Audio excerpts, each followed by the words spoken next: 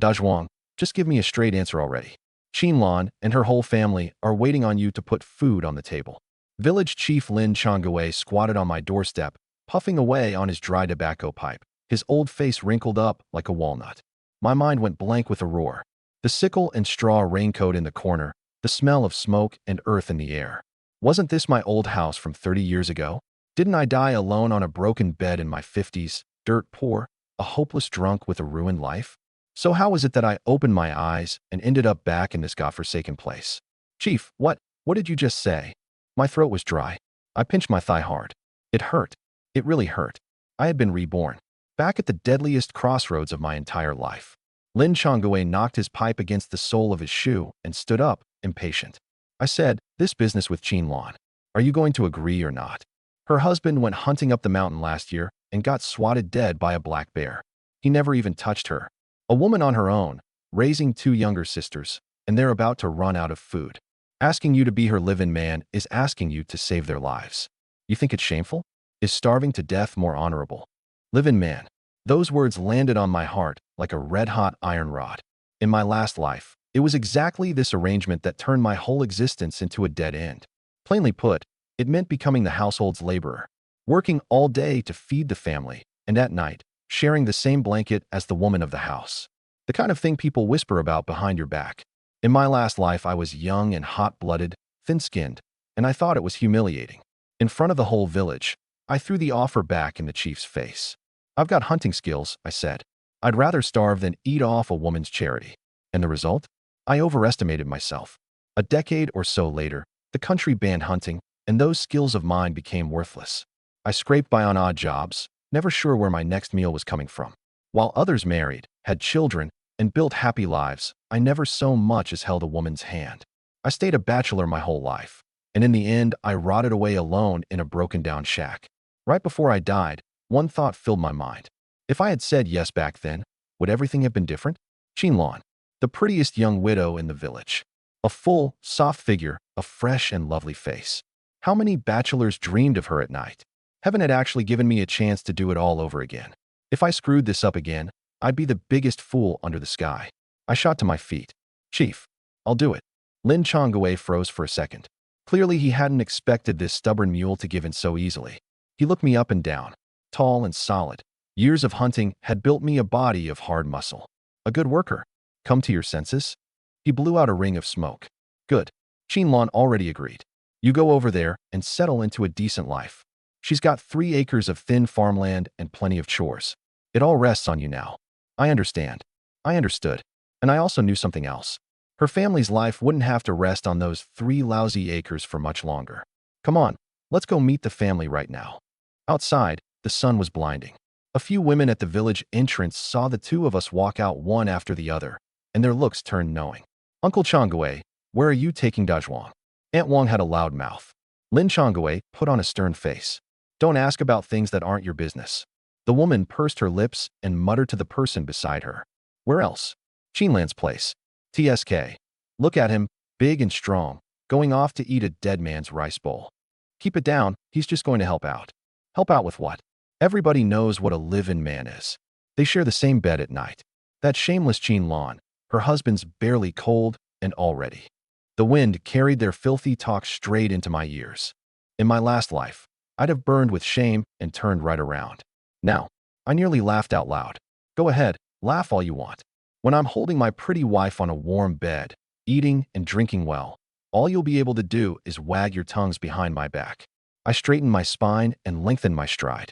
Qinlan's home was at the east end of the village. A small courtyard of its own, kept clean. Lin Chongwei kicked open the loosely shut wooden gate and called out. Qinlan, I've brought the man over. The door curtain was lifted by a fair, clean hand. A woman stepped out. 24, 25. A floral blouse washed pale with age, a pair of gray cloth trousers. The clothes were old, but they couldn't hide that figure. The blouse strained so full it looked ready to split. Her waist so slim you could grip it in one hand, and the curve below that sent the blood rushing up in me. An oval face, a pair of big watery eyes stealing shy glances at me. This was Qinlan, even more captivating than in my memory. My throat went dry again. In my last life, I was a pure bachelor to the end, never so much as touched a woman's hand. I'd never faced anything like this. Worth it. It was so damn worth it. Chief. Her voice was soft and sweet. Her gaze swept over my chest, and her face turned red.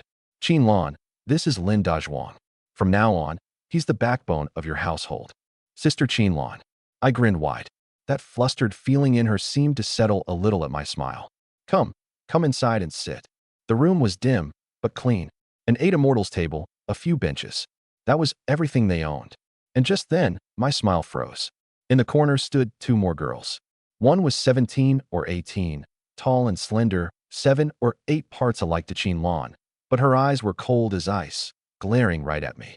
The other was younger, 15 or 16, her hair in braids, still with baby fat in her cheeks. A pair of big eyes, curious but timid, peeked out from behind the cold-faced girl, showing only half her head. My mind roared. I remembered. In my last life, I'd been so focused on refusing that I never asked the details. Qin Lan wasn't alone. She had 2 unmarried younger sisters, Qin Shuang and Qin Shui. One Qin Lan I could maybe feed if I gritted my teeth and hunted with everything I had. Now there were 3 mouths. Counting me, 4. This wasn't being a live-in man. This was jumping into a bottomless pit. My heart sank halfway.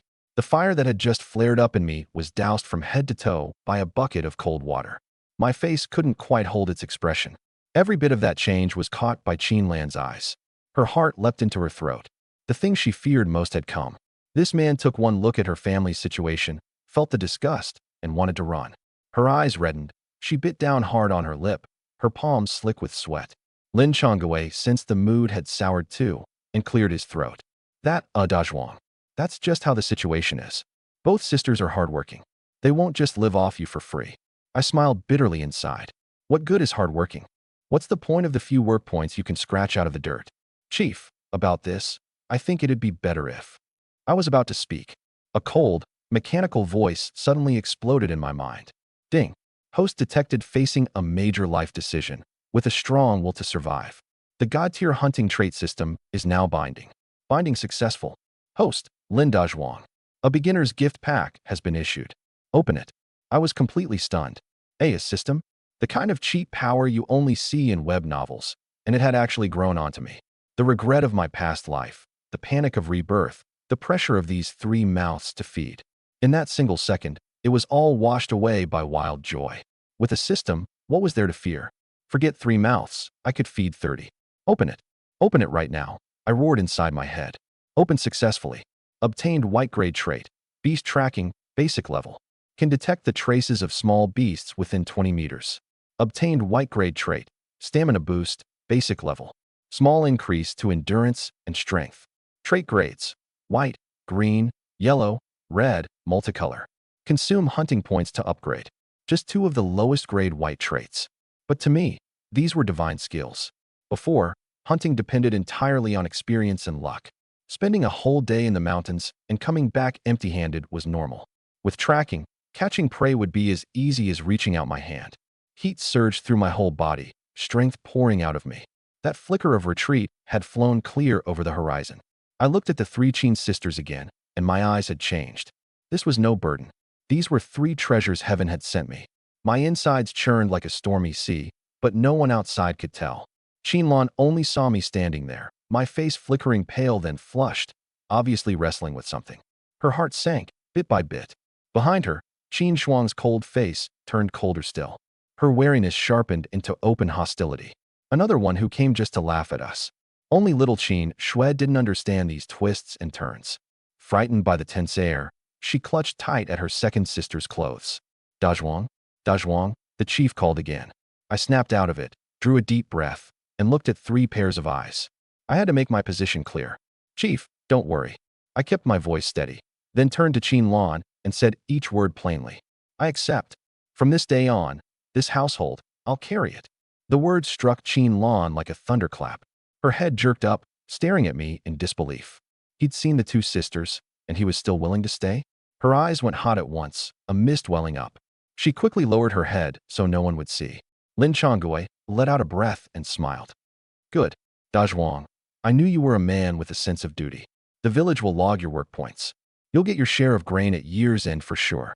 Work points? I'd probably have no use for those from now on. I looked at Qin Shuang and Qin Shui, smiling as kindly as I could. My name's Lin Dazhuang. From now on, I'm your brother-in-law. Qin Shui snuck a timid glance at me, then shrank her head back again. Qin Shuang was still ice-cold. The hostility eased a touch, but the suspicion deepened. She flat out didn't believe such a good thing existed in this world. This man was surely up to no good. I didn't mind. Hearts are made of flesh. How I acted from here on, they would see. The man's delivered, my words are said. As village chief, I've done all I can. Lin Chongwei tucked his pipe into his waistband. You all talk. I'm off. The gate shut, and only the three sisters and I were left in the room. The awkwardness was thick enough to wring water from. I'll go set up a place for you to sleep. Qin Lan recovered first, wiping the corner of her eye, her voice still catching. Her home had only 2 rooms. One for the sisters, one for her and her husband. With her husband just gone and me arriving, I needed somewhere to settle. The side room on the west. I'll clear it out for you. She kept her head down. Sharing her room the very first day would be disrespectful to her late husband. So she wanted to make a separate space for me. That side room was where they stored junk. Small and dark. I waved it off. No need to trouble yourself. I'll sleep in the main room. A mat on the floor is fine. A grown man couldn't just show up and crowd 3 sisters out of their own space. Qin Lan wanted to say more, but I changed the subject.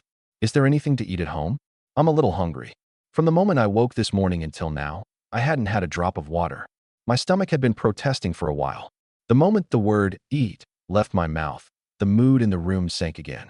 Qin Lan's face flushed crimson. There's a little corn porridge left in the pot. That porridge was so thin you could see your reflection in it, saved by the 3 sisters for supper. I sighed inside. This life was truly hard. Porridge is fine, as long as it fills the belly. I didn't want to burden them further. Have you eaten? Let's eat together. We already ate, she said softly. I knew she was lying, but I didn't call it out.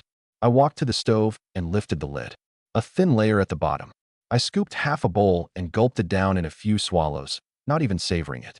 Qin Lan watched me, a tangle of feelings in her eyes. This man didn't mind her family's poverty, didn't mind that the sisters were a burden, could even swallow this hard-to-stomach ration without a single word of complaint. She felt she was too lucky.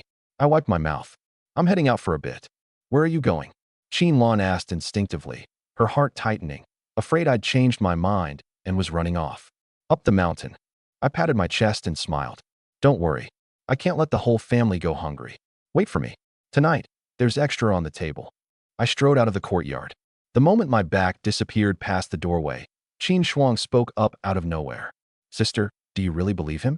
The hunters in this village, which of them brings back anything more than once every 10 or 15 days?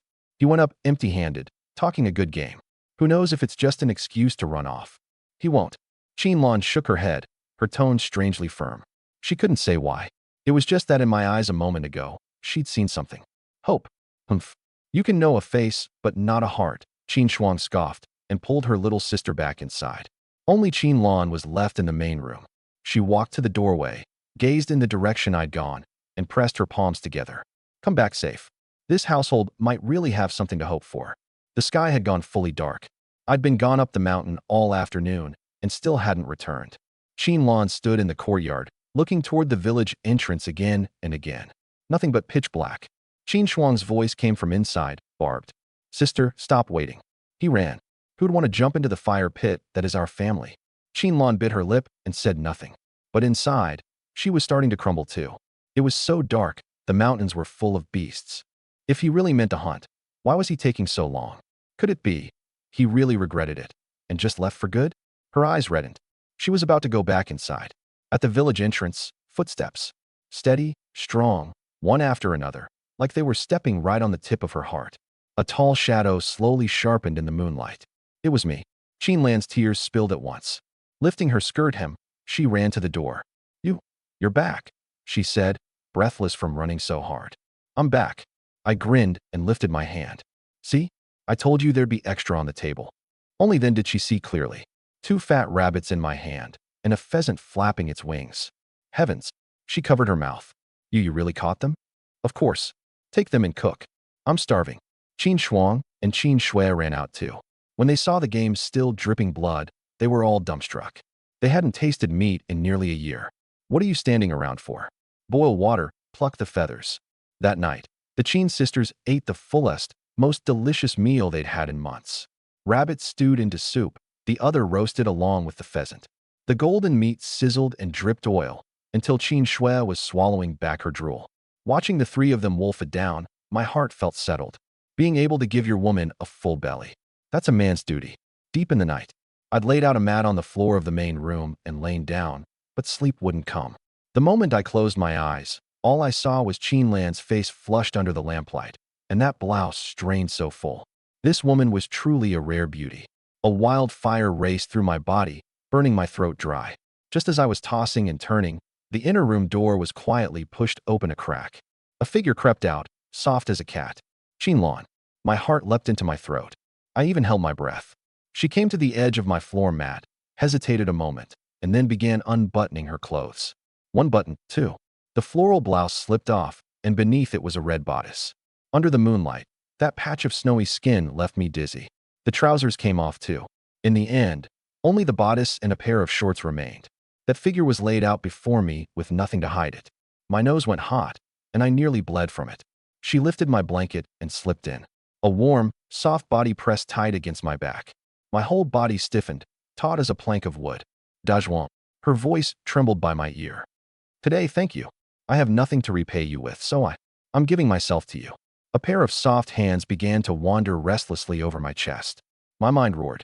I'm a normal man, and a bachelor who'd been holding it in for 30 years. Saying I wasn't moved would be a lie fit to fool a ghost. All I had to do was roll over, and I could have this beauty pinned beneath me. But then, through my mind flashed the anxious look in her eyes that afternoon, and the way she'd wept with joy at the sight of the game. Her boldness tonight was half gratitude and half fear that I'd leave. She wanted to nail me to this place with her body. She was trading her very self for a bite of food for her whole family. If I really took her tonight, how would I be any different from a beast preying on someone at their lowest? I'm poor, I'm looked down on, but I have a line I won't cross. What I wanted was a woman who'd share her life with me from the heart, not a tool selling herself just to survive. I drew in a sharp breath and pushed that fire down. I grabbed her wandering hands, rolled over, looked at her flushed face, and said hoarsely, Sister Qin Lan, what are you doing? Get up, go back to your room and sleep. She froze. After going this far, I was actually refusing? You. Is it that you find me? Her eyes reddened, tears swirling. No. I cut her off at once. You're wonderful, truly. It's just that now isn't the time. I looked into her eyes. The day I, Lin Dazhuang, walked through this door, I never once thought of leaving. I'll rely on my own two hands to give all three of you sisters a good life. I want you to be with me willingly, not like this. Go on back. The floor's cold. I picked up her clothes, draped them over her, and gently eased her out of the blanket. She stood there holding her clothes, her mind a total blank. She looked at me. My eyes were clear and bright, without a trace of desire. In that moment, she suddenly felt that this man was 10,000 times better than she'd imagined. I woke the next morning just as the sky was turning light. I opened my eyes to the unfamiliar roof beams, and last night's scene, sweet and torturous, came flooding back. I looked down and gave a bitter smile. A young body really did run hot. Sitting up, I realized a thick quilt had been laid over me at some point in the night, carrying a faint scent of soap bean. Qin Lan must have crept in and covered me later. So thoughtful. Warmth spread through me. I dressed and stepped out. Qin Lan was already busy in the kitchen. She turned at the sound, and when she saw it was me, her face flushed at once. Her eyes darted away, not daring to meet mine. You're up. Her voice was thin as a mosquito's. I felt a little awkward too, and scratched my head. Boil some hot water, I'll wash my face. Okay. Last night's business hung like a thread between us, and neither of us was at ease. Once the water was ready, I washed my face and felt much sharper. I'm heading up the mountain again today. The rice jar at home is nearly empty. Meat alone won't do. The mountains are too dangerous, and you just went yesterday. Why not? Rest a day. Qin Lan turned, her face full of worry. It's fine. I know what I'm doing. I'll be back before dark for sure. Those two white traits in my system were glinting away. I was itching to get into the mountains and go all out, to pile up hunting points and upgrade. Seeing I was set on it, she could only add, then you be careful. I know. I grabbed the old machete from the corner, the one I'd used for years, tucked it into my waistband, took a sturdy hemp rope, and strode out of the courtyard. The village had already stirred to life. I hadn't walked far before I ran into a few villagers heading to the fields. Seeing me come from the direction of Qin Lan's house, they first froze, then broke into that knowing smirk all men understand. suggestive and contemptuous. "Oh ho, Dajwang, up so early," one man said, his tone sour and sly. "He wore himself out last night. Of course he's up early to stretch his bones," another said, wagging his eyebrows. I frowned, couldn't be bothered, and walked on. But I wanted to keep the peace, and someone wouldn't let me. A pinch-faced, monkey-cheeked young man lounged against the big pagoda tree, a blade of grass in his mouth, and deliberately raised his voice. "TSK, TSK, some folks have really made something of themselves. Won't be a proper man. Insists on breaking his back like an ox for someone else. Has no shame at all." I stopped and turned my head. Lin Ergu. The village lay about. This one had had his eye on Lan for a long time, but he wasn't willing to shoulder the burden of supporting a family, so he'd never dared make a move. Now, seeing me get there first, he was jealous and resentful, his words loaded with barbs.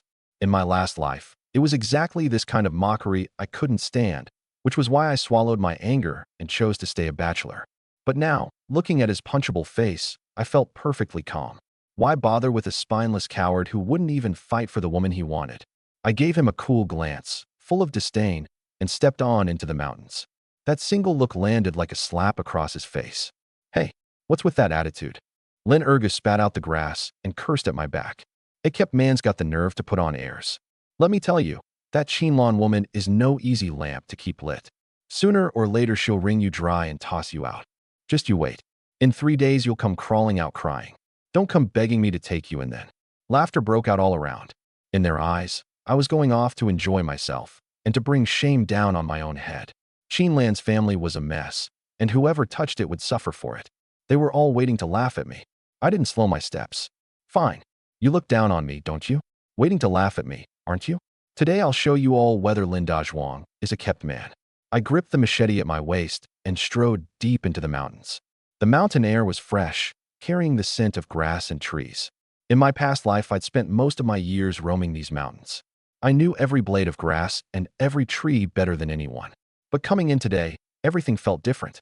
Before, I entered the mountains full of fear, afraid of running into a beast, afraid of wandering all day and coming back empty-handed. Now, I was full of anticipation. System, equipped traits. Beast tracking, basic level, equipped. Stamina boost, basic level, equipped. A warm current shot through my limbs, and my whole body brimmed with strength I couldn't use up. My legs felt like they had springs in them, and the mountain trail was as easy to walk as flat ground. The most amazing part was my eyes. I fixed my gaze on the ground, and everything within 20 meters was crystal clear. Traces that had once been a jumbled mess now took shape before my eyes. A string of small plum blossom-shaped prints, with a few black droppings beside them. Adult wild rabbit trace detected. Appeared about 15 minutes ago, heading southeast. Delight rose in me. So this was beast tracking? Incredible. Before, finding a rabbit meant digging up burrows all over the mountain and setting snares, painfully inefficient, all down to luck. Now it gave me direction straight to it. This wasn't hunting. This was picking up money with a navigation system running. I held down my excitement and tracked the direction. With the stamina boost, I was fast as the wind. In under 5 minutes, I caught up. A gray rabbit, plump and well-fed, 4 or 5 caddies, crouched in the grass nibbling, completely unaware. I softened my steps and picked up a stone, weighing it in my hand. Bringing down a rabbit with a thrown stone was my old trade, but it took sharp eyes and a strong arm. Before, my success rate was only about 30%. Now, it was completely different. My arm was full of strength. My eyes could lock onto every subtle movement the rabbit made. I drew a deep breath and hurled the stone. Whoosh! It struck the rabbit square in the head. The rabbit didn't even make a sound. Its legs kicked once, and it went still. Killed in a single blow. I pumped my fist in excitement. I lifted it by the ears. Taken to town and sold, this would trade for half a sack of cornmeal. I tied it with the hemp rope, slung it over my back, and kept heading deeper. After the first one, my confidence soared. The next hour turned into a one-man show. Pheasant detected, in the bushes ahead. I crept over, one stone, right in the head. Hedgehog detected. Squirrel detected. Weasel detected. Anything the system flagged. Any small creature within 20 meters, not one escaped me. With the stamina boost behind it, my thrown stones hit wherever I aimed, never missing. In under 2 hours, 3 rabbits, 2 pheasants, and 1 unlucky badger hung behind me. This haul was more than a whole week of backbreaking work used to get me. I couldn't stop grinning. I reckoned it was over 30 caddies. Sold on the town's black market. It'd be enough to keep Qin Lan and the others eating well for a good while. That's about enough. Any more, and I won't be able to carry it. Quit while you're ahead. I found a hidden spot, dressed the game, wrapped it in big leaves, and stuffed it into my back basket, ready to head down. Just as I turned, out of the corner of my eye, I caught a string of prints. Large, plum blossom shaped, sunk deep into the mud. My pupils shrank. Wild boar. From the size and depth, this was definitely a full-grown boar. Heat surged in my heart. A grown boar was at least 100 or 200 caddies. If I brought one down, I'd truly be rich. Pork, lard, offal, every part a treasure. But I calmed down right after. A boar was no rabbit or pheasant. Thick hide, thick flesh, and a vicious temper. Mountain folks say, first the boar, then the bear, then the tiger. The boar ranks first in danger. With nothing but this machete and a few stones, taking on a full-grown boar was pure fantasy. Forget it. Eat one bite at a time, walk one step at a time. Now's not the time to provoke a big one like that. I pushed down the greed, shouldered the heavy basket, got my bearings, and headed down. What I didn't know was that during this half-day I'd spent in the mountains, Qin Lan had run into a storm of her own back in the village. Not a huge one, but not nothing either. What happened to Qin Lan in the village during my half-day up the mountain? She told me later, her eyes rimmed red. The moment I left, Qin Lan couldn't rest easy. She took a sickle and basket and went to the fields to cut pig fodder grass, meaning to check on the crops along the way. She hadn't gone far when she ran into a cluster of gossiping village women. Leading them was that loose-tongued Aunt Wang. "Oh ho, Qin Lan, where are you off to?" Aunt Wang called out loudly, her smile far from kind. Qin Lan lowered her head, hoping to slip past quickly. The aunt sidestepped to block her, looked her up and down, her gaze blatant. "What's the hurry? Let's chat. I hear you took in a live-in man yesterday. So how is it? That Lin Dazhuang boy's got a solid build, hasn't he? Did he service you nice and good?" A group of women behind her burst into grating laughter. Every word was a needle in Qin Lan's heart. Her face flushed crimson, trembling with anger. "You, what nonsense are you spouting?" "Nonsense." The aunt curled her lip. "Who in the whole village doesn't know what a live-in man is for? Don't play the innocent. Your man's barely gone, and you're rushing to find some wild fellow. You shameless little thing. A husband killer. And now you're out ruining a young man too." The filthy words got worse with each line. Tears swam in Qin Lan's eyes. She wanted to retort, but what could she say? Being a live-in man was already shameful. By taking me in, she'd as good as accepted all of it. In these people's eyes, she was a woman with no virtue. "My family's business is none of yours," she forced out through gritted teeth. "We can't be bothered with it." The aunt folded her arms to enjoy the show. But a word of warning. Don't be too happy too soon. When that Lin Dazhuang boy's had his fun and gets bored, or gets scared off by the bottomless pit your family is, that's when you'll have your crying to do. Just watch, he'll be gone inside 3 days. Then we'll see what face you have left to stay in this village. With that, she smugly led her flock of wagging tongues away. Qin Lan stood there alone, her nails digging deep into the basket handle, sinking into her own flesh. She didn't blame me. She only hated her own uselessness, hated that this family was so poor, that it made her suffer this humiliation.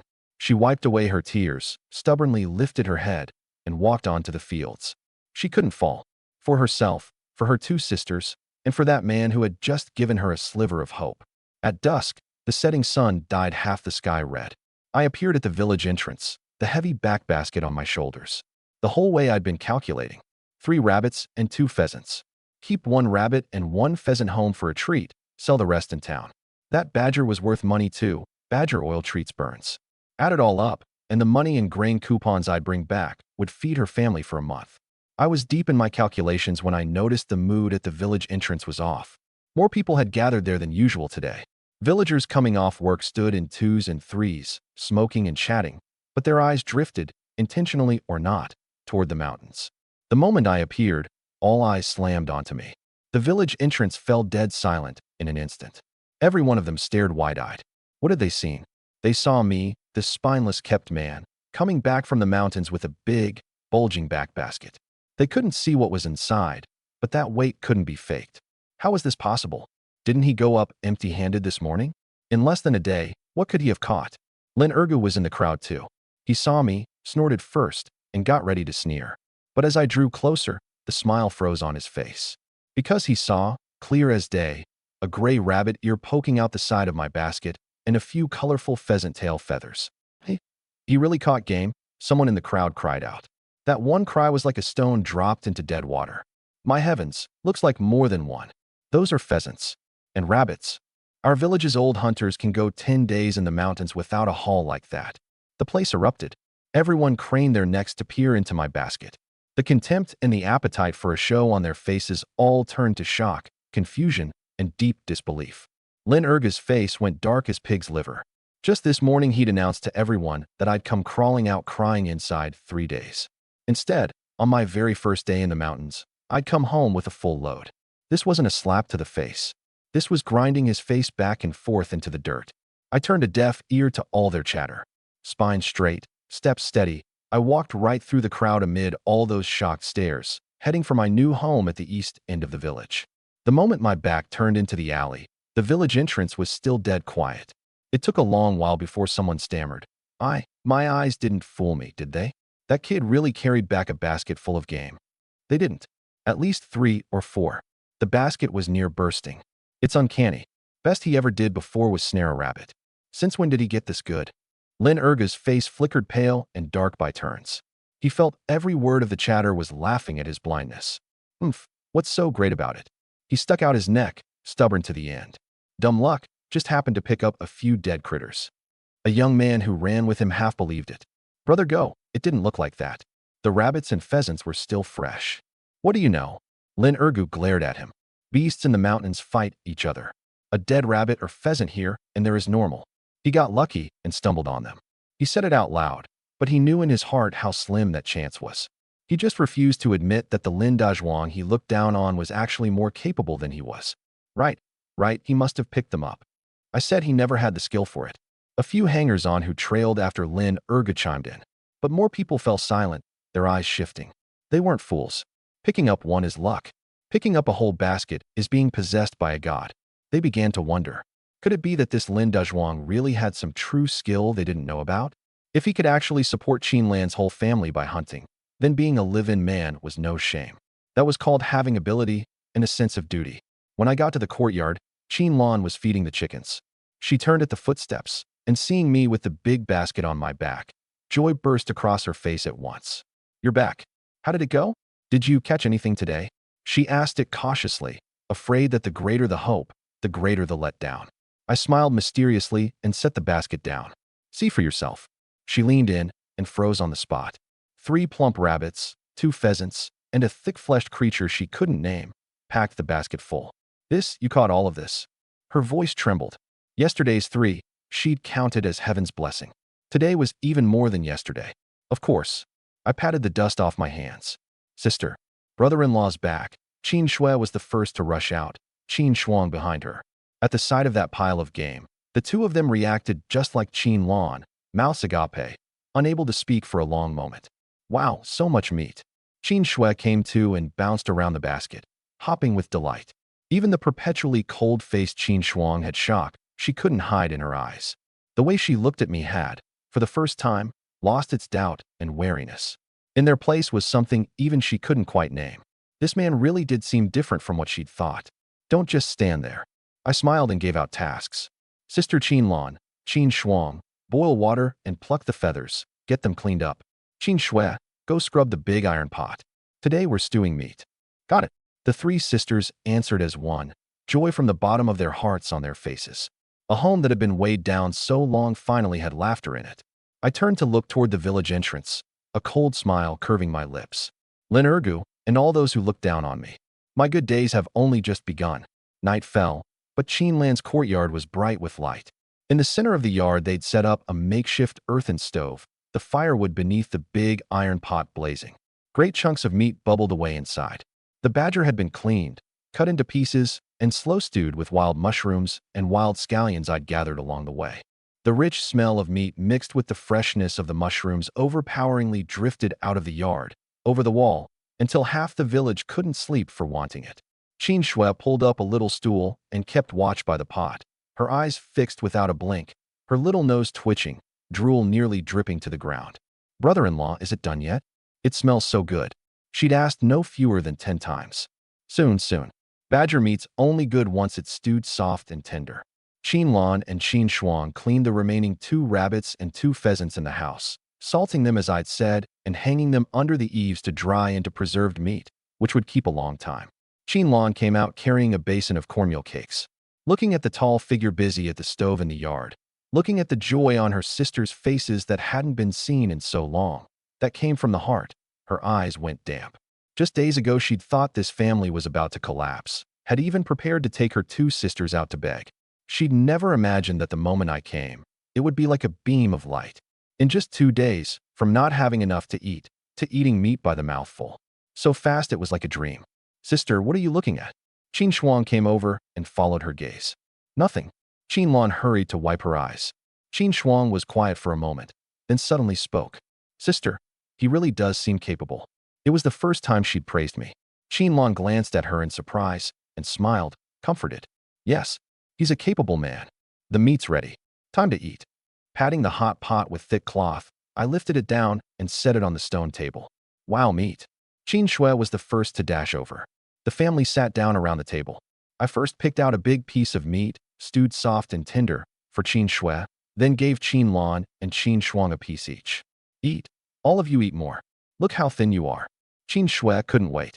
Never minding the heat, she grabbed a piece and stuffed it in her mouth. Good. So good. She huffed at the heat, but her face was pure bliss. Qin Lan and Qin Shuang started eating in small bites too. The meat was stewed fragrant and tender, melting in the mouth, rich with oil. They hadn't tasted anything like it in so long. As she ate, Qin Lan's tears dropped one by one into her bowl. Not from sorrow, from happiness, from being moved. What are you crying for? I picked out the biggest piece of meat and set it in her bowl, saying grandly, from now on, this family eats meat every single day. She nodded hard, wiped away her tears, and ate with big bites. A whole pot of meat, and in the end, even the broth was mopped up clean with the cakes. After the meal, I didn't rest. I brought out the 1 rabbit and 1 pheasant I'd set aside from selling. Sister Qinlan, take these back to your parents' home tomorrow. She was taken aback. Take them to my parents? Right? You've been married over here a long while, and with something this big happening to the family, they're bound to be worried. Bring a little something back, put their minds at ease, let them know you're living well now. Besides, let the villagers see too. Our family isn't what it used to be. We're not to be bullied. Qinlan stared at me blankly, a tangle of feelings in her heart. This man wasn't just capable, he was so thoughtful too, considering her at every turn. She felt that meeting me in this life was a blessing earned over 8 lifetimes. I'll do as you say. She lowered her voice, her face reddening. Seeing her shy, tender look, my heart stirred. I felt the day I'd truly have this woman wasn't far off. At first light the next day, Qinlan set off for her parents' home with the rabbit and pheasant. I didn't stay idle either. I packed all the remaining game into the basket, ready to head to town. Left at home it would spoil quickly, so I had to turn it into money and grain coupons fast. Brother-in-law, I'll come with you. Qin Shui volunteered, her face all excitement. In her whole life, she'd been to town so few times she could count them on one hand. What would you go for? There's nothing tasty in town. I pinched her cheek. I just want to see. I'll carry things for you. She patted her scrawny little chest. Letting her see a bit of the world wouldn't hurt. Fine, stay close, don't wander off. I know. The 2 of us each took a basket and set out. From Lin family village to town was a dozen or so li of mountain road, over an hour on foot. With my stamina trait, this bit of walking was nothing. Qin Shui had done farm work year-round, so she wasn't slow-footed either. The whole way she was like a happy little bird, chirping questions without pause. I answered patiently, and we grew close in no time. In town, I knew my way well and skirted around the supply co-op, ducking into a side alley. The black market. There was a risk of getting hauled off for cutting the tail of capitalism, but here you didn't need coupons, and the prices were flexible. Luck was good. The moment I arrived, I ran into a peddler who specialized in mountain goods. The peddler took one look at the goods in my basket, and his eyes went stiff. A prime badger, 2 plump rabbits, a pheasant. After some haggling, it came to 21 yuan 50 in total, plus 15 caddies of national grain coupons. When that stack of crisp 10 yuan notes and the wad of coupons were pressed into my hands, Qin Shui's eyes went round. Over 20 yuan, and 15 caddies of grain coupons. A strong laborer in the village toiling a whole year, getting this much at the year-end dividend would count as a good year. Her freeloading brother-in-law had earned it in 2 days. The way Qin Shui looked at me changed on the spot, full of worship, as if gazing at an all-powerful god. Come on, I'll take you to buy something good to eat. First, I went to the state-run diner and, for 2 mao, bought 2 steaming big meat buns, one for each of us. Qin Shui cradled the white, soft bun, breathing in the meaty smell, her little face flushed with excitement, yet she couldn't bear to take a bite. Eat, it's no good cold. Only then did she carefully take a small bite. The soft, fluffy skin wrapped around a filling rich with meat and oil. It was so good she nearly swallowed her tongue. It's so good. Her eyes narrowed in bliss. I wasn't in a hurry to head back, and took her on a stroll around town.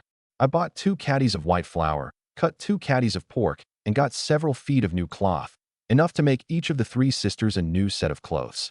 Finally, for the first time ever, I bought Qin Shui a bag of candy.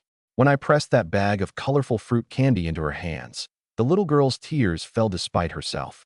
In her whole life, it was the first gift she'd ever received. What are you crying for? Be good from now on, and your brother-in-law will buy you candy every day.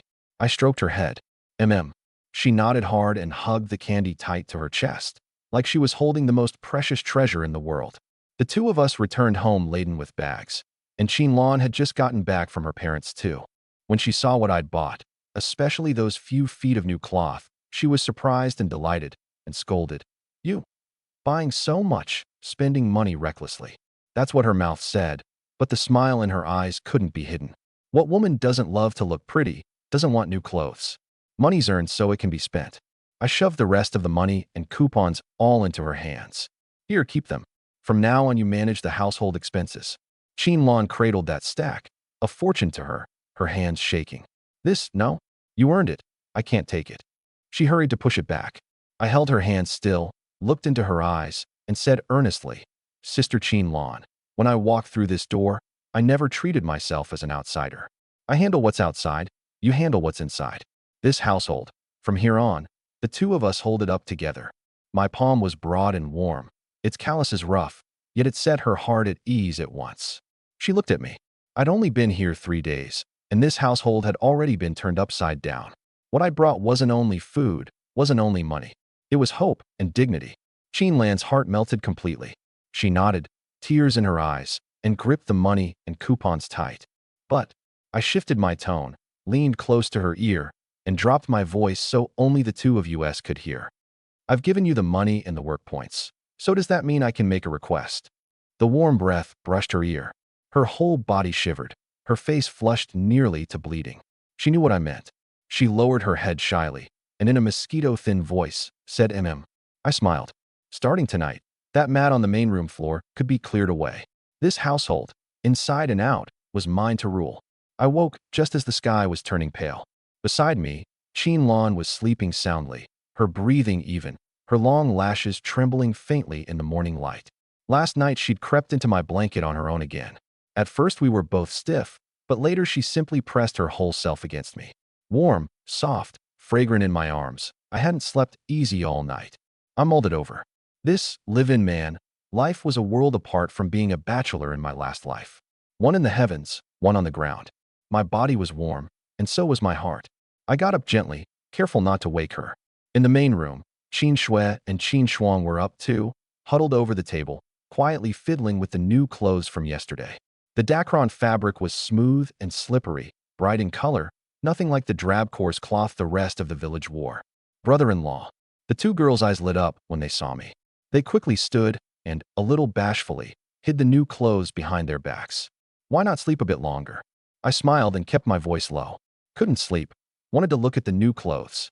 Qin Shui was the bolder one, her excitement impossible to hide. Then put them on and try them, see if they fit. I ladled a scoop of cold water and washed my face. Put them on now. Qin Shuang hesitated. These clothes are so nice. What if we dirty them working? My heart softened. Children from poor families, sensible in a way that ached to see. What's there to fear? Clothes are bought to be worn. Dirty, we wash them. Torn, your brother-in-law buys you more. I said it lightly, but there was an unshakable confidence in my tone. With the system, I truly had that confidence now. The 2 girls exchanged a glance, their eyes full of delight. They carefully went back to their room, and after a moment the door curtain lifted. Out came 2 little girls in brand new floral cloth clothes. Clothes make the person. The 2 girls had eaten meat these past days, their complexions rosy, not sallow and thin like the other children in the village. With a change of new clothes, They looked bright all over, like town kids.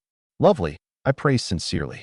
Just then Lan woke too, and came out with a jacket draped over her. Seeing her two sisters, she froze a moment, and her eyes reddened.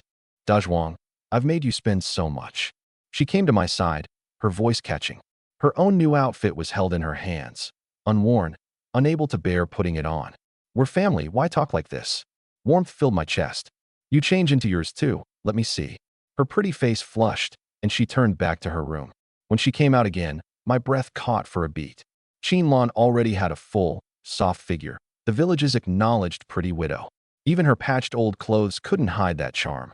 Now, changed into a pale blue dacron top and black trousers, neat and clean, that mature allure hit me full on, and it left me itching inside. Does it look nice? She grew uneasy under my stare, not knowing what to do with her hands. It does. It really does. I quietly resolved. In this life, I'd have these three sisters wearing new clothes every day and eating meat at every meal. Breakfast was white flour steamed buns with the leftover pheasant soup, and the family of four ate to full contentment. After eating, the three of them went to weed the vegetable plot, and I got ready to head to the village entrance to make a few snares. The moment I stepped out, I ran into Aunt Wong from next door. She took one look at Lan and the girls, and her eyes went stiff. "Io, Lan, have you struck it rich? How come the whole family's wearing new clothes? This fabric, it's dacron, isn't it?" She stepped up in a few strides, reaching to feel Lan's sleeve. Lan instinctively drew back. "It's Dajwang bought them. Lin Dajwang bought them." The aunt's voice shot up, as if she'd discovered earth-shattering news. "Where'd he get all that money? Wasn't he dirt poor not long ago?" Well, being a live-in man really is something different. This isn't suffering. This is coming to enjoy the good life." Lan's face went white in an instant. I came out of the house frowning and planted myself in the doorway, right in front of them. "Aunt Wong, first thing in the morning, did you eat gunpowder?" My voice was neither cold nor warm. "I buy my own wife and sisters-in-law some clothes. How's that any of your business?" At the words, "my own wife," Lan's heart gave a sudden leap, her face burning, yet sweet inside. Blocked by my momentum, Aunt Wong got a little nervous, but her mouth stayed hard. I was just curious, asking, "What are you yelling for? Having money makes you something? Who knows if it came by honest means? I earned it hunting, fair and square." I fixed my eyes on her. "Talk nonsense again, and don't blame me for being rude." I couldn't be bothered to look at her face, choked dark as pig's liver, and turned to Lan. "Come on, I'll go with you to the vegetable plot." I understood clearly. This was only the beginning. The better this household did, the more idle talk there'd be in the village. Trading game for money alone wasn't enough. I had to make them fear me from the heart, so that from then on no one would dare wag their tongues. Looks like next time I go up the mountain, I need to bring back something big. At the vegetable plot, I didn't stay idle either. I found an open spot, pulled out some wire, and focused on making snares. Lan pulled weeds and stole glances at me. In the sunlight, my profile was firm, my eyes fixed on the work in my hands, my fingers winding the wire. She said there was an indescribable steadiness about me, that just looking at me set her at ease. Her heart was in a tangle. That my own wife, this morning was still spinning in her ears. A live-in man, however sweetly he spoke, only treated the place as a temporary stopover. In his heart, what he cared about was still his own family. But I was different. Buying clothes, shielding them. That feeling of being protected, she hadn't had it since her husband died. Thinking of it, her cheeks grew hot. The two girls in new clothes worked with real energy, now and then striking up a word with me, and the vegetable plot was full of cheer. At noon, we all headed home together. On the road, we ran into several villagers again, and the way they looked at our family, especially at the sisters' new clothes, was strange. Envy, jealousy, and some meaning hard to name. I took it all in, clear as a mirror inside. Poor in a bustling market, no one asks after you. Rich in the deep mountains, distant relatives come calling. But my little bit of savings didn't count as rich yet. Life had only just gotten a bit better, and already it drew this much red-eyed envy. This bunch just couldn't stand to see anyone else do well. After lunch, I brought out the bow, arrows, and chopper, and carefully wiped them down and maintained them. "Dajwang, you're going up the mountain again this afternoon?" One look at this setup and Lan was worried. I'll take another look around. You brought back so much just yesterday, rest a while. The mountains aren't safe." She came over wanting to help, then didn't know what to do. "It's fine." I looked up and smiled at her. "I know what I'm doing. We're not short on dried meat or grain, but I want to earn enough to fix up our house. Look at this wall, it's all cracked. A heavy rain, and it'll surely leak. She followed my gaze. There were indeed several cracks in the mud brick wall. This house had been built while her husband was alive and had long needed repairs. But with no man in the house, a woman alone with 2 children, where would she get the means? Hearing me say our house, and that I still had it in mind to repair it, her heart went both sour and swollen. This man had truly made this place his home. Then you, be careful for sure. 1,000 words, and in the end just this one. Don't worry. I shouldered the bow and arrows, hung the chopper at my side, and went out. This time the goal was clear. I wasn't going to the mountain's outskirts. I'd worn down the small creatures there about as far as they'd go, and besides, bagging a rabbit or pheasant wouldn't cow that crowd of loose tongues in the village. I was going into the deep mountains. The village elders all said the deep mountains held big things. Boar, roe deer, even bears and wolves. Even experienced old hunters only dared circle the edge of the deep mountains, and few dared actually go in. I'd hunted my whole life in my last life. I knew the deep mountains' dangers. But now was different. I had the system. A thought stirred, and I called up the panel. Beast tracking, green. More easily detect the tracks and scent of beasts within 500 meters. Archery mastery, green. Small increase to shooting accuracy and power. Trap setting, white. Knows how to make basic hunting traps. Stamina, white. Slight increase to endurance. The grades weren't high, but combined with my decades of hunting experience, they'd do. And I understood clearly. To get higher grade traits, I had to hunt stronger prey. The deep mountains were the best proving ground. Walking to the village entrance, I ran right into a few young men gathered together chatting. And among them was Lin Ergu, the one who lusted after Qin Lan. He took one look at my gear and turned sour and sly. Oh ho, Lin Dazhuang. Off to pick up rabbits in the mountains again. Your luck's really something, picking them up day after day. A few beside him joined in the laughter.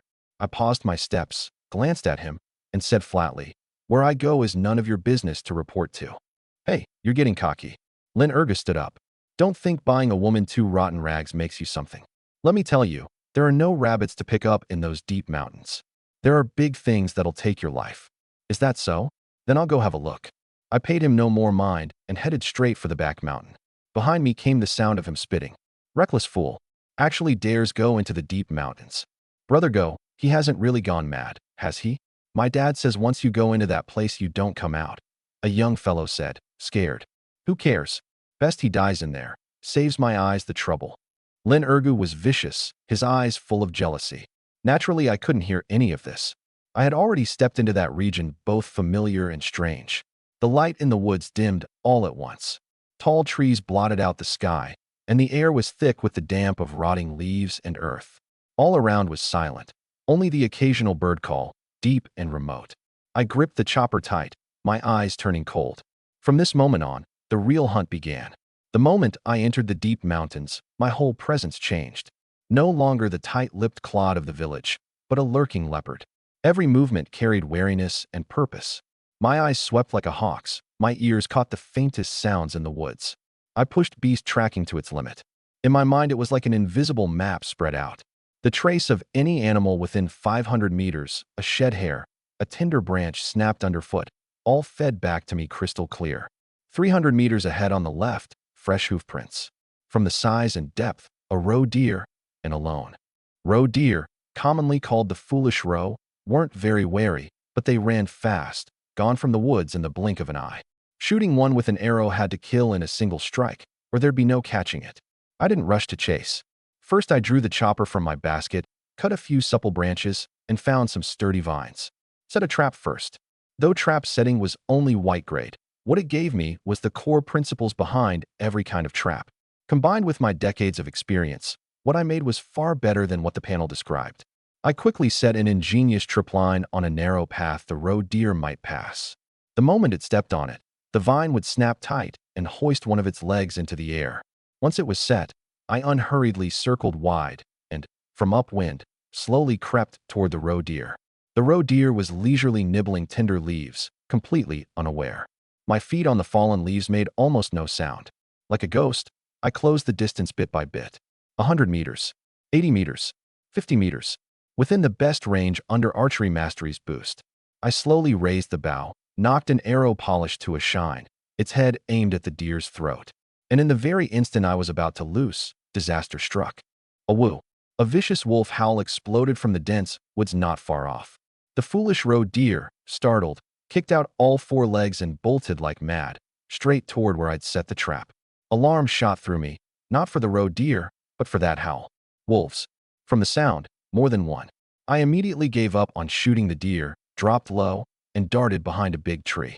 Almost at the same moment, three sturdy wolves shot out of the woods, arranged in a triangle formation, chasing the roe deer down. Their coordination was seamless, terrifyingly fast, and they were about to catch it. Just then, the roe deer, fleeing in blind panic, stepped right into my trap zone. Snap! The mechanism triggered, the vine snapped taut in an instant, catching its hind leg. The roe deer shrieked, hoisted into a stumble, and crashed hard to the ground. Seeing this, the three wolves slowed, closing in warily, their glowing green eyes flashing with menace, fixed on this prey that had suddenly gone down. They didn't understand how the prey had fallen on its own. Hidden behind the tree, my heartbeat quickened too. This was an unexpected windfall. I'd meant to bag the roe deer, and never expected three wolves thrown in. Wolf pelts were worth money, one sold for a fair bit. Wolf meat wasn't tasty, but it could still fill a belly. Most crucial of all, wolves were fierce beasts. Hunting them, the system's reward would surely be richer than for a roe deer. But I didn't act rashly. Three grown wolves. Even the most seasoned me from my last life, with a hunting rifle, would have to be careful, let alone now with only a bow and a knife. I had to wait for a moment that would let me win in a single strike. The three wolves circled the roe deer twice, and confirming there was no danger, the largest one, the pack leader, gave a low growl and lunged first, its bloody maw biting savagely at the deer's throat. The other two stood guard beside it. Now, a sharp light flashed in my eyes, and the bow drew full as a moon in an instant. Archery mastery activated. The bow became like a part of my body, the arrow's path clear as day in my mind. My target wasn't the tearing pack leader, but the one standing guard beside it. Whoosh! The arrow left the string, splitting the air like a bolt of black lightning, flying straight at the wolf's eye. Thunk! A woo! A shrill scream tore through the forest. The wolf had no time to react. The whole arrow sank deep into its eye socket, piercing the brain. It convulsed twice, crashed to the ground, and died on the spot. This sudden turn startled the other two wolves. The pack leader instantly released the roe deer from its jaws, whipped its head around, and locked its eyes on the tree I was hiding behind, a threatening growl rumbling in its throat, fresh blood dripping from the corners of its mouth. The other one arched its back too, baring its fangs. I didn't hesitate for even a fraction. As I loosed the first arrow, the second was already knocked. I stepped out from behind the tree, my eyes clashing with the wolf's in midair. No fear, only cold killing intent. Enraged, the wolf kicked off with its hind legs, turned into a gray blur, and pounded straight at me. I advanced instead of retreating, met the lunging wolf head-on, and released the string. The second arrow flew. The second arrow, fast as a shooting star. The wolf that had lunged was in midair, with no way to dodge. Thunk! It struck square in the chest, the tremendous force sending it flying back several meters, slamming hard into a tree before it slid down. It struggled to rise, but its heart had been pierced through. After a few twitches, it went completely still. In a flash of lightning, two of the three wolves were finished. Only the largest, sturdiest pack leader remained. It clearly hadn't expected this human to be so formidable. A flicker of fear crossed its eyes, but stronger still was the ferocity stirred by the deaths of its packmates. It no longer lunged blindly, but lowered its body and circled me slowly, looking for an opening, the low growl in its throat thick with threat. I faced it off calmly, having already switched to a third arrow. This wolf was the hardest to handle. Its strength, speed, and cunning all far exceeded the other two's. I had to be absolutely focused. Just then, a system prompt sounded in my mind. Ding!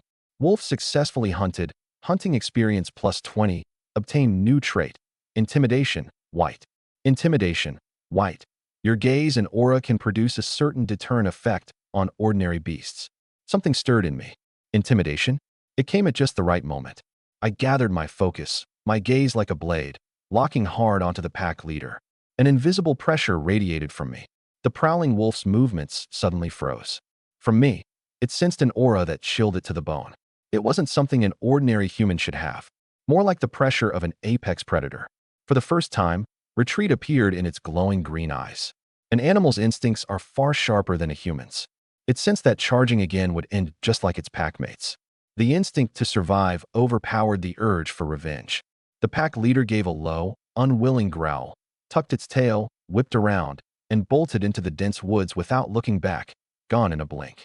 I slowly let out a breath, my bow hand slick with sweat. That standoff looked brief, but it had drained an enormous amount of my focus. If intimidation hadn't shown up in time, and I'd truly fought that wolf king to the death, even winning, I'd have come away wounded.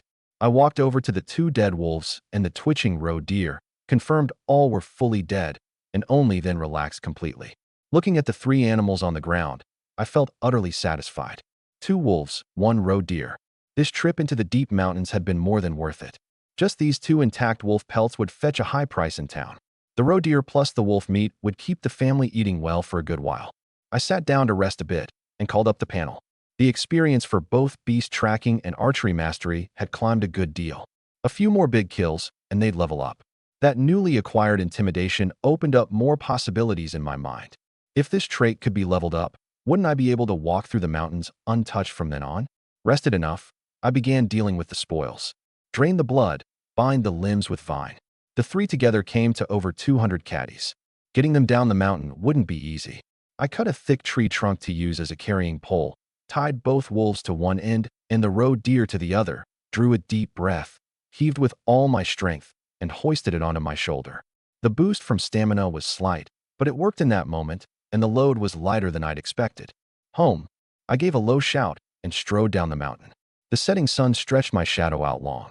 At the entrance of Lin family village, a few villagers coming off work were gathered together, chatting idly. It's this late, and Lin Dazhuang's still not back. He didn't really get done in up the mountain, did he? Lin Ergu gloated. Doubtful he made it. That deep mountain place, few who go and come out whole. Pity about that pretty widow Qinlan. Finally found herself a live-in man, and he's a short-lived one. Just as they were going at it, someone suddenly pointed at the back mountain and stammered. Ew. You all, look. What's that? Everyone turned as one. Under the setting sun, a tall figure was walking down the slope. A thick wooden pole across his shoulder, several dark things hanging from both ends. Closer and closer. A roe deer. And 2 wolves. Mother of mine. One villager was so frightened, he sat right down on the ground. Everyone was dumbstruck, mouths open wide enough to hold an egg, eyeballs bulging. Lin Erga's face went ghastly pale. He rubbed his eyes, unable to believe it. That man was none other than Lin Dazhuang. I came down the mountain just like that, step by step, steady, over 200 caddies of game on my shoulder. The setting sun gilded me with a golden edge, like a mountain god walking out of a painting. The whole village entrance was dead silent. All the mockery, jealousy, and gloating were shattered to pieces in that moment. I carried the game past that flock of dumbstruck villagers without so much as a sideways glance. I could feel those stares, turned from the earlier mockery and disdain into shock, fear, and awe. I was very calm inside, even wanted to laugh a little. This was human nature. When you're poor, they trample you. The moment you show strength beyond their reach, they fear you. This effect was exactly what I wanted. I didn't go home, but carried it straight to the threshing ground in the center of the village.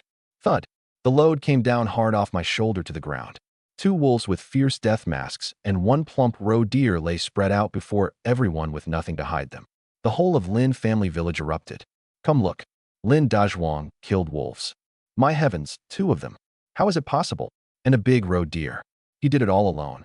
More and more people ran out of their homes, crowding 3 layers deep, packing the threshing ground solid. Flashlight and lantern beams swung about, and every face was disbelieving. Even village chief Lin Changwei was roused, leaning on his cane, supported by others as he squeezed in. One look at the 3 carcasses on the ground, and he drew a sharp breath, his cloudy old eyes full of shock. Dazhuang, you caught all these? His voice trembled. I pulled out tobacco leaf, rolled a pipe, lit it, and took an unhurried puff. This air of calm indifference made the villagers find me all the more unfathomable. You went into the deep mountains alone? Nothing left on the outskirts, so I went in a ways. I said it lightly, as if I'd just dropped by a neighbor's house. The people around listened with hearts pounding. Went in a ways? What kind of place was the deep mountains? A forbidden ground that ate people whole. How many fine hunters in the village had scoffed at the danger and been lost inside? I hadn't just gone in. I'd come back unscathed with 2 wolves and a roe deer. Was he even human? Lin Ergu, mixed into the crowd, had his calves trembling. Just this afternoon he'd cursed me to die in the mountains, and I'd come back with wolves on my shoulder. Now he didn't even have the nerve to meet my eyes. Good lad. What a good lad. The chief slapped my shoulder in excitement. You've really brought honor to our Lin family village. He understood clearly. With a fierce man like this in the village, from now on the people of Lin family village could hold their heads higher across all the nearby townships. Just then Lan pushed in with her two sisters.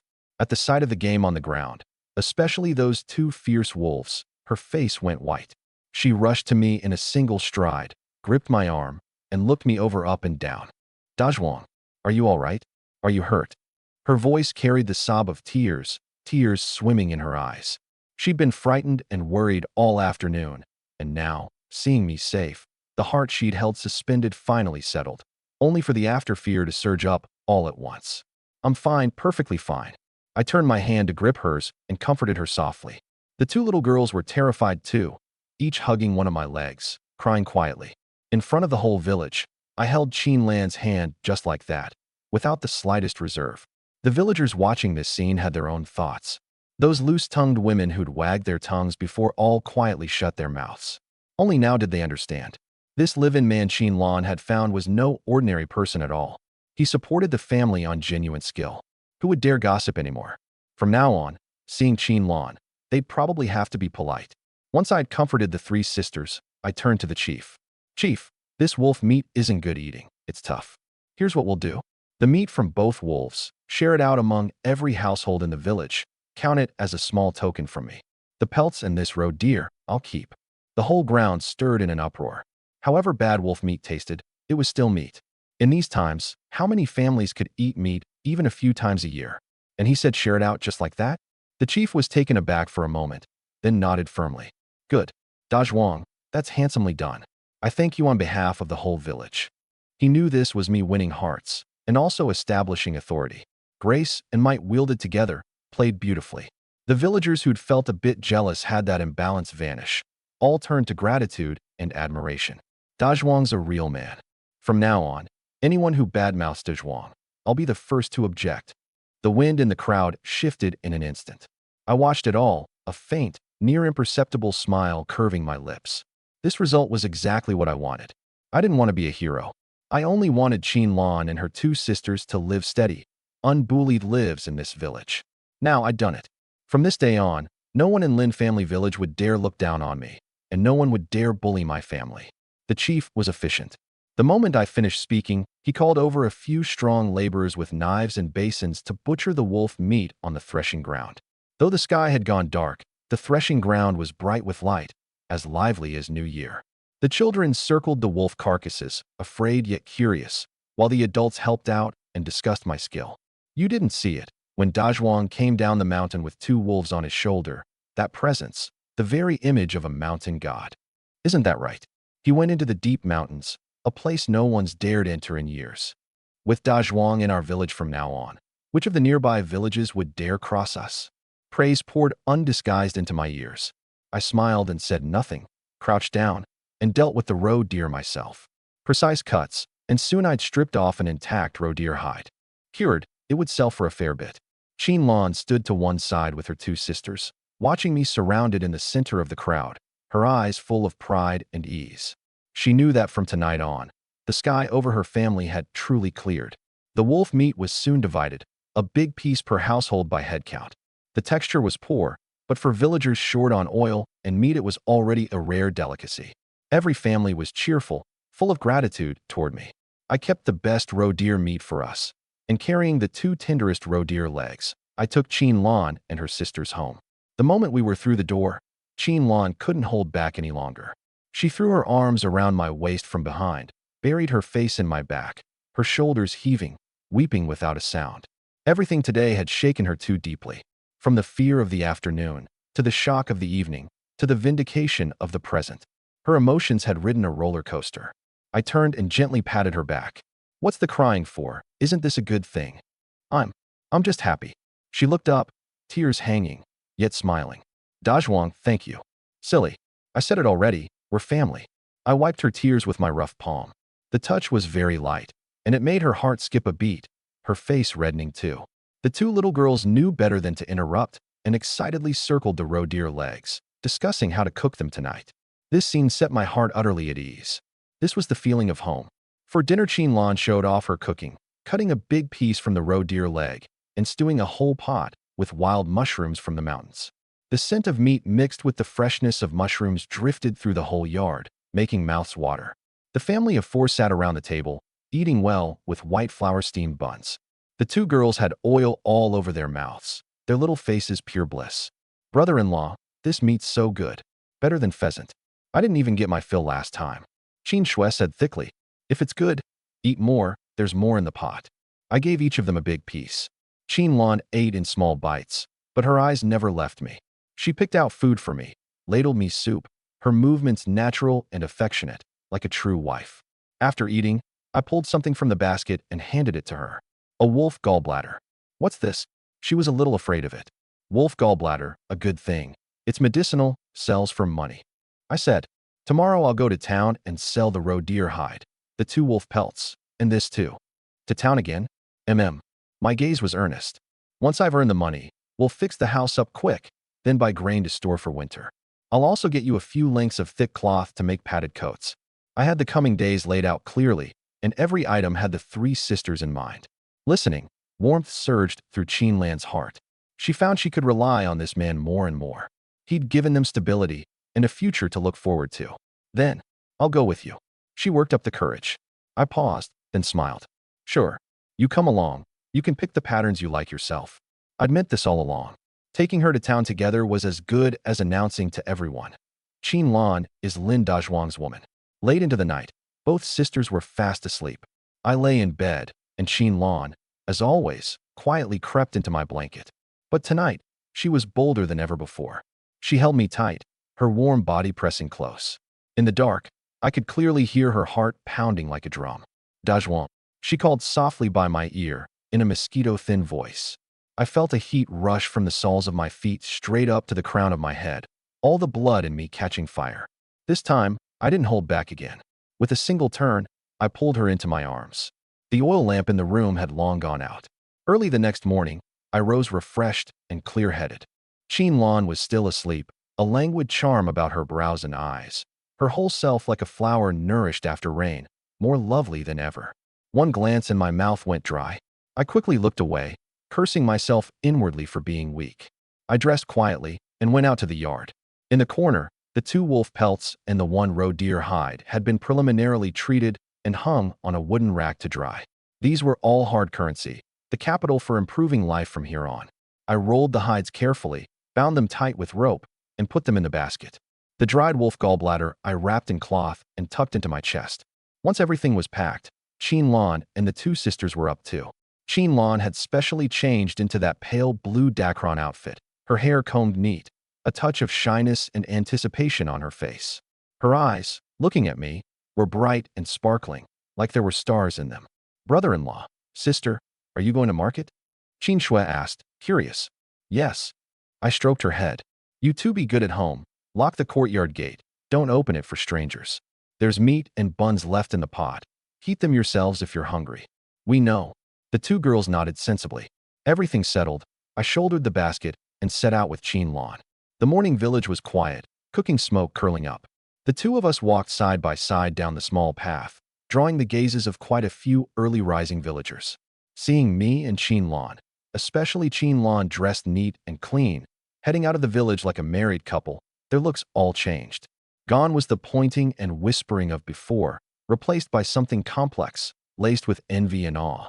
Those women who'd made sour remarks before now greeted Qin Lan on their own, smiles piled on their faces. Qin Lan, off to market with your Dazhuang? Yes, Aunt Wang. Qin Lan wasn't used to it, but still answered politely. Io, you're truly blessed. Dazhuang's a capable man. Listening to this, Qin Lan's cheeks flushed faintly, but she was sweet inside. She stole a glance at me. I walked steadily, gazed straight ahead, as if all this praise had nothing to do with me. That steadiness set her utterly at ease. A dozen or so li of mountain road, over an hour on foot. The two of us didn't talk much along the way, but the mood was good. At first Qin Lan was reserved, staying half a step behind me. I noticed, slowed to let her catch up, and quite naturally reached out to take her hand. Her hand was a little cold. Wrapped in my broad, thick palm, her heart gave a sudden leap, her face flushing red at once. She instinctively tried to pull away, but I held it firm. The road's rough, I'll lead you. My tone was flat, so she stopped struggling and let me hold it, her heart pounding like it held a rabbit. In town, the streets were already lively, cries of vendors and haggling ringing out without pause. I didn't take Qinlan to browse the stalls selling trinkets, but headed straight for the purchasing station beside the town's largest supply co-op. This place specialized in buying mountain goods and medicinal materials. The boss was surnamed Qian, a fat man, well known in town. Boss Qian was sitting behind the counter working his abacus. Seeing me come in with a big basket, he didn't even lift his eyelids and asked lazily, "What are you selling?" I didn't speak, just set the basket on the counter and untied the rope. Whoosh! 3 glossy, sleek hides spread out before him. Boss Qian's abacus fell silent at once. He pushed up his glasses and leaned in. The moment he saw clearly those 2 completely intact, near-flawless wolf pelts, his eyes lit up in an instant. Wolf pelts? And this intact? He reached out to feel the fur, full of delight. "Little brother, where'd you get these?" "Hunted them in the mountains." "Fine goods." "Fine goods indeed." He picked up the roe deer hide to look, equally top grade. Decades in this trade had given him a sharp eye. One look and he knew whoever hunted this was a top-tier hand. "Boss, name a price." I didn't want to waste words. Straightforward. Boss Qian laughed heartily. "These 2 wolf pelts are in fine condition, 20 each. This roe deer hide, 8. How's that?" The price was fair. I nodded, then pulled the cloth-wrapped wolf gallbladder from my chest. "There's this too." He took it and opened it, and his eyes went wider still. "Wolf gallbladder. And dried." He slapped his thigh. "Little brother, you're truly my lucky star. I'm just out of stock on wolf gallbladder. Here's what we'll do. I won't even haggle with you. Wolf gallbladder, 15. All of today's goods. I'll give you 63 yuan total." "Deal." 63 yuan. Standing beside me, Qinlan heard the figure, covered her mouth, and nearly cried out. A strong laborer in the village toiling a whole year, converting work points to money, came to know more than this. I'd earned it in a single day. She looked at my profile and felt this man was like an inexhaustible treasure trove, always able to give her surprises. "Deal." My face was calm, as if these 63 yuan were nothing in my eyes. Boss Qian at once counted out 6 stacks of crisp 10 yuan notes from the drawer, plus 3 1 yuan notes, and handed them to me. I took them, counted them, and tucked them into my chest.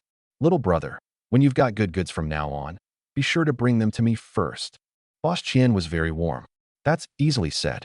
I took the still-dazed Qinlan by the hand, turned, and left the purchasing station. A fortune in my chest. Today's big shopping trip began.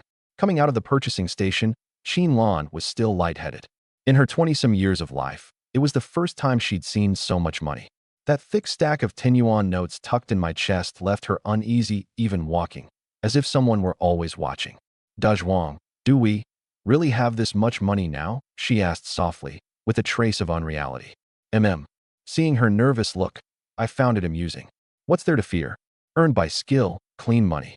I didn't head toward the crowds, but first pulled her into a quiet side alley. "Wait for me here a moment." I pulled out the money, drew off 30 yuan, and pressed it into her hand. "Take it." No, no, no, I can't." She startled and hurried to push it back. "This is money you earned. When I give it to you, take it." I gripped her hand and, without room for argument, pressed it into her palm. "You have the say over household expenses. From now on the money I earn hunting, I'll hand it all to you to manage." In my last life I'd feared poverty, and feared bachelorhood too. In this life, I wanted a taste of a man earning outside and a woman managing the money at home.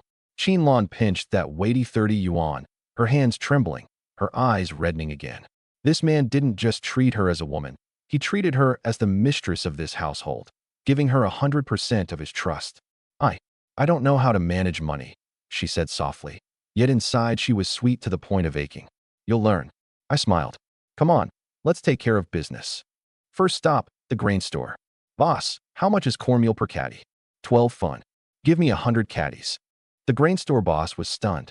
An ordinary household buying 8 or 10 caddies was already the most, and I opened with 100.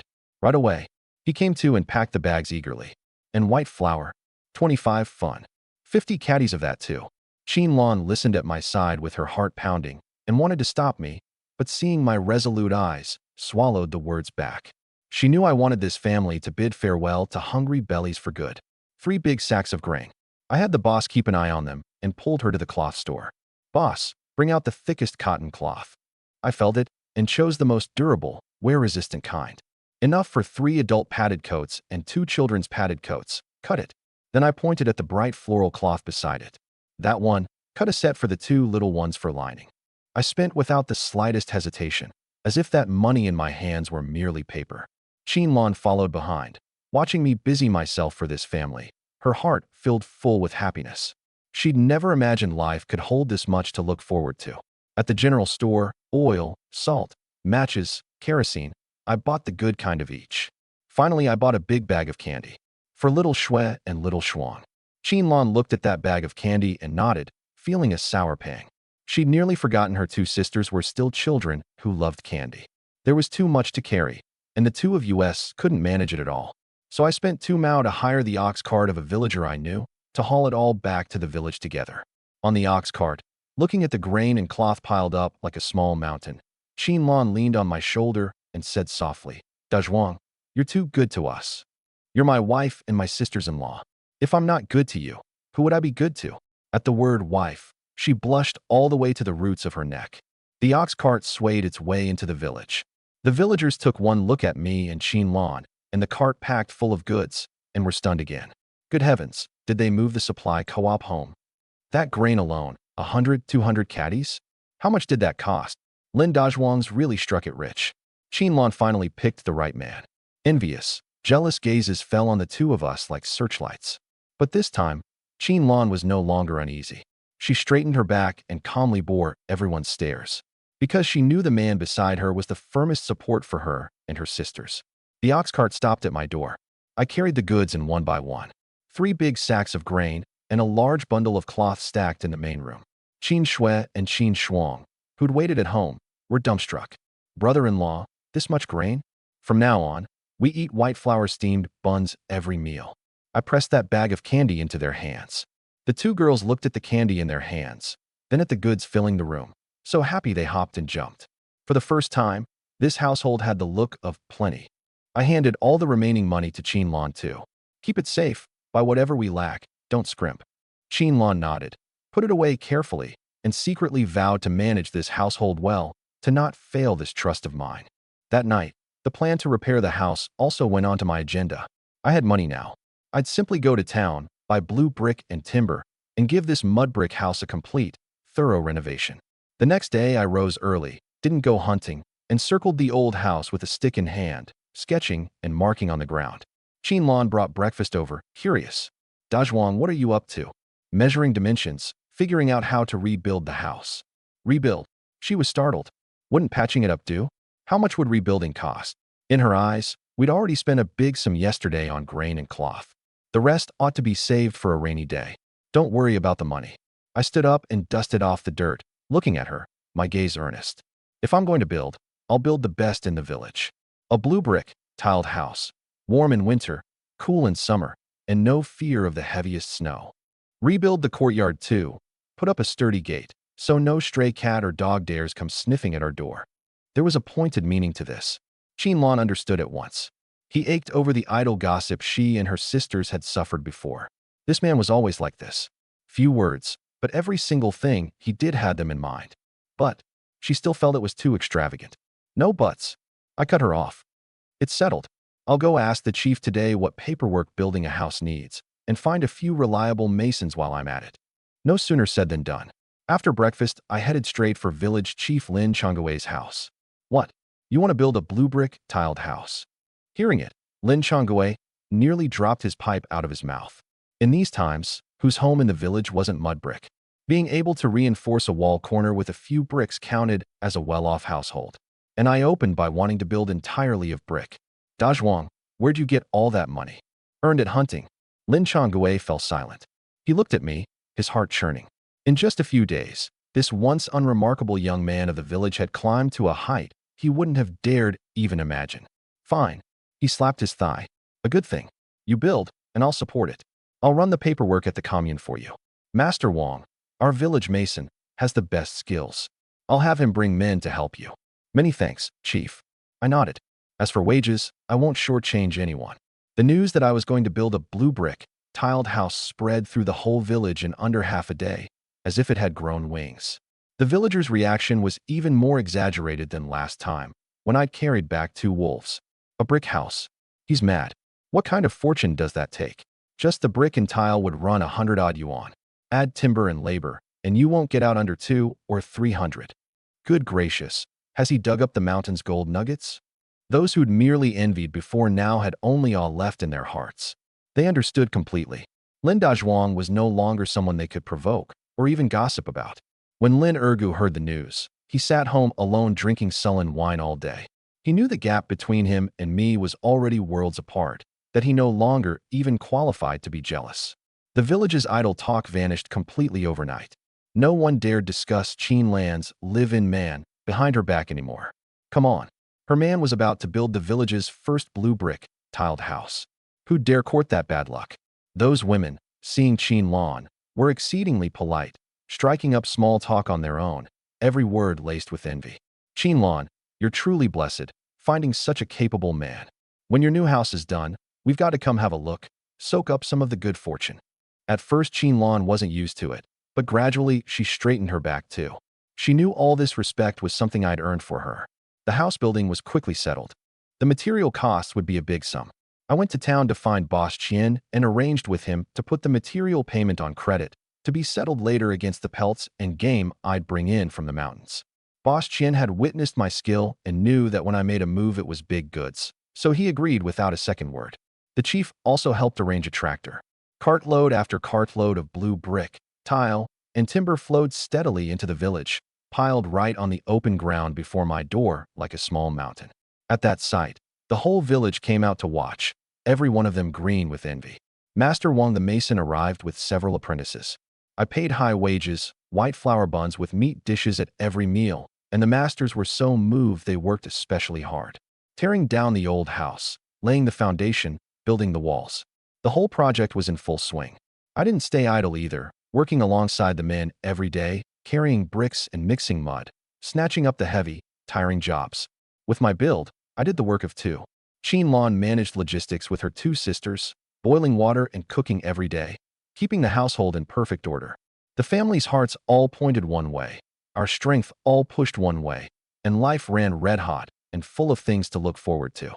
Watching the foundation firm up day by day, the walls rise higher day by day, my heart felt steadier than ever before.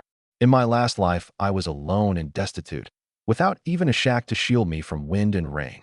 In this life, I would build with my own hands the sturdiest, warmest house for my woman and my family. I wanted them to know that following me, Lin Dazhuang, the good days had only just begun. Over half a month later, the main structure of the blue brick, tiled house was basically complete. 3 main rooms, 2 wing rooms, all bright blue brick, the roof laid with new red tile, gleaming in the sunlight. Just this frame put the village's other mud brick houses to shame, imposing beyond compare. That evening, the workers knocked off and went home. I stood in the new house's courtyard, looking at my handiwork, very satisfied. Qin Lan came over with a basin of water and handed me a towel. You've worked all day, wipe off the sweat, dinner's almost ready. Her voice was soft and gentle, her brows and eyes all smiles. Though this stretch had been busy, the smile on her face had only grown. Life was getting better and better, the new house more presentable by the day, and she was full of hope for the life ahead. I took the towel and wiped my face, then pulled her into my arms. Once the house is done, let's pick a good day and make it official. I lowered my head and said by her ear. Her face flushed at once, and she buried it in my chest, softly saying, her voice tiny as a mosquito's whine. The new house's frame rose day by day, and the steadiness in my heart grew day by day too. That noon, coming down from the work site, Qin Lan was waiting as usual with warm water and a towel. I washed my face and took the coarse porcelain bowl, brimming with white flour buns and a big spoonful of roe deer meat stewed with potatoes, fragrant to the nose. Eating in big mouthfuls, I turned another matter over in my mind. With the house built, the family's safety was the top priority. Though no one in the village dared wag their tongues anymore, there was no guaranteeing there weren't envious eyes outside. I couldn't guard home every day. If I went up the mountain to hunt, and some fool crept into the courtyard, what would Qin Lan and the 2 sisters do? Besides, it was time to improve my hunting efficiency too. Going into the mountains alone, relying entirely on eyes and ears, even with the system's boost, had its limits. Many times, prey hid in bushes dozens of meters off, and one pass by would miss it. With a good hunting hound, it'd be different. A dog's nose worked far better than a man's eyes. It could attack when advancing, guard when retreating. Buying a dog was a must. Loner, let me talk something over with you. I finished the buns in a few bites and said to Chin Lon, who was refilling my bowl. What is it? And since when do you need to talk it over with me? She said softly, all the light in her eyes circling me. I was the pillar of this household now. Whatever I said, she'd go along with. I want to go to town to buy a dog. I said, first, with the new house done and the courtyard large, we need a dog to watch the gate for safety. Second, when I go up the mountain to hunt, a good dog helping would save a lot of trouble and let me catch more game. Chin Lon was taken aback. Her first reaction, buy a dog? That'd cost a fair bit, wouldn't it? I hear a good hound in town runs 10 or 20 yuan. More than what we spent on grain. She truly treated money as money now, calculating every fun and cent she spent. Money's not the problem. I'd expected her to think this way and smiled. Think about it. If a good hound helps me bag one more roe deer, doesn't the cost come right back? After that, everything I catch is pure profit. It's a deal that returns 10,000-fold on the capital. Put that way, Chin Lon understood. Then, you'd better pick a good one. Don't let anyone cheat you. She was still a little uneasy. Don't worry, I know what I'm doing. I finished the last mouthful and stood. I'll go to town this afternoon and see how things look. I'll leave the home to you. Be careful out there. She straightened my collar, her movements natural and affectionate. Warmth filled my chest. I didn't change clothes. The coarse cloth short jacket I had on was still spotted with mud, good for working. I let Master Wang know I was going out to handle something and headed for town alone. Somehow the news that I was going to buy a dog got out too. I'd just reached the village entrance when I ran into Lin Ergu and a few idle young men squatting in the shade of a tree, chatting. Oh ho, Dezhuang. I hear you're off to buy a dog. Lin Ergu said, sour and sly. He didn't dare go head-to-head with me now, but he couldn't resist scoring a little verbal advantage. I glanced at him, didn't bother, and walked straight on. Hey, don't go. He called at my back. Buying a dog's a skilled business, don't get cheated. My third uncle's Big Yellow is a famous good dog for 10 li around. How about I put in a word for you? Open your eyes a bit. That's right, Brother Dazhuang. Buying a dog isn't just about size, it's about bloodline. Someone beside him egged on. They just couldn't stand to see me do well. They couldn't get a word in on the house building, but hearing I was buying a dog, every one of them fancied himself an expert, wanting to lecture me on it. I paused, turned my head, and said flatly, the dog I'm going to buy is the fiercest dog in the whole village. With that, I ignored the crowd's laughter behind me and strode off. I was clear as a mirror inside. This bunch just had too much time on their hands. No point wasting breath. When I brought the dog back, I'd let the facts speak. I already had a rough idea of the dog I wanted. In my last life, I dealt with all kinds of hunting hounds and knew what kind of dog was a true king of the mountain forest. It didn't come down to size, nor to breed. It came down to that inborn spirit deep in the bone. That was something you could chance upon but never seek out. Going to town today was to try my luck. I had a hunch. This trip, I'd surely find the dog I wanted. Over an hour later, I reached town. I didn't go to the supply co-op, nor to the purchasing station, but turned straight into a small, spontaneously formed market at the west end of town. Here were all sorts and trades, everything for sale, with one corner just for livestock and poultry.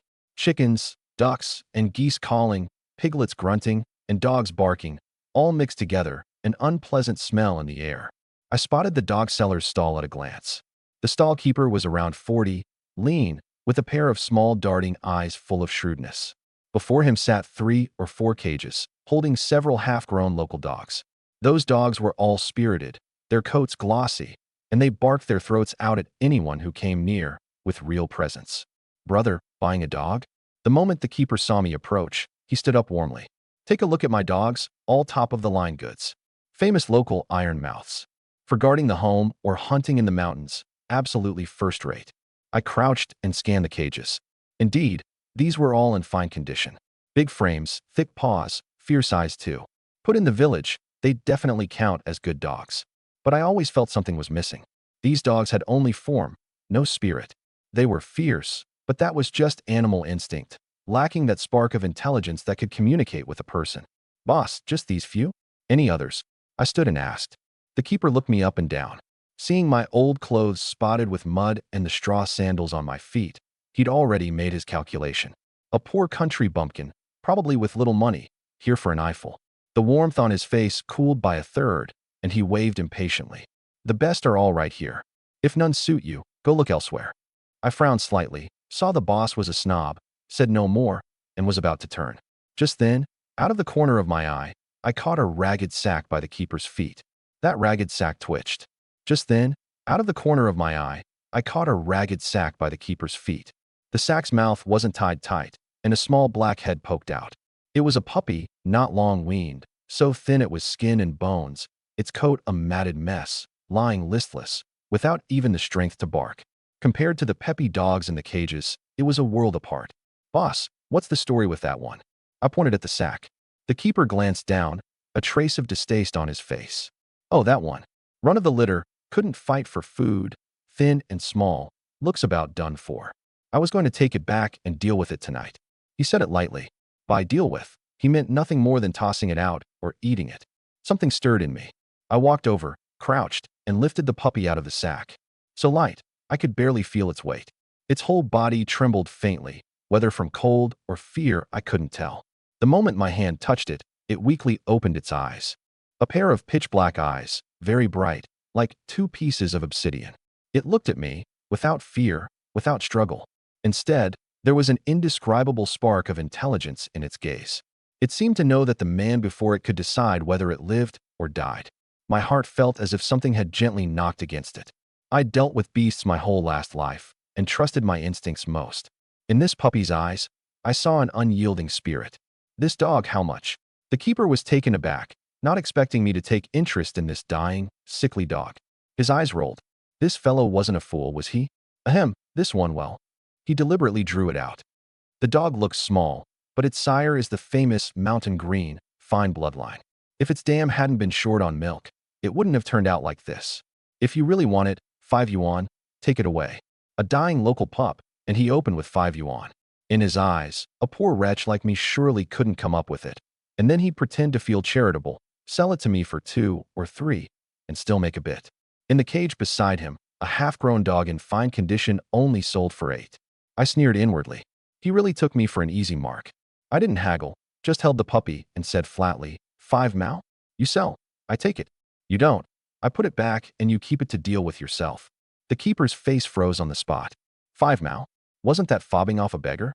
He was about to flare up, then thought again. The dog was picked up for nothing anyway, wouldn't live regardless, and 5 mao beat nothing. Besides, from my manner, I had him pegged. Fine, fine, fine. Chalk it up to my bad luck. Count it as making a friend. He took the 5 mao with a pained face, still muttering. You've picked up a real bargain. Raise this dog right, and it'll surely be a divine hound. I couldn't be bothered with his prattle, and turned to leave with the puppy in my arms. I could feel the little fellow in my arms seemed to know it had been saved. It strained to nuzzle closer against me, and licked my finger gently with its small tongue. I smiled. I didn't know how this dog would turn out, but I trusted my first instinct. This small, thin hound was no ordinary thing. Carrying the puppy back toward the village, I mulled over how to explain it to Qinlan. Spending 5 mao to bring home a sickly runt, would she think I was wasting money? Never mind, the money was spent. Worst case, I'd put in extra effort tonight to please my woman. I looked down. The little fellow, feeling the warmth and safety, had already fallen fast asleep in my arms, even snoring softly. I found it funny. This little thing was quite carefree.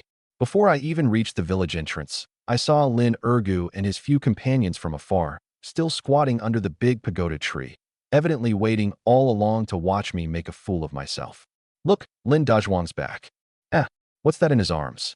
The dog he bought. No way. That tiny thing. It's like a cat. Lin Ergu and the others crowded up at once, craning their necks to peer into my arms. The moment they saw clearly that dog, thin to nothing but a rack of bones, coat a matted mess, still sleeping, they froze for a beat, then burst into roaring laughter. Ha ha, this is killing me. Lin Dazhuang, this is the fiercest dog in the whole village you talked about? Lin Ergu laughed till tears came, pointing at the puppy, gasping for breath. Looks more like the whole village's best sleeper to me. Fell asleep before even getting home. Brother Dazhuang, how much did this cost? Can't have been more than 5 fun, right? Ha ha. That's no hunting hound. That's a medicine jar. All droopy and limp. A puff of wind would knock it over. It can really catch game. The villagers around were drawn over by the laughter too, and seeing the puppy in my arms, every one of them pointed and jeered, faces full of amusement. What's wrong with Dajwang? Spent all his money building the house, and can only afford this kind of thing. AI, what a pity, seemed such a shrewd man. How'd he get taken buying a dog? Facing everyone's mockery, my expression didn't change in the slightest. I looked down at the puppy sleeping soundly in my arms, then lifted my head, my gaze calm as it swept across Lin Ergu's face, twisted with laughter. My dog is better than all of yours put together. Word by word, my voice not loud, yet it carried clearly into every ear. The laughter at the scene cut off at once. Everyone looked at me as if at a fool. Lin Ergu froze for 2 seconds, then laughed harder. Have you gone mad, Lin Dajwang? This sickly run in your arms? My big yellow would swallow it in one bite, believe it or not. That's right, spinning tall tales without even a draft. I say he got cheated and is just talking tough now. I couldn't be bothered with any more of it. Holding the puppy, I pushed through the crowd and walked straight home. I understood clearly. Arguing with this bunch was pointless.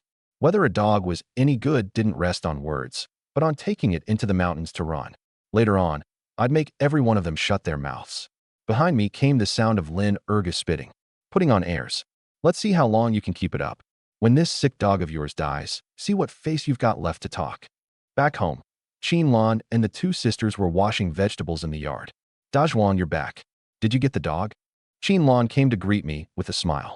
The moment her gaze fell on that thin little dog in my arms, her smile froze too. This is the dog you bought. Brother-in-law, it's so small, and it's all trembly. Qin Shui and Qin Shuang came over too, murmuring. I'd known this would be the reaction. I set the puppy gently on the ground. The little fellow wobbled to its feet and looked over its new surroundings with curiosity, not shy in the least. It's just hungry, nothing seriously wrong with it. I explained. It looked pitiful, and I felt a bond with it, so I brought it back. I didn't mention the dog had cost 5 mao, afraid Qin Lan would think I'd been played. Qin Lan looked at that frail thing and sighed inwardly. She knew I had my own mind, and since I'd already bought it, anything she said was useless. All right, it's bought, so raise it well. She crouched to pet it, but the puppy shrank toward my feet, clearly recognizing only me. I'll fix it some food. Qin Lan rose. I stopped her. Don't make rice gruel. That stuff doesn't fill a belly. I turned and went into the kitchen, cut a big piece of the tenderest tenderloin from the hanging roe deer meat, and minced it finely. Qin Lan watched dumbstruck. Dajwang, you're feeding it meat? And such good meat? We won't even eat like this ourselves. In these times, a person eating their fill was already good fortune. Who fed a dog fine meat? Too extravagant. Its body's weak, it needs good things to build it up. I didn't look up. Don't worry, with it around, our family will have more meat than we can eat. I carried the minced meat to the puppy. The moment it smelled the meat, its eyes lit up. It pounced and wolfed it down. A small bowl, cleaned out in a blink, and it licked the rim, still wanting more. After eating, the puppy was visibly livelier, trotting around the yard, circling my legs, very affectionate. I found some old cotton batting and boards and put together a crude but warm den for it under the eaves. Watching it settle in, I felt satisfied. Just then, a long-absent system prompt sounded in my mind. Ding. Host detected to possess a tameable beast companion. The beast pin function is now open. Upgradable traits unlocked. My heart gave a sudden leap. A new system function? A monstrous wave surged in my heart, but on the surface I showed nothing, pretending to check the dog den. I crouched and sank my full attention into the panel. Sure enough, on the once simple panel, a brand new option had appeared. The beast pen. A thought stirred, and I opened it. Beast companion, unnamed. Species, Chinese rural dog, bloodline mutated. Level, juvenile stage. Status, extreme hunger, mild malnutrition. Loyalty, 80, approving. Traits, divine speed, gray, not activated. The beast companion possesses speed potential far exceeding its kind. Activation condition, replenish sufficient energy.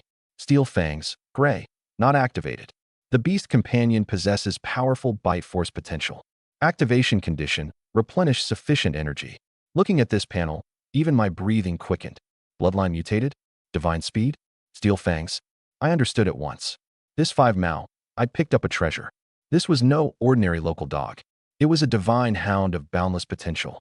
That dog peddler truly had eyes but couldn't recognize gold set in jade, selling off a treasure cheap as trash. What excited me most was that this dog could actually possess traits and could level them up. Divine Speed, Steel Fangs. Just hearing the names told how formidable they were. If the levels rose, what then? I looked again. Both traits were marked, not activated. The activation condition replenished sufficient energy. Replenish sufficient energy. I glanced at the puppy licking its bowl, thoughtful. Looks like that precious bowl of roe deer meat just now hadn't been fed in vain. To activate the traits, I had to feed it good things, energy-rich things. Ordinary households raise dogs on rice gruel and leftovers, and could raise them a lifetime without activating anything. No wonder it had looked half dead at the peddlers. It was simply starving. Looking at the main panel again, a Beast Companion Experience pool had been added, currently empty. I understood the system's way at once. From now on, when I hunted, a portion of the experience could be split into this pool to level up the Beast Companion's traits. This function was tailor-made for me. Dazhuang, look at it. It seems much livelier. Qinlan's voice sounded beside me. I came back to myself and nodded with a smile. See, told you it was just hungry. Feed it meat every day from now on, and it'll surely grow sturdier than any. Qinlan shook her head helplessly, taking it that I truly loved this dog, and said no more. In her eyes, as long as I was happy, that was fine. Never mind feeding it some meat, feeding it every day. With my hunting skill, I could well afford it. Need to give it a name. I looked at the puppy. The little fellow was jet black all over, only its forepaws white, like it trod on snow. When it ran, it was like a gust of black wind. Let's call it Black Wind. It came out of my mouth on its own. Black Wind. Qinlan repeated it. That name has quite a presence. Woof. The puppy on the ground seemed to understand, barked at me, and wagged its tail hard. See, it likes the name too. I laughed heartily, in fine spirits. Over the next few days, while overseeing the house building, I put all my mind on Blackwind. Every day, I cut the best meat off the game just for it. Blackwind's appetite was astonishing. It could put away 3 or 4 caddies of meat a day, more than the 2 little girls ate. On ample meat, it changed at a pace visible to the eye. Its once emaciated frame quickly firmed up, its jet black coat glossy and gleaming. Most important was its spirit. Its gaze grew sharp, its movements ever nimbler. When it ran in the yard, it truly was like a black whirlwind. Qinlan and the 2 sisters went from initial doubt to delighted surprise too. They could all see Blackwind was no ordinary local dog. And on my panel, Blackwind's status had changed from extreme hunger to normal. At last, after 5 days of feeding it meat, the system prompted again. Ding! Beast Companion Blackwind has replenished sufficient energy. The Divine Speed, Gray trait is now activated. Divine Speed, Gray. The Beast Companion's running speed and reaction ability gain a slight increase. Joy rose in me. I immediately turned my gaze to Blackwind, chasing a butterfly in the yard. Its movements seemed a shade faster than before, more nimble. The change was slight, but my hunter's eyes still caught it keenly. It worked. I clenched my fist. The trait was activated. Next was going into the mountains to grind experience and level it up. I was a little impatient, wanting to see just how formidable an upgraded Divine Speed could be. I looked toward the rolling green mountains in the distance, my eyes turning fiery. Those things in the mountains. Your nemesis has come. The day after activating Divine Speed, I decided to take Blackwind up the mountain. The new house was in its final stages. Only interior finishing and door and window installation left. With Master Wong and the others keeping watch, I could get away. I had to grind experience quick and get Blackwind's trait levels up. Dazhuang, you're taking it up the mountain today? At breakfast, hearing the plan, Qinlan was a little worried. She looked at Blackwind gnawing a bone under the table. Though far sturdier than when it arrived, it was still a half-grown pup after all. What use could it be? The mountains were so dangerous. If it ran into something big, never mind helping, it'd do well not to drag me down. It's fine, I'll just take it around the mountain's outskirts, get it familiar with the environment. I reassured her. It's got to see blood sometime, or how will it ever be a hunting hound? I couldn't explain the system to her, so I could only find a reasonable excuse. Then, be careful for sure. She knew she couldn't dissuade me, and could only urge caution. Brother-in-law, take me along. I want to go too. Qin Shui lifted her little face, eyes full of anticipation. No, the mountains are dangerous. Girls can't go. I put on a stern face and refused. This mountain trip wasn't an outing. It was going to battle. After breakfast, I readied my gear. Bow and arrows, chopper, water flask, dry rations. Everything set, I whistled at Blackwind in the yard. Blackwind, let's go. Woof woof. Blackwind barked excitedly and shot to my feet like a bolt of black lightning, rubbing its head against my trouser leg, its tail wagging like a rattle drum. Seeing it so full of spirit, my heart was full of confidence. Man and dog out the door. Just at the village entrance, I ran into that bunch of idlers again. Oh ho, Lin Dajwang, really taking your precious little treasure up the mountain? Lin Ergus saw Blackwind and wanted to mock again. But when he saw clearly what Blackwind looked like now, the rest of his words got swallowed back. In just a few days, how had that sickly little runt seemed to change into something else entirely? Its coat glossy and sleek, its body a size sturdier, looking full of spirit. Good gracious, what does Lin Dajwang's family eat? Even feeds the dog this well, someone muttered. Meat, of course. They eat meat every day now. Even the dog eats better than us. A round of sour comments. I couldn't be bothered, and headed straight for the back mountain with Blackwind. The moment we entered the mountains, Blackwind was like it had returned to its own turf, instantly excited. It no longer stuck close to me, but darted back and forth a dozen or so meters ahead, nose to the ground, sniffing without pause. I slowed my steps and didn't disturb it. I wanted to see just what a Blackwind with divine speed activated was capable of. We'd walked about half an hour when Blackwind suddenly stopped, gave a low woo-woo at a dense clump of bushes, the fur on its body rising slightly. Something stirred in me, and I immediately gripped the bough tight. Following its line of sight, that clump of bushes was silent, nothing unusual to see. Before, I might have walked right past. But now, I chose to trust Blackwind. I made a quiet gesture at it, circled soundlessly to the side, drew the bow, and aimed the arrow at the bushes. Whoosh! Squeak! A shrill scream, and a plump wild rabbit shot out of the bushes, an arrow in its leg, limping as it fled. A rabbit had been hiding inside. My eyes lit up. Without Blackwind, I'd never have found this rabbit. Just as I moved to loose another arrow, Blackwind moved. Whoosh! It turned into a black blur, astonishingly fast, catching the wounded rabbit in almost the blink of an eye and biting its neck with perfect precision. Clean and decisive, without the slightest sloppiness. I watched dumbstruck. Was this the effect of divine speed, Gray? Far too fierce. At this speed, never mind a wounded rabbit, even a healthy one couldn't escape.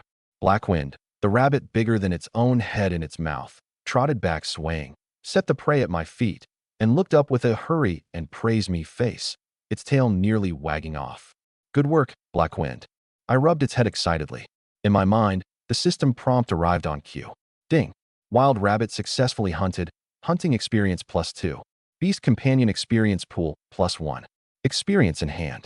I looked at the experience pool, a lone 1 point, far from a level up. Looks like hunting these small things gave too little experience. I glanced at Blackwind, then looked toward the deep mountains. A bold notion slowly surfaced. Should I go pull off a big one? With Blackwind's current ability, plus my archery, even running into something big, we might not lack the power to fight. Do it. Fortune favors the bold. Come on, Blackwind. That'll take you somewhere good. I bound the rabbit and slung it on my back, patted Blackwind's head, and man and dog strode toward that deep mountain full of the unknown and danger. The deeper we went, the dimmer the light, the air damp and cold. The trees grew taller and taller, gnarled tangled roots crawling over the ground like pythons, thick fallen leaves rustling underfoot. I gripped the chopper tight, treading each step with special care. In my last life, I was a veteran hunter and knew which parts of the deep mountains you could walk and which were forbidden zones. But this position had already gone past the deepest region I'd ever reached in my last life. Everything here was unknown to me. The only thing that set me at ease was Blackwind, keeping close at my side. After entering the deep mountains, Blackwind grew visibly wary and no longer dashed about wildly. It hugged my leg, a low growl rumbling in its throat now and then, its ears pricked straight up, catching every stir around us. Don't be afraid, Dad's here. I soothed it in a low voice, as much to buck myself up. I switched on beast tracking, my focus at its peak. Soon, on a patch of muddy ground, I found unusual traces. Some huge hoof prints, sunk deep into the mud, fresh churned earth at the edges. Nearby, several small trees thick as a bull's mouth had their bark scraped off, snagged with black, coarse, stiff hair. I crouched to look closely, my face slowly turning grave. It's a boar, and a big one. Looks like the one whose prints I ran into a few days back. From the size and depth of the hoof prints, this boar was at least 200 caddies. A boar this size basically walked through the mountains at will. Thick hide, thick flesh, violent temper. The villagers called it the mountain cannon. An ordinary hunter running into it had only one choice: to detour around, because it was too hard to handle. Arrows could hardly pierce its thick hide and fat, and even a hit might not be fatal. Once enraged, those two tusks could easily rip open a man's belly. My heartbeat began to quicken. Danger also meant enormous reward. Hunting this big thing, the experience would surely be more than dozens of rabbits. And a boar of over 200 caddies, the meat alone would sell for a good deal of money. Pigskin, bristles, offal, every part a treasure. Do it or not. I glanced at Black Wind. It had found those traces too, baring its teeth toward the direction of the hoof prints, the low growl in its throat more urgent, its body slightly arched, in a stance ready to fight. Not the slightest fear, but full of fighting spirit. Good. It had guts, fit to be Lin Dazhuang's dog. Infected by its fighting spirit, my sliver of hesitation vanished in an instant. With the system, with a divine hound, what was there to fear? Black Wind, stay close. Today we're taking it down. I made up my mind and carefully tracked along the hoof prints. The boar had charged and barreled about the whole way, its traces obvious, easy to follow. After tracking about half an hour, a grunt came from ahead, mixed with the crack of branches snapping. I stopped at once, pulled Black Wind behind a huge boulder, and poked half my head out to look. In a forest clearing ahead, a boar of enormous size was frantically rooting at tree roots with its long snout. That thing looked truly terrifying. A coat of black-brown bristles stood on end like steel needles, its body sturdy as a small calf, too thick, long tusks glinting with a cold pale light, curving up from the corners of its mouth. Every time it lowered its head, it could root a big pit in the ground.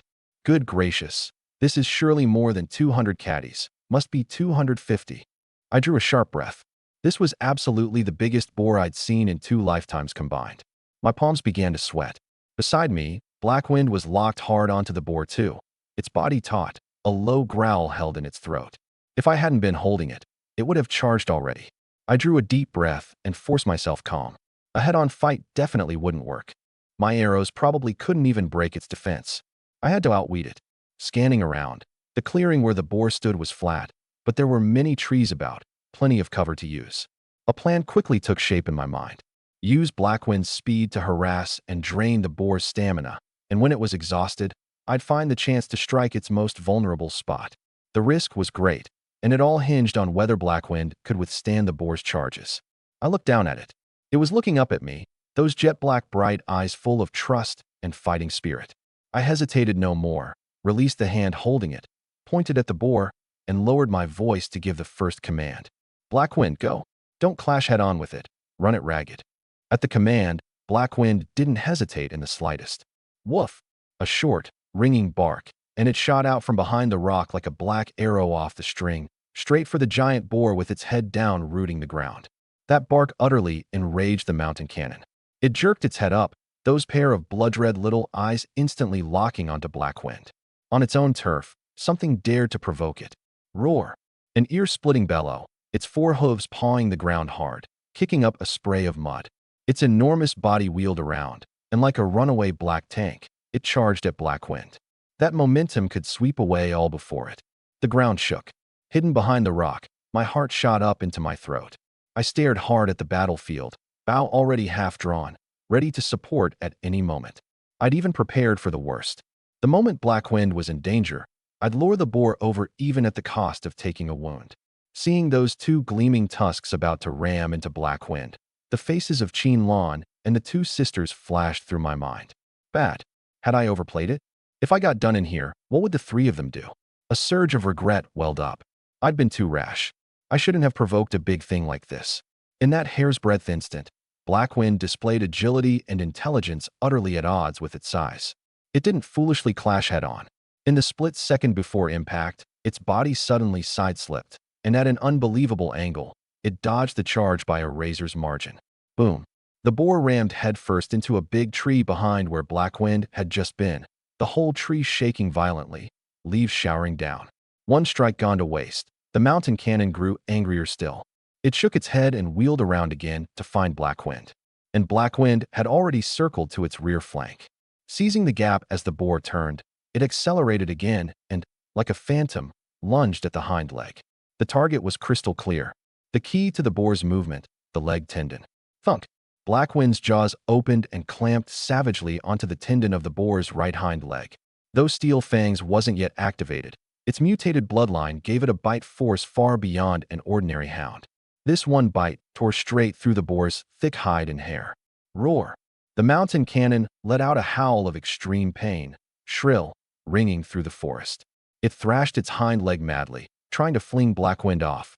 But Blackwind clung as if grown onto its leg, biting down and refusing to let go. Watching from behind, my blood surged.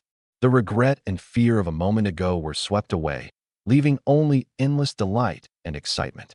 Blackwind, good work. So clever. So brave.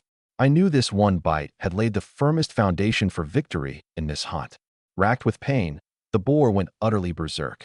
Dragging its wounded leg, it spun frantically in place, ramming its body against the surrounding trees, trying to scrape off the Blackwind on its leg. Seeing this, Blackwind cleverly let go and leapt clear a split second before it hit a tree trunk, dodging aside. Roar! Roar! The mountain cannon turned around, dragging a blood-soaked hind leg, and locked hard onto Blackwind, its eyes so red they seemed about to drip blood. It was wounded and utterly enraged. It gave up the clumsy charging and switched to goring and hooking with its tusks. But Blackwind's speed was simply too fast. Divine speed, Gray was on full display in that moment. Like the finest matador, it could always dodge with the smallest margin just as the tusks were about to touch it, and kept provoking with its barking, keeping the boar from calming down. One dog, one boar, waged a heart-stopping chase across that forest clearing. Hidden behind the rock, I gripped the bough tight, my palms slick with sweat. I didn't rush to act. Now wasn't the time. The boar still had plenty of stamina. If I loosed this arrow and didn't hit a vital spot, it would only drive it madder, maybe even send it charging recklessly at me. I had to wait. Wait for the best moment. Wait for its stamina to run dry. Wait for it to expose a fatal opening. And this chance was one Blackwind was creating for me with its life. Watching that tireless black figure in the arena, I secretly vowed, when we got back this time, I'd save all the best meat for Blackwind. Time passed minute by minute. The chase lasted nearly half an hour. Hidden behind the rock, I didn't dare even breathe hard, my focus at its peak. The mountain cannon had visibly slowed. Its panting grew heavier and heavier, like a worn-out bellows. Every charge was feeble. That wounded right hind leg badly threw off its balance, and it ran with a limp, the blood from the wound dragging broken trails across the ground. Blackwind, by contrast, was still lively as ever. It seemed to feel no fatigue, running and harassing around the boar without pause. Its tactics were exceedingly clever. It never faced off head-on, but used its speed advantage to dart back and forth at the edge of the boar's attack range. When the boar charged, it retreated at once. When the boar tried to rest, it lunged in with a feint at once, forcing it to keep moving. This was no longer a hunt. It was a one-sided game of toying. My estimation of Blackwind climbed another notch. This was no longer just a brave hunting hound, but a spirit hound that understood human ways. It seemed to grasp my tactical intent completely and executed it flawlessly. About enough. Watching the boar's ever slower movements, I judged inwardly. This big thing's stamina was nearly drained. Time for me to act. I quietly moved out from behind the rock, circled to the boar's flank, and, using a big tree for cover, slowly closed the distance. 50 meters, 40 meters, 30 meters. At this range, I could already clearly see the gashes the branches had cut across the boar's body, could smell the thick, rank stench off it. Its attention was wholly on Blackwind, utterly unaware that a more lethal threat was quietly closing in. I stopped, slowly raised the bow, and knocked an arrow I'd specially picked, its head honed to the sharpest edge. My breathing, in that moment, turned long and steady. Archery mastery, green activated, and I felt everything around me slow. In my eyes, only the boar's enormous body remained. I was searching for a target. The neck? No. Thick hide, thick flesh, and shielded by bristles. One arrow might not pierce it. The body? Even worse. Thickened ribs plus fat, a natural suit of armor. There were only two weak points. The eye, and behind the ear. There, it ran straight to the brain. But both targets were too small, and the boar kept shaking its head, making a hit extremely hard. I wasn't anxious, and waited patiently. I knew Blackwind would create the chance for me. Sure enough, just then, Blackwind seemed to sense my intent and suddenly changed tactics. It no longer merely harassed, but abruptly accelerated and rushed to the boar's front. Woof! Woof woof! It barked wildly and provokingly right in the boar's face. This lit the mountain cannon's last flare of fury. It gave up the chase, stopped in place, swung its enormous head, and locked its blood-red eyes hard onto Black Wind, seeming to gather its last strength for a fatal strike. Now, for that one instant, the boar's head stopped shaking. A sharp light burst from my eyes. Without a shred of hesitation, the taut bowstring snapped loose. Whoosh! The arrow, carrying all my strength, turned into a blur near impossible for the eye to follow, tearing through the air, shrieking, aimed precisely at the boar's left eye. And it blasted forth. Thud! A muffled sound. Time seemed to freeze in that instant. That arrow, carrying all my hope, struck true and dead on, burying itself deep in the mountain cannon's left eye. The whole head and half the shaft sank into the socket. Roar! A howl more shrill and agonized than any before erupted from the boar's throat, shaking the leaves all around into trembling. This fatal strike shattered the last of its reason. The searing pain drove it berserk. It no longer minded Black Wind, and like a headless fly, charged madly into everything around it. Boom! Crack! Trees snapped, rocks shattered. The whole forest seemed to tremble beneath this dying giant beast. The moment I loosed that arrow, I rolled aside at once and ducked behind another big tree. Heart pounding wildly, I stared hard at the raging boar. I knew this was a beast's most dangerous counterattack before death. Weather this spell, and victory was ours. Black Wind was alert too, dodging the raging boar from a distance, only barking without pause from the side, as if urging it to die faster. The frenzied destruction lasted 3 or 4 minutes. The mountain cannon's movements finally slowed. Its charges grew feeble, its steps staggering, great gouts of blood pouring from its eye socket and mouth. At last, its enormous body swayed twice, gave an unwilling mournful cry, and crashed to the ground. Thud! The heavy body slammed down, kicking up a cloud of dust and leaves. Its thick, sturdy limbs twitched a few times, then went utterly still. Dead. This mountain cannon boar king, which roamed the deep mountains, which even a wolf pack didn't dare provoke lightly, had been run to death alive by one man and one dog just like that. The forest instantly fell dead silent again.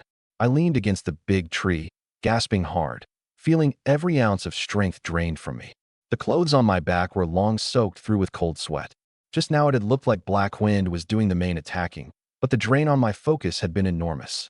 I rested a good while before slowly standing straight. Black Wind edged over carefully and rubbed its head against me, a woo-woo, in its throat, as if claiming credit, and as if comforting me. Good work, Black Wind. You're a damn genius. I grabbed its head and rubbed it hard, so excited I was babbling. In my mind, the system prompt finally, belatedly arrived. Ding! Elite Tier Beast, Mountain Cannon, successfully hunted. Hunting experience plus 100. Beast Companion experience pool plus 50. Congratulations, host. Archery Mastery. Green has reached full experience and successfully upgraded to Archery Mastery, blue. Archery Mastery, blue. Arrow accuracy, power, and range gain a moderate increase. Congratulations, Beast Companion Blackwind. Divine Speed. Gray has reached full experience and successfully upgraded to Divine Speed, green. Divine Speed, green. The Beast Companion's running speed and reaction ability gain a small increase. The string of prompts nearly crashed my brain. Experience, a full 100 points at once. My Archery Mastery went from green up to blue. Blackwind's Divine Speed went from gray up to green. The haul this time was too great, so great I could hardly believe it. I forced down my wild joy and walked over to that enormous boar carcass. Up close, the pressure it gave off was stronger still. Standing beside it, even I looked small. Its left eye was already a bloody pit, my arrow driven deep into the brain. One strike, one kill. Looking at the upgraded Archery Mastery, blue, my heart was full of confidence. The me of now could hit even a running rabbit without a miss. Just as I was about to feel smug over this big boar, Blackwind beside me made a new move. It didn't go tear at the carcass, but ran to where the boar had fallen, nose sniffing hard at the ground, then howled in agitation. Woo woof woof. It barked while looking back at me, its gaze urgent. What is it, Blackwind? It barked harder, turned, and ran toward a low rock face nearby covered in dense vines, clawing frantically at the dirt. Something stirred in me, and I realized at once. Things weren't so simple. Blackwind's sense of smell would never fire off at nothing. Could it be there was something else nearby? I gripped the chopper at once and followed warily. I fretted inwardly. Could there be a second boar? No way. Boars this size traveled alone, with a fierce sense of territory. There was no way it would tolerate a second adult boar appearing nearby. Reaching that vine-covered rock face, Blackwind was still clawing madly at the dirt, the sound in its throat shifting from anxious barks to a HNN tinged with excitement. That sound didn't seem like it had found danger. I pushed aside the thick vines with the chopper. Behind them was revealed a cave mouth half a person tall, pitch black, its depth unknown. The dirt at the mouth was very fresh, clearly just clawed open not long ago. A faint milky, animal scent drifted out from the cave. My eyes lit up in an instant. This smell? I knew it too well. It was the scent of beast cubs. I pulled away the still digging Blackwind, laid down myself, lit a strip of tinder grass, and carefully reached it into the cave. The firelight lit up the cave's interior. At the very back, on a thick bed of dry grass, 3 little boars covered in brown-yellow stripes, looking like little watermelons, were huddled together shivering. They'd been born not long ago, their eyes not yet fully open, squealing, HNN. Struck it rich. This time I truly struck it big. I was so excited my heart nearly leapt out of my throat. I'd never expected this boar I'd killed was a sow that had just given birth. No wonder it was so violent, so desperate. It was defending its young. The last sliver of guilt I'd felt toward that sow was instantly replaced by enormous elation. These 3 little boars were 3 moving mountains of gold. Boar cubs were worth far more than an adult boar, because you could take them back and tame them. Raised up, whether for eating the meat yourself or selling them off, it was a big fortune. Especially newborns like these, easiest to keep alive and easiest to raise tame. Taken to town, one would sell for 20 or 30 yuan at the least. 3, close to 100 yuan. More than what I'd earned toiling to kill that big boar. Blackwind, you're damn well my lucky star. I scooped it up excitedly and planted a hard kiss on its face. Blackwind, baffled, stuck out its tongue and licked my face. I set it down and got to work at once. I took off my jacket, crawled into the cave, and carried the 3 still trembling little boars out one by one, wrapping them in the jacket. The little fellows were very light, nuzzling about in my arms, squealing, utterly adorable. Looking at the 3 little treasures in my arms, then at the sow of over 200 caddies not far off, I was momentarily stumped. The haul was too great, and I couldn't get it back alone. The sow alone I could shoulder, but carrying it a dozen-odd li of mountain road down would surely wear me flat.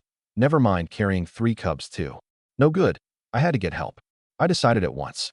I made a simple back basket from vines and carefully carried the 3 cubs on my back. Then I went to the sow's carcass, cut a large amount of branches and weeds, and covered it up tightly. The weather was still cool, so a day would be no problem.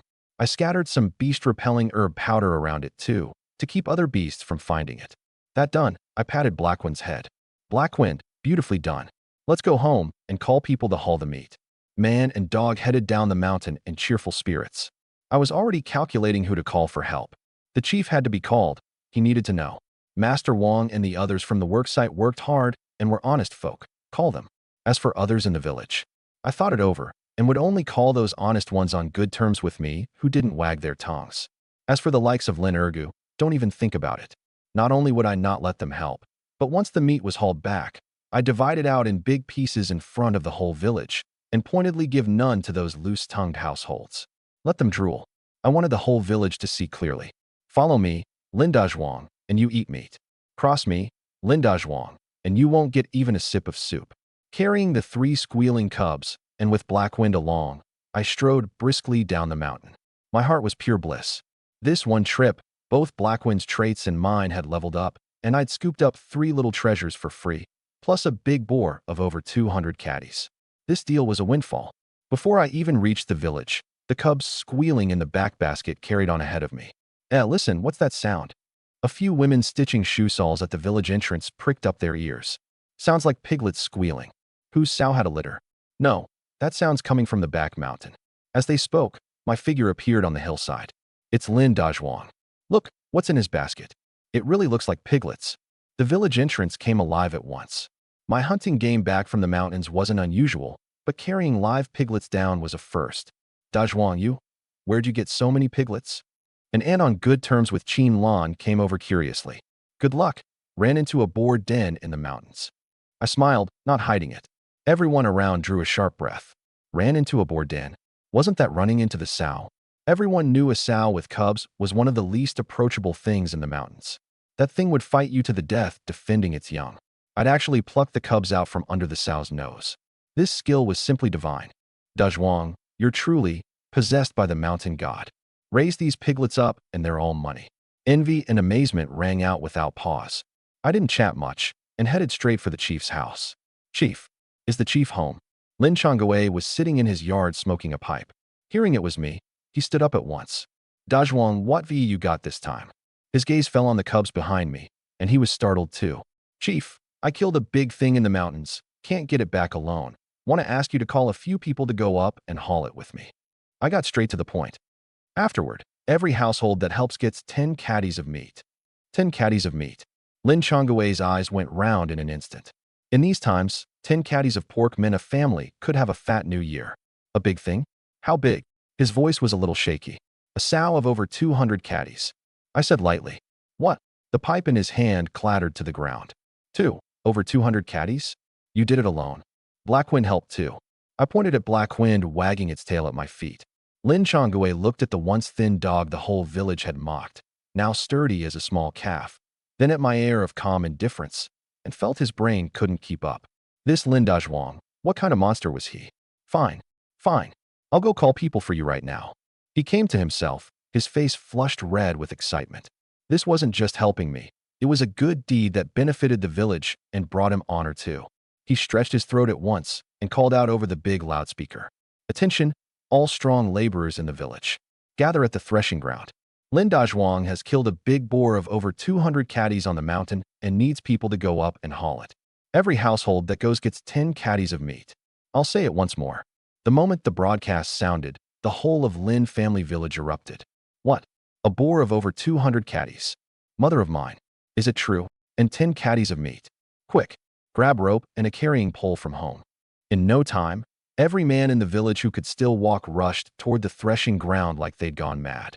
That turnout was more eager than when the commune organized people to go build a reservoir. Watching this red-hot scene, a smile curved my lips. I sent the cubs home first. Qin Lan and the two sisters, seeing these three adorable little things, were both startled and delighted. I gave a few quick instructions, had them settle the cubs in an empty room first, then turned and headed for the threshing ground. When I got there, a dark mass of 20 or 30 people already stood on the ground, each holding tools, faces full of excitement, staring eagerly at me. Even Lin Ergu and his few troublemakers had shamelessly mixed into the crowd, rubbing their hands, faces full of fawning. My gaze swept the ground. I cleared my throat and spoke out loud. Fellows, uncles, brothers all. My voice was booming, full of vigor. The once clamorous threshing ground fell silent in an instant. Every gaze gathered on me alone. I didn't rush to the matter, but first called names from the crowd. Master Wang, you and your apprentices, come out. Master Wang, in the middle of building the house, was taken aback, then hurried to squeeze out with a few young men, a bit puzzled. Dazhuang, what is it? You've worked hard building the house this while. In a bit, come up the mountain with me. You don't need to haul, just come learn the way. When we get back, besides your wages, each of you gets 10 caddies of meat extra. At these words, the whole ground stirred in an uproar. 20 caddies of meat. Master Wang and the others were dumbstruck. Then their faces flooded with enormous joy and gratitude. Io Dazhuang, we can't. We take wages. How can we take this much meat too? Master Wang rubbed his hands in excitement, waving his hands over and over. One thing's one thing, another's another. I waved my hand, my tone brooking no argument. I, Lin Dazhuang, keep my word. If I say I'll give it to you, I surely will. Take it and rest easy. This move won Master Wang and the others over completely. They understood clearly. This wasn't just dividing meat, it was me lifting them up, treating them as my own people. Working for me from now on. Wouldn't they put in every ounce of strength they had? The villagers around watched with envy, all regretting. When my house was being built, why hadn't they gone to lend a hand? Watching everyone's reaction, I was satisfied. This effect was exactly what I wanted. Next, I called a few more names, of people on good terms with my family or honest and decent by nature. Uncle Zhang Dashan, Brother Lu San. You few, come out too. Those called had faces full of delighted surprise. Come up the mountain together. Take charge of hauling. Same when we're back, 10 caddies of meat per household. Right away. Thank you, Dazhuang. Rest easy, Dazhuang. We'll haul it back nice and steady for you. Those chosen, every one, thumped their chests, brimming with joy. Now those in the crowd who hadn't been called grew anxious. Lin Ergu especially, seeing I hadn't so much as glanced his way, was sour and furious inside. Screwing up his courage, he shouted, "Dazhuang, there's us too. We've got strength as well." The few troublemakers beside him chimed in. "That's right, brother Dazhuang. Hauling things, we're good at that." Only then did I turn my gaze over, no expression on my face, and said flatly, "I've got a bad habit. Whoever treats me well, I keep it in my heart. Whoever talks behind my back and laughs at me, I remember that clear as day too." I named no names, but who present couldn't tell who it meant. Lin Erga's face flushed the color of pig's liver in an instant. "My meat, Lin Dazhuang's meat, isn't for just anyone to eat." I looked at them, word by word. "Want to eat my meat? Fine. Mind your own mouth first. When your mouth's clean, come talk to me then." Not the slightest mercy, as good as pointing at his nose and cursing him before the whole village. Lin Ergu and his lackeys flushed crimson with shame, wishing they could find a crack in the ground to crawl into. The gazes the surrounding villagers cast at them stabbed like needles. "Come on." Lin Ergu couldn't keep face and slunk off with his men. Watching their backs, I sneered inwardly. Kill the chicken to warn the monkeys. Today, this chicken was finally killed. Let's see who else dares wag their tongue behind my back from now on. Having dealt with all that, I led the dozen-odd picked strong men up the mountain in an imposing procession. Along the way, everyone regarded me with both respect and fear, every word laced with flattery. Arriving at the spot, one look at the boar carcass bigger than a small calf, and everyone was struck speechless. Mother of mine, Dazhuang really did this alone. These tusks could gore a bull to death. I set to work on the spot first, using the chopper to skin off that thick boar hide and roll it up. The mountain road was long, and carrying the hide back separately meant it could sell for another portion of money. It took everyone tremendous effort to bind this giant beast securely with thick poles and rope. On the way back, the dozen-odd men took turns hauling, all of them gasping for breath. Only then did they truly grasp how terrifying a thing it was that I'd taken down such a big beast with just one dog. When this enormous boar was hauled back to the threshing ground, the whole of Lin family village boiled over. Old and young, every soul in the village ran out to watch. That scene was livelier than a New Year opera. In front of everyone, I took up the knife and divided the meat myself. My blade work was practiced, and soon it was cut into several big pieces. First, as promised, I gave Master Wang and the villagers who'd helped their full portions. Every household that got meat grinned ear to ear, thanking me profusely. Next, I cut off a big piece of the best rump meat and had the chief take it to the few most destitute 5-guarantee households in the village. This move sent my prestige in the village straight to its peak. There was still more than half the pork left. I looked at the villagers around, gazing eagerly, and said out loud, "The rest of the meat, I'll take to town to sell. But everyone who came to watch today, as long as you've never badmouthed my family behind my back, come get a set of pig offal from me. Count it as my treat for you all to have a taste." Though pig offal wasn't worth as much as meat, it was still meaty fare. Cleaned up and cooked, it was plenty savory. The crowd cheered again. Those who'd never badmouthed me came up happily to collect. And those women who'd once wagged their tongues, faces full of regret and awkwardness, stood rooted, unsure whether to go or stay. They watched other households collect things while theirs got none, and smelling the meat scent in the air, they drooled with craving. I sneered. Craving is exactly what I wanted from you. I wanted the whole village to see clearly. Follow me, and you eat meat. Offend me, and you won't get even a sip of soup. Early the next morning, I borrowed the village's ox cart, loaded up nearly 100 caddies of pork and that skinned boar hide, and took Qinlan to town together. Blackwind wanted to come too, but I ordered it to stay and watch the house. Those 3 little boar cubs at home were far more precious than this cartload of meat. On the ox cart, Qinlan looked at the pork piled like a small mountain beside her and still felt like she was dreaming. "Dazhuang, yesterday we gave away so much meat, it pained me to watch," she said softly. She was a woman who knew how to keep a household. In her eyes, if all that meat were sold, how much money would it fetch? I smiled and reached out to take her hand. "Silly, that's not how you tally it." I explained patiently. "Money is dead, but people's hearts are alive. Our family's doing well now, but we'll still live our whole lives in this village. Spending a bit of money for good relations, so everyone remembers our family's kindness, makes things easier down the road. This is called winning hearts. In my last life, I kept to myself and suffered plenty for having no roots. In this life, I would plant my roots solidly in Lin family village." Qinlan nodded, half understanding. She didn't grasp these big principles, but she knew everything I did had its reason. Listening to me was never wrong. I'll listen to you. She leaned in closer to me, an easy smile on her face.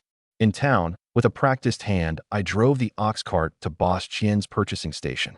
The moment Boss Qian saw me, his eyes lit up, as if seeing his own father, and he hurried out from behind the counter to greet me. Brother Lin. You haven't come in some days. I've been looking forward to you every day. The moment his gaze fell on the meat piled full on the cart and that enormous boar hide, his mouth dropped wide open, unable to close for a long while. My heavens. Brother Lin, did you clean out a whole boar den? He circled the cart, clicking his tongue in wonder. Good luck. Ran into a big one. I said flatly. This isn't luck. This is a heavenly god come down to earth. He slapped his thigh. Brother, I'll take all these goods. The price, absolutely the highest in town for you. This hide's got a few scuffs from the tusks. I mentioned. No matter. Tan it, and it's worth money all the same. He waved his hand, his eyes full of eagerness. After weighing and haggling, for this cartload of pork plus the boar hide, Boss Qian gave me in total 120 yuan. Standing beside me, Qin Lan heard the figure and felt her heart nearly stop. That 60-some yuan last time had already struck her as an astronomical sum. This time, straight to double. Watching me take the thick stack of 10 yuan notes from Boss Qian's hands, her legs went a little weak. This man's ability to earn money was truly frightening. I counted the money clean, tucked it into my chest, my face still without a ripple. This bit of money was just a beginning for me. What I wanted to earn was enough to keep Qin Lan and her sisters clothed and fed for life without worry. Meat sold, I wasn't in a hurry to head home. I pulled Qin Lan straight into the largest supply co-op in town. Dazhuang, what else are you buying? Our family lacks nothing. Qin Lan asked softly. She truly feared now that I'd spend money recklessly. Buying something for you. I smiled mysteriously. I pulled her straight to the counter selling cosmetics. Cosmetics were few in variety these days. The counter held only a handful of items: clamshell oil, pekoin cream, and vanishing cream in delicate little porcelain jars. This vanishing cream was a rare thing. Not only was it pricey, it required coupons too. Generally, only cadre families in the city could afford it. Comrade, how do you sell this vanishing cream? I pointed at the jar with the prettiest packaging. The clerk was a young girl. She lifted her head and gave the two of us a glance, and seeing we were plainly dressed, like folk from the countryside, her eyes carried a trace of disdain. 1 yuan 5 a jar, plus 2 liang of industrial coupons. She answered listlessly. The price startled Qin Lan, and she hurriedly tugged my sleeve.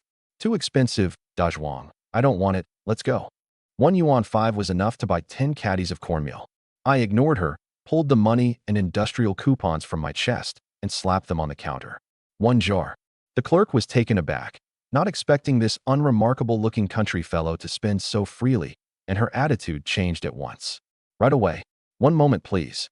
She deftly wrapped it and handed it over. I took it, turned, and pressed it into Qin Lan's hands. Take it. Qin Lan cradled that cold little porcelain jar, her hands trembling. Dazhuang, why'd you buy something so expensive? Her eyes reddened. You're my woman. You should use the best. I looked at her, my gaze earnest. The money I earn is for you to spend. From now on, not just vanishing cream. Whatever the women in the city have, I'll see that you have it too. My voice wasn't loud, but everyone around heard.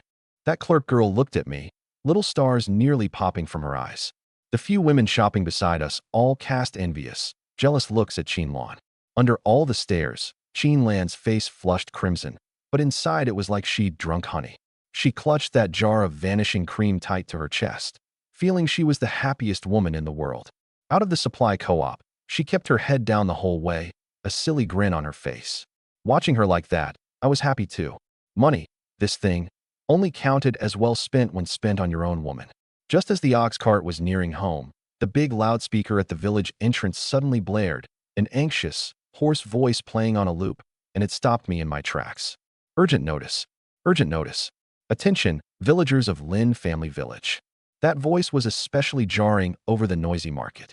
Qin Lan and I exchanged a glance, each seeing the confusion in the other's eyes. Is that our village's broadcast? She asked uncertainly. I nodded, my brow furrowing. The village loudspeaker generally only used the town's line to broadcast for big meetings or emergencies. This commotion now was surely no good thing. Lin Family Village villager Zhang Taizhu went into the mountains to hunt this morning and has not returned. His family is deeply anxious. Any Lin family village villagers who hear this broadcast in town return to the village at once. The chief will gather people at the village entrance to prepare a search party. I'll say it once more. Zhang Taiju. I had an impression of that name. The younger son of the old Zhang family at the east end of the village, early 20s, an honest fellow, and one of the village's few young hunters. I recalled hearing just a few days back that this Zhang Taiju had newly married, taken a female educated youth who'd come from the city, causing quite a stir in the village. Newlywed. So how had he run off into the mountains? And gone missing? Dazhuang, something's happened to Taiju. Qinlan's face changed, full of worry. He only just got married. If this... She didn't dare think further. The dangers of the mountains, she knew better than anyone. Every time I went in, her heart hung suspended. Hearing now that another villager had gone missing, her heart clenched tight. Don't panic. Let's get back and see the situation first. I patted her hand. My heart sank too. Though this Zhang Taiju counted as a hunter, his experience and skill were far behind a veteran's. Ordinarily, he only hunted rabbits and pheasants on the mountain's outskirts and rarely went deep. Vanishing suddenly today, I feared it boded ill. I delayed no longer and drove the ox cart racing toward the village. When I hurried back to Lin family village, a dark mass of people had already gathered at the entrance, every face grave. Village chief Lin Changgue paced back and forth on his cane, drawing on his pipe puff after puff, his brow knotted tight. A young woman in new clothes, supported by a few aunties, wept without pause off to the side, her shoulders heaving, grief-stricken. I guess that was Zhang Tieju's new bride. Chief. I stopped the ox cart and jumped down. Dazhuang, you're finally back. The moment Lin Changgue saw me, it was like seeing his mainstay, and he hurried to greet me. What exactly happened? AI. He sighed heavily. It's that Taiju boy, too proud for his own good. Just married, and wanting to catch more game to give his new bride a good life. Went into the mountains alone before dawn today, said he'd get some good stuff. And now it's nearly dusk, and he's still not back. He pointed at the weeping woman. His wife waited at home all day, only panicked when night was falling, and ran to find me. I sent people to broadcast in town right away. My gaze fell on the woman. Only up close did I see clearly how truly lovely she was. An oval face, willow leaf brows, skin white as snow, utterly unlike the village women who did farm work year-round. A Dacron floral outfit, the fabric ordinary, yet on her it carried an indescribable beauty. No wonder Zhang Taiju went risking his life up the mountain. Marrying such a pretty wife, what man wouldn't want to give her a good life? What now? Getting ready to go up the mountain to find him. I withdrew my gaze. Yes. Lin Changgue's face was full of difficulty. But you know too, once night falls, these mountains are like the gates of hell. I asked around, and not one of the village's young men dares take the lead going in. They all say seeing those two wolves you carried back last time scared the guts out of them, and at night they wouldn't go into the mountains for anything. The villagers' reaction was within my expectations. Bringing back the wolves last time had established my authority, but it had also carved the terror of the deep mountains into everyone's hearts. Dazhuang. Lin Changgue looked at me, his eyes full of pleading and hope. About this matter. He didn't finish, but the meaning was already clear. Right now in all of Lin family village, the only one with the skill and the guts to lead people into the mountains at night to find him was me. Every villager's gaze turned to me as one. Qinlan gripped my arm nervously. She didn't want me to go. Too dangerous. I could feel her worry, turned back, and gave her a reassuring look. I looked at the still weeping new bride, at the expectant eyes of the chief and villagers, and sighed inwardly. Though this Zhang Taiju and I had no real bond, he was still alive from the same village. Since I had the ability, I couldn't stand by and watch him die. Besides, this was also an opportunity. An opportunity to make my prestige in the village utterly beyond anyone's reach. I turned my head and said to Lin Changgue in a deep voice, Chief, gather 20 young men with guts, each carrying a torch and a bronze gong. I paused, my voice not loud, yet clear to everyone present. This man, I'll find him. These words were like a steadying pill, letting everyone panicked at the scene instantly find their mainstay. Good, good. I knew it. At the critical moment we've got to rely on you, Dazhuang. Lin Changgue slapped his thigh, the worry sweeping from his face. The gazes the surrounding villagers cast at me were full of admiration and conviction too. With Dazhuang taking charge, Taiju can surely be found. That's right, Dazhuang's a man who took down a boar of over 200 caddies.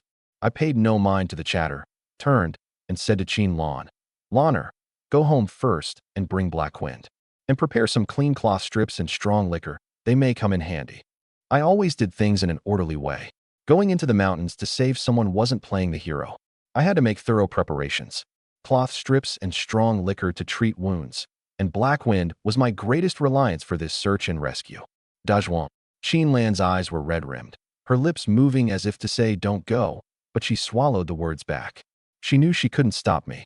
This man had his own sense of duty. All she could do was support me and wait for me to come back. You, be careful for sure. 1,000 words, in the end, distilled into this one. Don't worry. I nodded and turned to Lin Chongwei, who'd already begun gathering people. Have everyone hurry. Once it's fully dark, the mountains are more dangerous. Soon, 20 young, strong villagers were picked out. They were afraid inside, but with me leading, their courage was bolstered a good deal. Besides, Zhang Taiju was a companion they'd all grown up with, and none could bear to see him lost just like that. Qinlan quickly came running back leading Black Wind, a bundle in her hand holding the things I'd asked for. The moment Black Wind saw me, it circled me excitedly. I crouched and rubbed its head, saying in a low voice, "Black Wind, once we're in the mountains, it's all up to you." It seemed to understand, a low woo-woo growl in its throat, its gaze turning sharp. Everything ready, I glanced at the sky. The last sliver of the setting sun had vanished behind the western peaks, and night, like an enormous black cloth, began to shroud the earth. Move out. At my command, torch in hand, I led the 20-odd villagers in a long procession, advancing in force toward the back mountain. The new bride wanted to come along too, but a few aunties held her back fast. She could only kneel at the village entrance, kowtowing toward the departing procession, murmuring, "I beg you, please bring him back." The mountain forest at night and by day were two entirely different worlds. Gusts of cold wind rustled the leaves, like countless ghosts murmuring low. In the dark, a pair or two of green glowing eyes lit up now and then, unknown beasts, making one's scalp crawl. The villagers behind were tense to the extreme, gripping bronze gongs and choppers, not daring to stray a step from the group.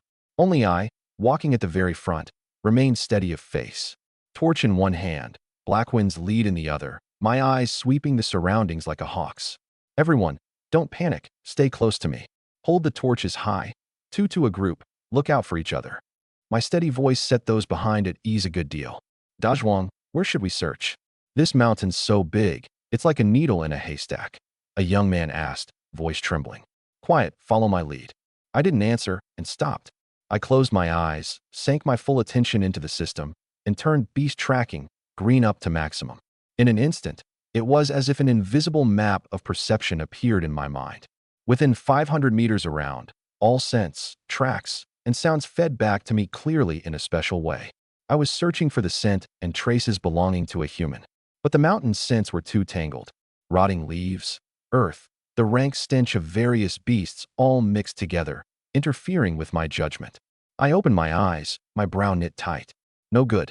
The range was too large, the information too jumbled, the efficiency too low. I looked down at Black Wind. A dog's nose, in some respects, worked even better than my system.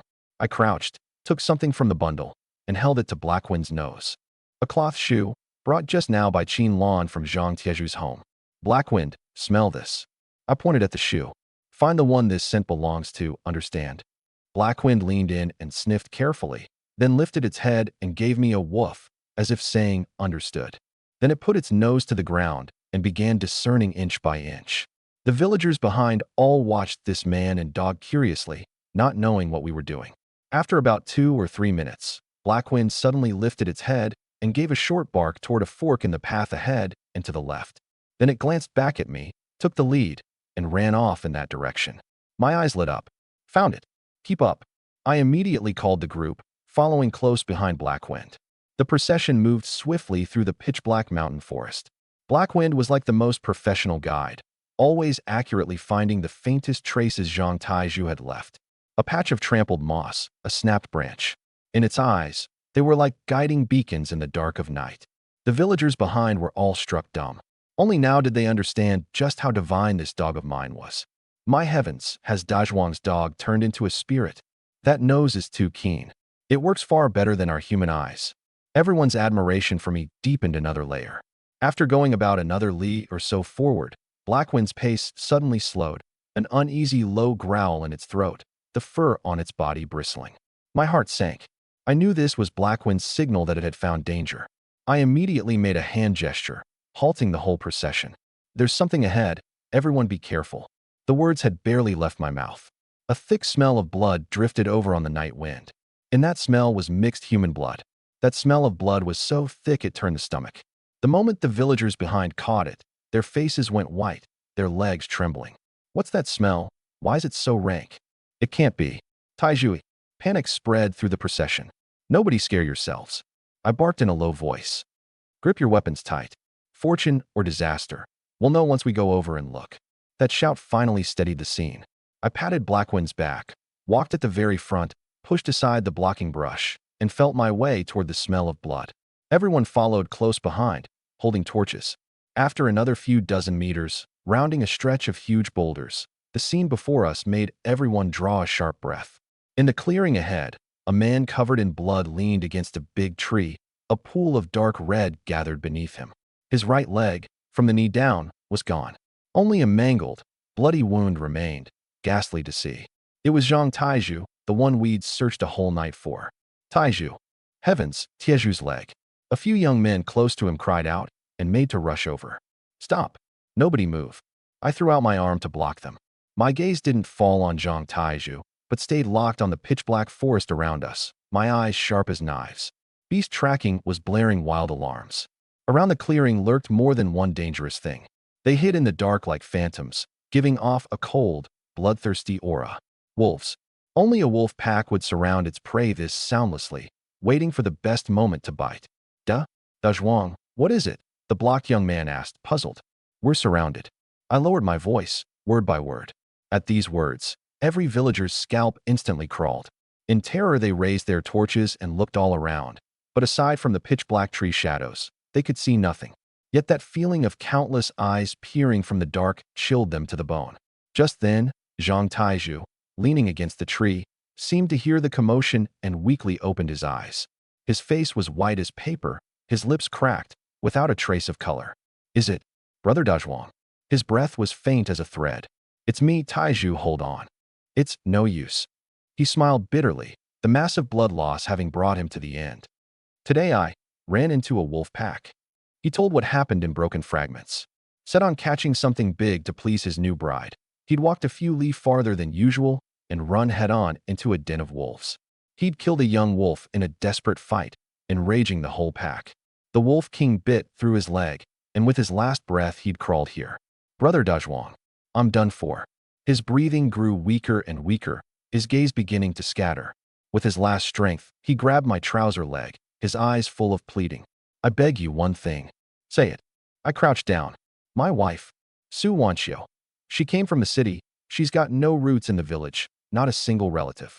A line of murky tears rolled from the corner of his eye. When I die, the people in the village will surely bully her, say she's a husband killer. He coughed violently, spitting up a mouthful of blood. Brother Dazhuang, you're a good man, a man of ability. I beg you, don't let them bully her to death. Let her live on well. I beg you. The moment he finished, his head lolled, and the hand gripping my trouser leg slid limply away. Zhang Taiju was dead. At the point of death, what he couldn't let go of was that newly wedded wife he hadn't even had the chance to cherish. I looked at him in silence, my chest choked tight. A life entrusted into my hands. I reached out and gently closed those eyes that had died unwilling to close. Brother, rest easy. My voice was very low, yet every word struck solid. Your wife, I'll protect her, count on it. Anyone who dares bully her gets past me first. Your vengeance, I'll take it for you right now. I slowly stood, turned, and faced the darkness. My eyes cold as ice. A wolf's howl full of wildness and killing intent burst from the dense forest. Right after, pair upon pair of green glowing eyes lit up one after another in the dark. The wolf pack had shown itself. That howl was the signal to attack. Black shapes walked out one after another, soundless. 1, 2, 5, 10. A full dozen-odd wild wolf of sturdy build sealed the 20-some of us in, ringed 3 layers deep. In the firelight, the wolves bared their fangs, low growls in their throats, green eyes flashing with a greedy, cruel light. They looked at us the way one looks at a flock of sheep waiting for slaughter. Wolves. It's a wolf pack. Mother of mine, so many. The villagers panicked utterly, faces gone green, torches and choppers shaking like sieves. A few of the timid went weak in the legs and sat right down on the ground. In all their lives, when had they ever seen a showdown like this? A dozen-odd starving wolves were enough to tear them all to shreds. Nobody panic. Form a circle, torches facing out. I roared like a thunderclap, snapping the terror-frozen men awake. They instinctively obeyed, scrambling back to back into a circle, torches all pointing outward, forming a crude defensive line. Beasts fear fire. This was common knowledge. Sure enough, the pack's assault eased, and they only paced back and forth outside the circle, hunting for a gap. I stood at the very outside of the circle, facing the direction where the wolves were thickest alone. No torch in my hand, only that bow of mine. My eyes cold and calm, without a trace of fear. I swept the pack quickly and picked out the leader at a glance. A giant wolf a full size larger than the rest. Silver gray all over, its gaze cunning and cruel, a ghastly scar across its brow. It stood at the very rear of the pack, calmly observing the situation, like a general commanding 1,000 troops. To catch bandits, first catch the king. Take down this wolf king, and the rest would be a sheet of loose sand. I slowly drew an arrow from the quiver. A three-edged head with a blood groove, my bottom of the chest treasure, made specially for dealing with big things. Knocked the string, drew it full. The effect of archery mastery, blue was pushed to its extreme in that moment. I felt my heartbeat and breathing fuse into one with this bow. The whole world fell silent, and in my eyes only that majestic wolf king remained. That wolf king seemed to sense the danger too. It jerked its head up, those pair of fierce eyes crossing several dozen meters to meet my gaze precisely in midair. From me, it sensed a lethal threat that made its heart quail. A whoa! The wolf king howled to the sky, issuing the command to attack. It meant to tear these humans apart before the danger fell. At its command, the dozen-odd starving wolves paid the flames no more mind and pounced from all sides like a surging tide. Ah! The villagers shrieked in terror, their formation about to scatter in an instant. Nobody move. Whoever moves dies. I roared without turning my head. In that hair's-breadth instant, I released the string. Whoosh! That arrow, carrying death, flew off the string. It didn't shoot at any of the pouncing wolves, but turned into a streak of light that ignored darkness and distance, carrying a sky-splitting shriek honed to the extreme, straight for the wolf king at the rear who'd just given the command. Fast. Too fast. So fast the wolf king had no time to react at all, seeing only a flash of cold light before its eyes. Thunk! The muffled sound of a sharp edge sinking into flesh. The three-edged blood groove arrow struck true, entering the wolf king's eye socket. The tremendous force snapped its whole head back, and the arrowhead punched out the back of its skull. One arrow, through the king. That once arrogant wolf king, without even time for a death cry, swayed twice stiffly with its enormous body, then crashed heavily to the ground with a thud, dead on the spot. The whole battlefield fell into an eerie 1-second silence. Those starving wolves that had already pounced close all halted, turning to look at their fallen king, their green eyes full of bewilderment and fear. Black Wind, go! I seized this fleeting chance and gave the counterattack command. Woof! Black Wind, guarding at my feet, gave an earth-shaking roar and shot out first like black lightning.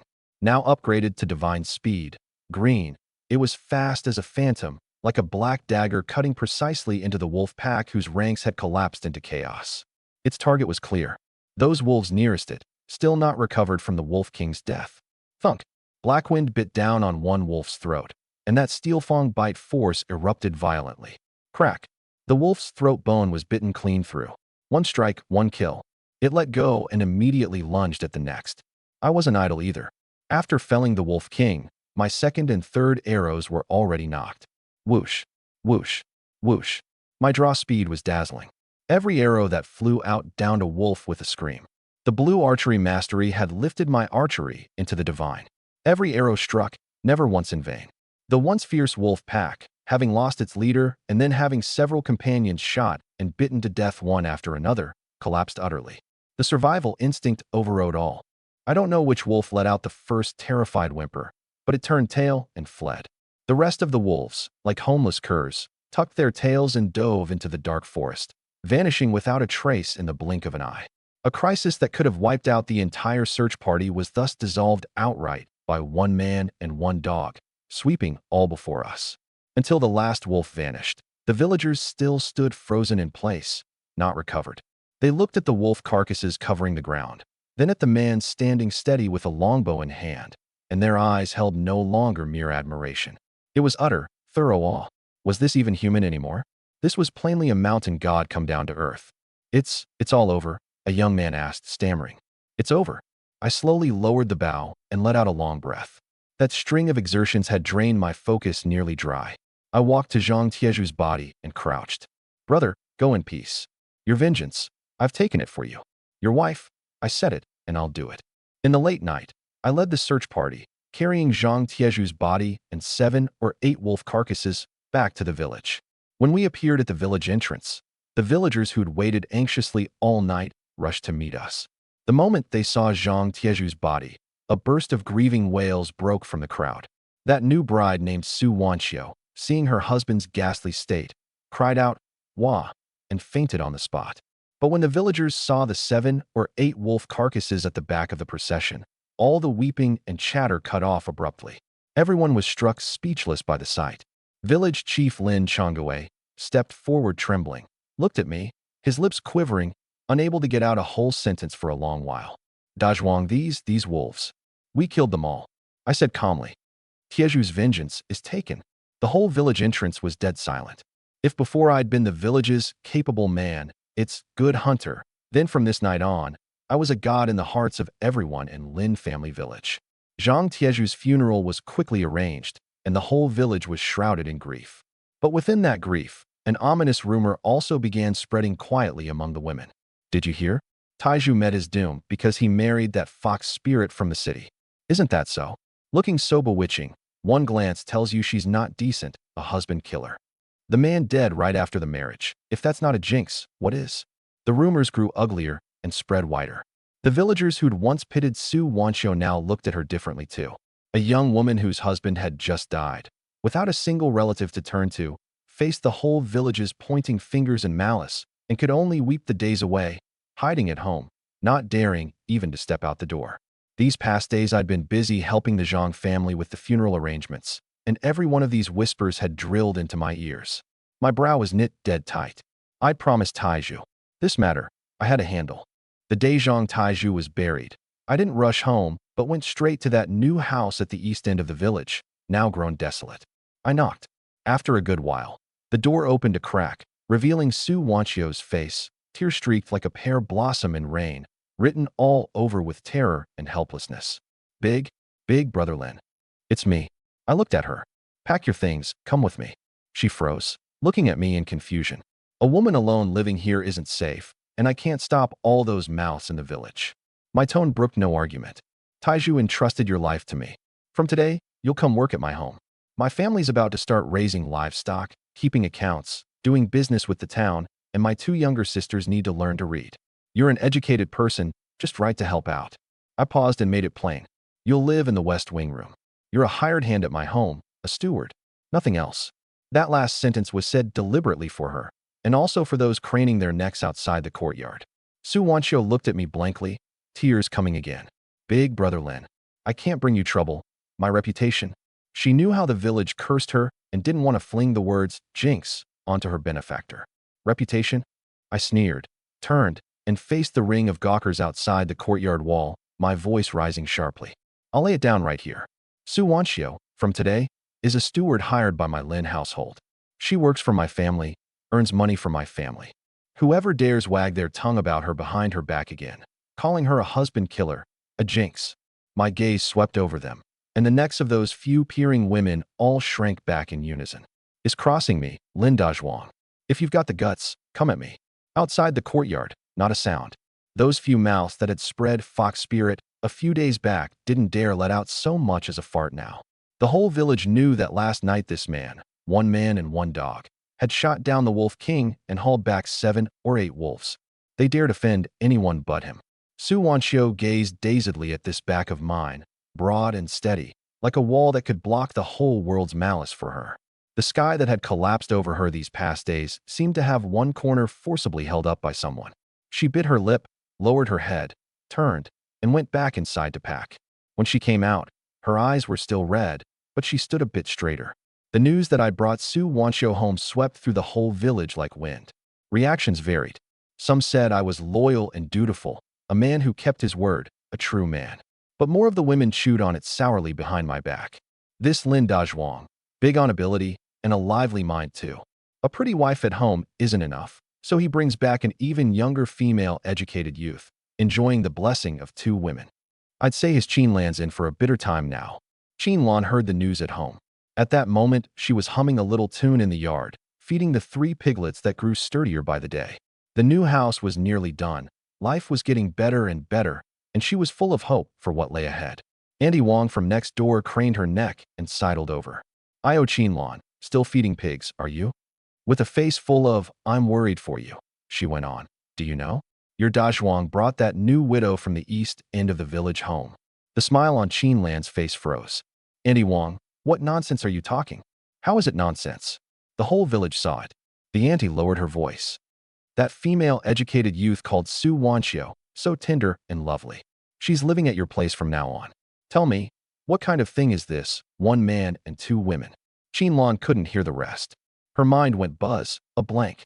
The pig feed basin in her hand clattered to the ground, and she didn't even notice. That woman, younger than herself, prettier than herself, and an educated person from the city besides. An unprecedented panic seized her heart. It wasn't that she didn't trust Dazhuang, but that woman was simply too good-looking. Men, where's the cat that doesn't steal fish? At the thought of sharing this home, sharing her own man, with another woman from now on, her heart felt cut by a knife. "No." Qinlan slowly bent and picked up the feed basin. She didn't cry, didn't make a scene. Her gaze changed, bit by bit, from panic into an indescribable resolve. She was the one who'd held up this home. Dazhuang was her man. Some things had to be asked face to face. Hiding wouldn't hide out any answer. At dusk, I came back. Behind me followed Su Wanxiu, head down, clutching a bundle. "You're back." Qinlan came out from the kitchen, her face plain, no emotion to read. Her gaze looked Su Wanxiu up and down. Under the scrutiny, Su Wanxiu felt utterly ill at ease, gripped the hem of her clothes, and called softly, "Qin, Sister Qinlan." The atmosphere was a little stiff. "Lanner, this is Su Wanxiu." My explanation came out a bit stiff. "Taiju entrusted me to look after her. She's well-educated, come to help our family keep accounts, manage the piglets, and teach Schwerer and Schwanger to read. She'll live in the West Wing. I'll get her settled first." Qinlan nodded, not a word more. My heart gave a lurch. If she'd cried or made a scene, I'd have felt more at ease. This calm look of hers left me more uncertain. That meal was eaten in unusual silence. After the meal, Qinlan quietly cleared the bowls and chopsticks and heated the bath water. Everything as usual, and yet as if nothing were the same. Carrying my worries, I drank a little liquor and lay down in my room early. Just as I was drifting hazily toward sleep, the door was pushed open without a sound. A warm, soft body slipped into my quilt. The quilt sank, one more person in it. The scent of soap pods, a soft body, pressed against my back in an instant. I startled awake. "Qinlan. Lan, are you?" I made to turn. 2 arms hooked around my waist from behind and clamped tight. "Don't move. Let me hold you a while." Her voice was muffled against my back, trembling. My heart softened at once. Fine, I'd handled this crudely, bringing someone home without discussing it with her. Anyone would feel unsettled. "Lanner, about today I—" "Don't say sorry." She cut me off. "You promised Taiju, so you have to do it. I don't blame you." She said she didn't blame me, but her arms clamped tighter and tighter, as if afraid I'd run off. "I just feel choked up inside," she said softly. "That Sister Sue, pretty as a girl in a painting, and an educated person too. Me, a country widow." She didn't finish. I understood it all. She was afraid. Afraid the life she'd finally grasped in hand would be snatched away. I turned to face her, found her face in the pitch dark, and rubbed her cheek with my rough fingers. "Silly girl. In my heart, no one compares to you." "Really?" Her eyes shone like stars in the dark. "Really?" I drove down each word. "Su Wanxiu is a pitiful person. Taking her in repays a debt to Taiju. You're different. You're the woman I, Lin Dazhuang, have set my mind on spending a lifetime with. The 2 of you are 2 entirely different matters." The stone on her chest lifted, but she still wasn't at ease. Su Wanxiu was living right in the West Wing, under one roof. Who could say what might happen over time? No, she had to make me remember, thoroughly, who called the shots in this home. Her breathing quickened. She suddenly flipped over and pinned me beneath her. I was stunned. Ordinarily, this woman would at most nuzzle me like a cat. This wild, it was the first time. "Lon, are you?" Before I finished, her lips sealed mine. This kiss was neither testing nor shy, domineering as if staking out territory. A wave of heat surged from my soles to the crown of my head, and all the blood in me caught fire. She sensed it, the corner of her mouth curving, pleased with herself. "Dazhuang," she breathed by my ear, her voice sultry. "Tonight, let me serve you well." My reason burned straight to ash. I flipped and pinned her back beneath me. "Little vixen, you asked for it." That night, I didn't close my eyes once. For the first time, I witnessed just how wild a jealous woman could get. At first light, I hauled myself up on an aching, weak back, looked at her sleeping soundly with a smile still at the corner of her mouth, and felt both exasperated and amused. This woman had truly gone all out last night, dead set on wringing me dry. But it was just as well. The little knot Su Wanchio had caused had dissolved into thin air over the course of one night. I knew clearly, with two women at home, one fire and one water, if I wanted peace, I had to hold this bowl of water level. I dressed and went out. The yard was cool. The new house's frame stood up now, gray brick and red tile, imposing. I'd just drawn a basin of water to wash my face when the west wing door creaked open. Su Wanchio came out carrying a wooden basin, saw me, froze, her pale face flushing red in a flash, her gaze darting away like a startled fawn. Big Brother Lin, morning." Her voice was mosquito thin. "Morning." This girl was truly lovely, an oval face and willow leaf brows, and even a suit of faded old clothes couldn't cover that scholarly air. No wonder that boy Zhang Taizhu had thrown his life away for her. "Did you sleep all right last night?" I made small talk. "Bad move." Her face went redder, her head nearly burrowing into her chest. That bit of commotion in the main room last night. A young unmarried girl like her had heard it and slept poorly all night. She'd never known a man, but she understood what she heard. It was fine. She didn't dare lift her eyes. Watching her flustered shyness, I wanted to laugh. City girls were thin-skinned, unlike Qin Lan, who when wild could take a man's bones apart. No formalities in this house. Don't hold yourself stiff. If you lack anything, tell Qin Lan, or tell me. I slung the towel over my shoulder. I had to make my stance clear. I couldn't let her feel like an outsider. Thank you, Big Brother Lin." She stole a glance at me from the corner of her eye. In the morning light, I was bare-chested, bronze muscle and slabs. Her face flushed red enough to drip blood in a flash, and she hurried off with her head down. This Big Brother Lin was different from the men in the village. Those few days I didn't rush up the mountain.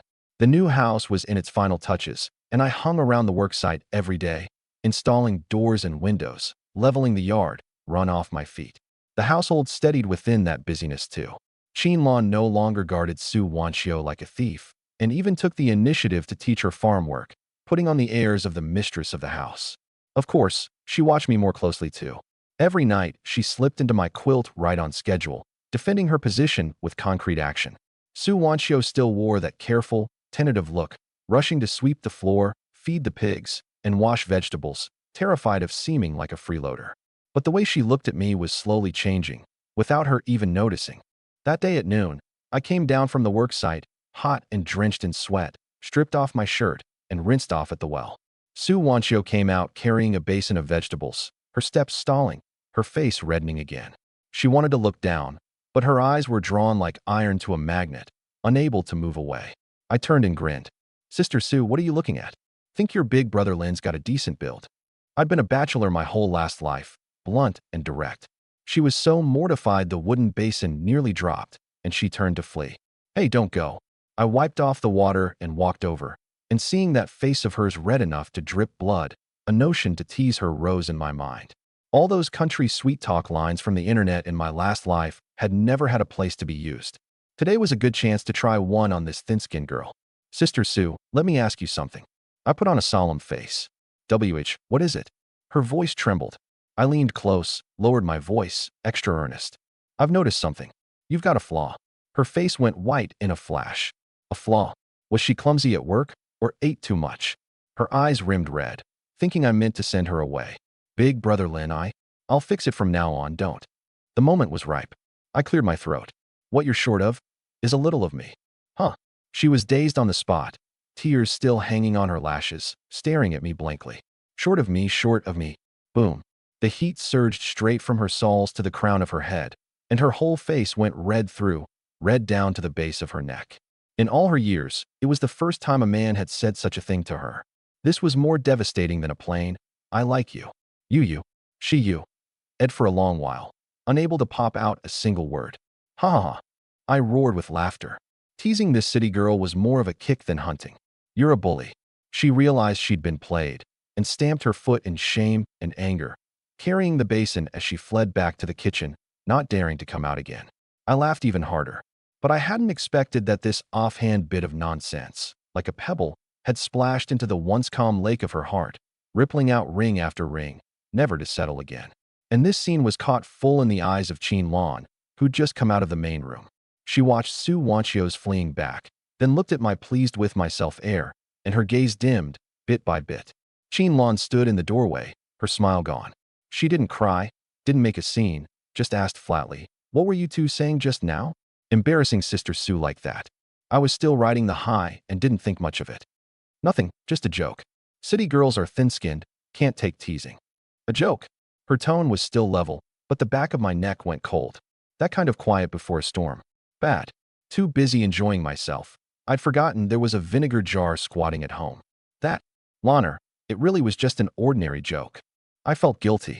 "Is that so?" She walked over, adjusting the towel on my shoulder, her movements gentle, but her gaze flaying me. "I don't think it looked ordinary. Dazhuang, tell me the truth. Have you taken a fancy to her?" Direct enough. My scalp went numb. At times like this, the more you explain, the worse it gets. I sighed, took her hand, and looked into her eyes. "Lonner, imagining things again.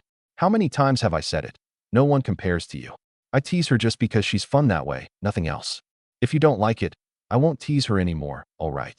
Listening, her anger died down by more than half. In truth, she knew I wasn't that kind of man. But she couldn't control that sourness. Su Wanchio's young face, that pitiable, delicate air, one look, and she felt threatened. "It's not that I won't let you talk to her." She pursed her lips, softening. "I'm just afraid you'll be bewitched by that look of hers. You men, don't you all go for the dainty educated type?" "Nonsense." I pinched her cheek. "I only go for your type. Knows how to care for a man, knows how to run a household, and knows how to work a man over at night." That last half sentence I said by her ear. Her face flushed red in a flash, and she reached out and pinched me hard on the waist. "You've got no shame." She scolded with her mouth, but that bit of displeasure inside was all gone. I let out a breath. This hurdle cleared. I warned myself inwardly too. No more rashness from now on. A steady household beats everything. To soothe Chin Lon, and to smooth out this business with Su Wanchio, I thought up a move. "Lonner, in a couple of days, I want to take Sister Sue to town." The heart she'd just set down shot back up. "To town? Take her to do what?" Her gaze turned wary again. "Don't fret, hear me out," I said quickly. She came with just one small bundle, not even a change of clothes. Always wearing that one outfit. Her shoes are near worn through. I'll take her to buy a few feet of cloth, make 2 sets of clothes, and buy a pair of shoes. Otherwise, the villagers will think our family mistreats her. I paused. Besides, Taiju entrusted her to me. I have to get her settled properly. Staying downcast like this all the time is no good. She should get out and clear her head. The reasoning held. It addressed her real difficulties and claimed the high ground for the family's reputation. So Chin Lon couldn't find words to counter it for a moment. "Then, couldn't you just go yourself? Do you have to take her?" She still wasn't reconciled. "What do I know about buying clothes and shoes? She has to pick the patterns and sizes herself. What if I buy them back and they don't fit?" Chin Lon fell silent. She knew I was telling the truth. 100 times unwilling inside, but her head told her this was the surest way. "Then fine." She finally relented, adding, "Go early and come back early. No dawdling out there. Rest easy, you still don't trust how I handle things." And so it was settled. When I told Su Wanchio the next day, she waved her hands hurriedly. No, Big Brother Lin. This outfit of mine can still be worn." She was in no way comfortable spending more of my money. "This is Tieju's dying wish, and it's what I as your big brother ought to do." I hauled Zhang Taiju out directly. "If you don't go, you're not giving me face, and not giving your brother Taiju face either." Put that way, she could refuse no longer. Early the next morning, I hitched up the ox cart. Under Chin Lan's reluctant gaze that carried a touch of keeping tabs, I pulled Su Wanchio along and set off for town. The whole way she gripped her clothes hem nervously, head down, not a word. I didn't tease her like last time either, chatting on and off about amusing things in town to ease the mood. Reaching town, we went into the cloth shop first. Sister Sue, pick for yourself. Tell the owner whichever pattern you like. She stared at those bright printed cloths, light in her eyes, but shook her head insistently, and in the end chose a bolt of the cheapest plain blue cloth. I said nothing and pointed straight at a pale pink dacron. Owner, this one, cut her a full outfit. Then I pointed at her worn cloth shoes. Off to the shoe shop, pick a new pair. She couldn't outstubborn me and followed me with a red face. This blunt, direct, and somewhat domineering way I cared for her filled her heart up brimming, both sour and swelling. By now she understood it thoroughly. One look at me, and her heart went thump thump thump. This feeling she'd never once had with Taiju. With Sue Wanchio's clothes and shoes all sorted, the stone in my heart settled. Watching her hug the new cloth, her face both shy and delighted, I was happy too. The thing Brother Taiju entrusted, I'd done my best on. Come on, let's buy some needles and thread too. Good for making clothes back home. She held the things, followed behind me with her head down, and said softly, Big Brother Lin, today, I've cost you money. Why be so polite? We're one family. I said offhandedly. I didn't take it to heart, but she was struck as if by lightning. One family. Her face went hot again, and she stole a look at my back, her gaze complicated. Crossing the market on the way to the general store, my steps nailed to a sudden halt. At the supply co-op's door, a red paper notice, big brush characters glaring. Reward. Rid the people of a menace. Hunt the blind bear. Blind bear. Black bear. My brow rose. This thing was fiercer than the boar king, fiercer than the wolf pack. A true king of the mountain, boundless in strength, thick-hided and tough-fleshed. One swat could crush a man's skull. I stepped up for a close look. The notice said that recently in the deep mountains bordering Lin family village and a neighboring village, a man-herding blind bear had appeared, already wounding 2 or 3 herb-gathering herbalists, gravely, though no deaths. The Armed Forces Department had gone up to encircle and hunt it twice, without touching so much as its shadow, and had nearly gotten lost themselves. The bear scourge grew fiercer, and the town, out of options, had posted this notice to recruit capable hunters from all around to deal with it. At the reward line, I drew a sharp breath.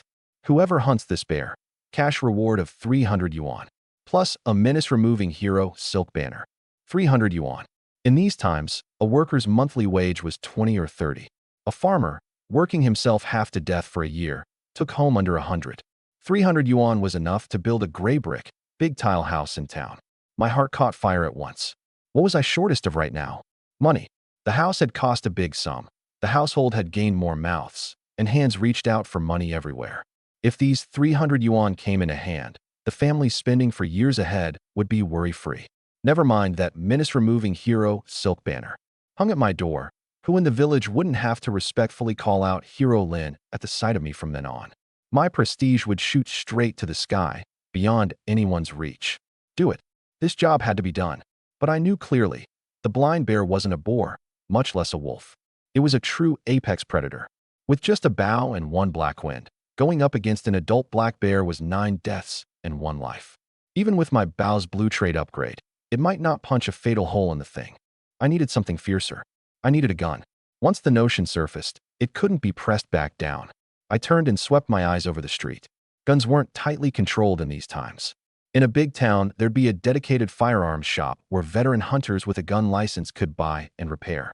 Lin Family Village was too small for one. But this town was the seat of the county government, so there'd surely be one. I pulled the still bewildered Sue Wanchio along and asked whomever I met. After asking a few, sure enough, at the far east end of town, next to the Armed Forces Department, there was a firearms shop. I hesitated no more and led her straight over. An unremarkable little shop, an old wooden sign hung at the door, Dongfeng Firearms Shop. I pushed the door open, and a thick smell of gun oil hit my face. The shop was small, the light dim. An old man wearing reading glasses, hands covered in oil grime, sat behind a workbench, absorbed in wiping down an old single-barrel hunting rifle. A few guns hung on the wall, single-barrel, double-barrel, and older powder guns. My eye fixed at once on the newest double-barrel on the wall. Blued steel gleaming, walnut stock polished smooth. It looked spirited just to see. Old master, let me ask, this gun on the wall, is it for sale? The old man raised his eyes, glanced at me from behind the lenses, then lowered his head and went on wiping his gun, neither warm nor cold. For sale. You got a gun license. Gun license. I was taken aback. I'd forgotten that part. Loose as gun control was in these times, it wasn't that just anyone could buy who wanted to. You needed proper papers. That license was generally only obtainable by veteran hunters of impeccable background, with years of hunting behind them, and enrolled in the militia besides. An ordinary villager like me, where would I get one? That. I don't have one. I felt a bit awkward. Don't have one. The old man's hand stopped, and he raised his head to size me up and down. No license, and you come to my shop for what? To watch the fun? Out, I'm busy. He waved to shoo me off. I got anxious. This gun was tied to the 300 yuan reward, tied to my plans ahead. Today I had to get it in hand. Old master, don't be hasty. I stepped up quickly, pulled out tobacco leaf, and offered it. Have a smoke, hear me out. He glanced at it. It was the town's finest, golden monkey. His brow rose, and he stopped shooing me off, took it, rolled one, and lit up. Speak, what is it? It's like this. I collected my words. My name's Lin Dazhuang, a hunter from Lin family village. You've seen that reward notice at the door? A blind bear's appeared in our stretch of mountains, wounding several folk. I figured I'd rid the people of the menace, and came to get a handy piece. I paused. I've got no license, but my hunting skill is well known for miles around. A while back, the back mountain of our village had a wolf scourge, over 10 wolves, and I put it down alone with just a dog. Ask around about it. The whole village can testify. Hearing this, surprise showed on the old man's face. You're that Lin Dazhuang who took down a pack of wolves alone? His gaze changed. This matter had been spreading like wildfire in town lately, and he'd heard of it. Just never imagined that this ordinary young fellow before him was the fierce man of legend. The very one. The old man's attitude eased noticeably. He drew on the smoke and mused a moment. I've heard of your doings. You're a real man. But rules are rules. Without a gun license, I can't sell you this gun. If the higher-ups find out, my shop gets shut down. My heart chilled. Seemed there was no room to bargain. Just as I was about to take Su Wanchio and leave, the old man spoke again, unhurried. But then rules are dead, and people are alive. My eyes lit up again in a flash. Old master, what you mean is, you, boy, do you truly want to rid the people of a menace? Go hunt that blind bear. The old man stared into my eyes. Absolutely true. I thumped my chest. That beast's been roaming near our village, throwing everyone into panic. I've long wanted to deal with it. Only my peace wasn't up to it. The old man nodded, believing it. He stubbed out the smoke, rose, walked to the wall, and took down that double barrel I'd had my eye on. This gun, Lion brand, made by our own country, 12 gauge, big power, steady recoil, plenty for a blind bear. He handed it over. I took it, weighty in hand. I skillfully broke open the breech to inspect the innards, then worked the bolt, smooth as flowing water. In my last life, I'd handled more guns than meals I'd eaten. Back then, I used homemade ones, but the principle of a hunting rifle was much the same. Watching my handling, a flicker of approval crossed the old man's eyes. Looks like you, boy, really are cut out for guns, he said. Here's what we'll do. This gun, I'll rent it to you first. Rent. Right, rent, the old man said. Take the gun and use it. Once you've killed the bear, haul the carcass to town to claim the reward, and the Armed Forces Department will surely handle it as a special case for you and issue a hero's gun license. Then you bring the license and the money and come here to complete the purchase papers. How's that? My heart bloomed with joy. This old man, a clever soul. This was no rent. He'd plainly taken a shine to my skill and found a roundabout way to sell me the gun, working out the papers for me and passing besides. Fine. More than fine. Old master, you've done me a huge favor. I was excited. How much is this gun? New goods, not cheap. He held out 2 fingers. 100 yuan. Not a cent less. 100 yuan. Su Wanchio beside me, hearing it, covered her mouth. 100 yuan for a gun? That was too wasteful. I didn't even blink. No problem. 100 yuan, in exchange for a chance to kill the blind bear, in exchange for those 300 yuan of reward. This deal was worth it. Besides the gun, I want 50 rounds of deer slug. Deer slug, the fiercest of hunting cartridges, loaded with a single ball or large steel shot, made specially for big fierce beasts. You, boy, know your goods. The old man smiled and hauled out a case of cartridges from under the counter. Money changed hands one way, goods the other. I emptied out the whole 120 I'd just gotten from selling pork, then wrote an IOU for 30 yuan, pressed my thumbprint on it, and handed it to the old man. The brand new double barrel on my back, the weighty cartridges tucked at my chest, I led the still bewildered Su Wanchio out the door. In the sunlight, I stroked the cold gun body, and that surge drilled into my bones. Blind bear? Wait for it. I'm coming. Out of the firearms shop, my whole confidence was full. However good, a bow was still a cold weapon, too limited. Only with this double barrel did I truly have the capital to arm wrestle those apex beasts of the mountains. Big brother Lin, you really bought the gun. Su Wanchio followed behind, her voice floating.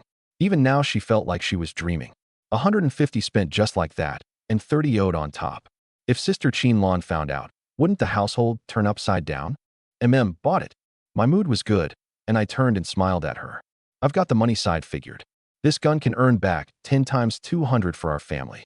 I said it with such conviction that her suspended heart, inexplicably, settled. She looked at my profile and felt there was nothing this man couldn't get done. Come on, there's one more thing to do. I didn't turn toward the village, but headed straight for the livestock market on the town's west side. Still buying things. She was puzzled, finding Blackwind a couple of companions. I knew clearly. To hunt the blind bear, relying only on me and one gun was still dicey. That thing had wickedly keen senses and ran fast, and alone I couldn't lock down its position at all. I needed helpers. The best helpers were hunting dogs. They could track, sound alarms, and at the critical moment tangle it up to open a window for me to shoot. However divine Blackwind was, it was still one dog. One brave man can't stand against many, and a good dog fears a gang beating too. A couple more helpers, forming a hunting squad, and combat power would climb by multiples. Soon we reached the dog stall. The same lean stall owner as last time.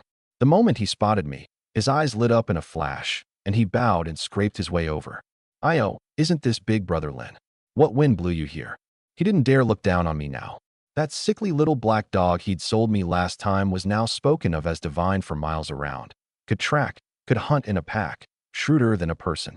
He was sick with regret, knowing he'd misjudged and tossed a treasure away as trash. "Owner, business is good." I glanced over the cages. Thanks to you. He rubbed his hands, all fawning. "Big brother Lin, coming today, do you want to pick another dog? Rest easy. This time I'll surely save you the best." Like showing off a treasure, he lifted a half-grown yellow dog out of a single cage. Thick-framed, fierce-eyed, clearly good hunting stock at a glance. I glanced and shook my head. I said nothing and gave Blackwind at my feet a signal with my eyes. This time I meant to let Blackwind pick its own helpers. Dogs had their own way of communicating, and who was a coward and who was brave, they saw clearer than people. Blackwind understood, took off, and walked to the front of the cages. It didn't so much as look at that yellow dog, just paced back and forth before the row of cages, nose sniffing ceaselessly at the air, like a general reviewing troops. The dogs in the cages, at the sight of Blackwind, all shrank into the corners with drooping heads and tucked tails, like mice seeing a cat, not daring to breathe loud. That faint, ineffable pressure Blackwind gave off made them quail to the bone. The stall owner and Su Wanchio were both struck dumb. First time seeing one dog carry such an aura. Blackwind made its round and finally stopped before two adjacent cages. Those two cages held two unremarkable black dogs, listless, mixed in coat color, less eye-catching than any. But they had one thing different from the other dogs. Facing Blackwind, they didn't fear, but instead craned their necks and growled low woo-woo at it, their eyes full of defiance. Blackwind looked at the two of them, and rather than getting angry, wagged its tail at them, then turned and gave me two woof-woof-s. The meaning was plain. These two. Good. These two then. I decided on the spot. The stall owner froze, a bit disbelieving. Big brother Lin, you're sure? These two are the most listless in the litter, same as the one you picked last time. I just like the skinny ones. I smiled. Name a price. This time he didn't dare play tricks, didn't even dare name a price. Big brother Lin, if you take a liking to them, count them as my gift. Just to make a friend. Now he wanted to latch onto a relationship with someone like me. That won't do. One thing's one thing. I wouldn't take that advantage. I pulled out 10 yuan and slapped it into his hand. I'm buying these two dogs. When you've got good stock in future, remember to save it for me. AI. Right away. Rest easy. He took the money, grinning ear to ear. A little black dog leashed in each hand, the gun on my back, the majestic Blackwind trotting at my feet, and Su Wanchio behind me. We headed for the village in an imposing procession. One gun, 3 dogs. My hunting squad, at last, looked the part. When I planted myself with this full get-up at the entrance of Lin family village, the whole village was set off by me again. Everyone who saw me was dumbstruck. That's a gun, isn't it? Where'd Lin Dazhuang get a gun? My heavens. He bought 2 more dogs. What's he up to?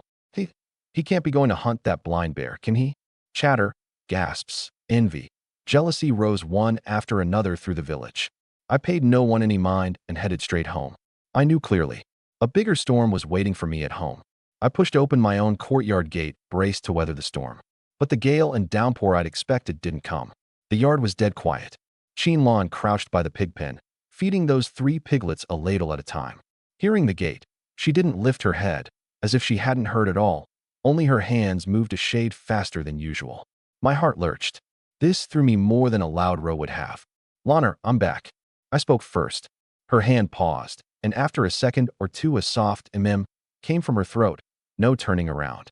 Su Wanchio, following behind, sensed something off too, and stood awkwardly in the doorway, neither able to enter nor retreat. I tugged the 2 little black dogs forward, trying to ease the mood. Look, I bought 2 more dogs. Blackwind's got company now, and there'll be more helpers up the mountain. The 2 pups, still shy of strangers, shrank behind my legs, poking out 2 little heads to peer timidly at the yard. Only then did Lawn slowly stand and turn. She first glanced at those 2 scrawny little black dogs, her gaze passing over me to land on Su Wanchio behind me, and finally, nailed onto that brand new hunting rifle of mine. Her eyes calm, no joy or anger to read. Only that face, which usually carried a gentle smile, held no expression now. Gone a whole day then, she said, her voice light, as if speaking of something with nothing to do with her. Buying a gun and picking dogs took time, held me up. I explained. Oh, she responded, lowered her head, and patted the dirt off her hands. Food's nearly ready, you 2, sit first. That said, she turned and went into the kitchen, her back held ramrod straight. Su Wanchio's face fell even further. She tugged my sleeve and said softly, Brother Dejuan, I'll go to my room first. This. I still wanted to say something, but seeing how things stood, I knew I couldn't say more. Handling 2 women at once, I truly had no experience. You go on in then. She stole a glance toward the kitchen and walked off quickly. The yard was left with just me and 3 dogs. I sighed, tied the pups to a post, and carried the gun into the kitchen. Lawn had her back to me, standing at the stove chopping wild greens, the cleaver going thok thok thok, fast and sharp. Lana, what's wrong? I sidled up and lowered my voice. Nothing. She didn't lift her head and chopped faster. Did somebody bully you? No. Looking at her taut profile and those faintly reddened eye rims, I, a grown man, was suddenly at a total loss. I'd rather go throw down with the blind bear than face the scene before me. After a long struggle, I squeezed out, town was pretty lively today. Next time let's go together for a whole day. Bad move. The moment it left my mouth, her tears came in a flash.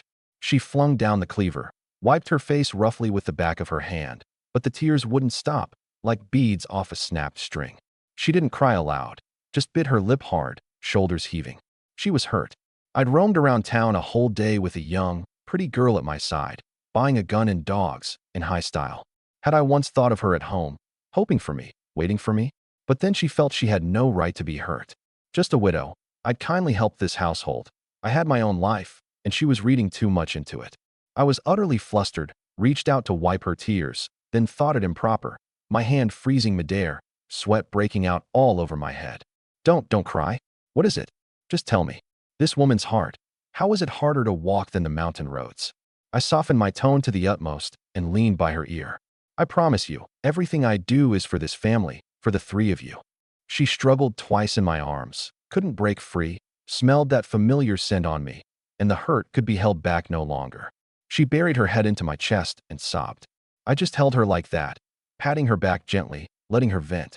In the next room, Su Wanchio, hearing the commotion from the kitchen, felt a tangle of emotions. She envied that Lawn could cry and fuss so freely in my arms, and blamed herself deeply for the trouble she'd brought this family. She felt she was a spare person, one too many. After crying a good while, Lan's mood finally steadied. I pulled her into the inner room. Su Wanchio wanted to follow in and explain, but I stopped her with a look. This was between us as husband and wife. We had to settle it ourselves. I shut the door, sat her down on the Kong, and told her the whole business of seeing the reward notice in town today and buying the gun from start to finish. That's a 300 yuan reward. Lana, think about it. With that money, our new house gets done in one step, all the best materials. My 2 sisters' future schooling money is there too. You. You can buy more vanishing cream too. More pretty clothes. I looked into her eyes, very earnest. Buying the gun and dogs was all to go hunt that blind bear. Once I take it down, our family won't have to worry about money for years to come. Who am I doing all this for? Isn't it for you, for this family? She slowly lifted her head. Looking at this face of mine written all over with sincerity, that lump of resentment in her heart had long dissolved. She knew she'd wronged me. What this man carried in his heart was always this family. Then, hunting a bear, is it dangerous? She gripped my hand, worried. There's danger, for sure. I didn't lie to her. But your man, when have I ever let you down? Rest easy, I've got it figured. I won't just bring that bear back. I'll come back to you without a scratch. The words were full of confidence, and slowly pressed her suspended heart back down too. Then promise me you'll be careful for sure. Neither of us said anything, only her face went redder. She gazed at me dazedly, then kissed me. Startled by the ambush, I wrapped an arm around her waist and was about to press her down onto the calm. Just as I was about to go further, at the courtyard gate came a clatter of scrambling footsteps, along with village chief Lin Chongawei's familiar booming voice. Dajwang home. Come out quick, something big's happened. Lan and I exchanged a glance, and my hand undoing my trousers froze. This late in the evening, the chief racing over in a panic. What big thing could it be? That damn chief. I pulled the door open to find Lin Chongawei, planted at the courtyard gate, his face full of urgency. Behind him followed 5 or 6 unfamiliar faces. Those people were an entirely different breed from the villagers. At the head was an old man of about 40-odd, not tall, stocky, in a suit of faded old army uniform, his back ramrod straight, his gaze sharp as a hawk's. One look said a fierce character not to be trifled with. Beside him stood a girl of around 20. This girl looked entirely different from the village folk too. She wasn't as fair as Su Wanchio. Her skin was the wheat color of one out in sun and rain year-round, yet it carried a healthy glow. Her features bold, a pair of eyes big and bright, full of wildness. She wore no skirt or printed blouse, but a neat, close-fitting outfit. The arms and calves left bare had smooth, firm lines of muscle, a coiled strength. On her back, she carried a longbow taller than she was, a chopper at her waist. Standing there, she was the very image of a she-leopard poised to spring. Behind them followed 3 more strapping men, temples bulging high, hung all over with various hunting gear, clearly old hands who'd scraped a living in the mountains for years. Chief, this is... I stepped out. It's about that blind bear again. The chief sighed. Master Zhao and his people just arrived this afternoon, made a round of the village, and heard of your deeds. They said, since you could wipe out a wolf pack alone, your skill can't be small. So they wanted to come find you. Ask how much you know about that blind bear, and by the way, ask whether you're interested in teaming up with them to go up the mountain. So they'd come to recruit. Before I could speak, the veteran hunter, hands behind his back, walked over on his own. He sized me up and down, then swept a glance over the 3 dogs in the yard and the new gun by the wall, before speaking unhurriedly, his voice hoarse, carrying an undeniable authority. You're Lin Dajwang? That's me. Neither humble nor haughty. The chief says you're a fine hand at hunting, he said. But, young man, this hunting trade runs deep. Hunting wolves and hunting bears are 2 different matters. Brute force alone won't do. You need experience, you need your head. Openly a pointer, secretly a jab at me. He looked down on me for being young and inexperienced. I felt a little displeasure inside, but didn't let it show. Veteran hunters like this all had their own pride. Master Zhao speaks true. I returned flatly. My lukewarm manner made the girl beside him frown. She stepped forward and spoke straight at me. Hey, Lin Dajwang, my dad's asking you a question. We came this time under the town armed forces department, specially to rid the people of a menace. My dad sees you've got some skill and wants to bring you in. What's your answer? Give it to us straight. This girl's temper was the complete opposite of her father's, fiery and direct, not a single bend to her. I glanced at her and smiled. This would be Miss Hunyu, was it? I said, I take your goodwill to heart, but I'm used to going it alone, don't much like teaming up with people. Those words were a very roundabout refusal. I had the system on me, and 3 divine dogs besides. Acting alone, I was nimble and quick. Teaming up with this bunch would tie my hands, and I'd have to take orders too. I had no interest. More importantly, that 300 yuan reward, I wanted to swallow it alone. At these words, the faces of Zhao Taizhan and his several apprentices behind him darkened in a flash.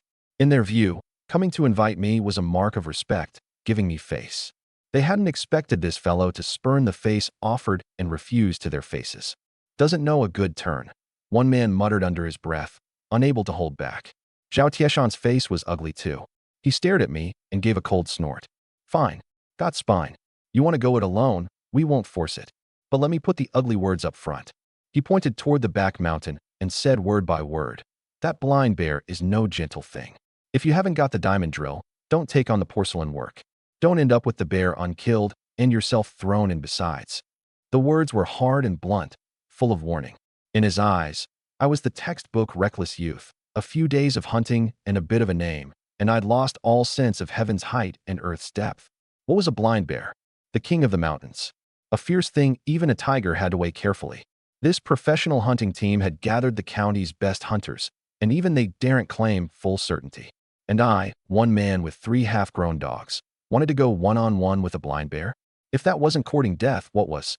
I caught the contempt in his words and didn't take offense. I only smiled. Thanks for the reminder, Master Zhao. I've got it figured.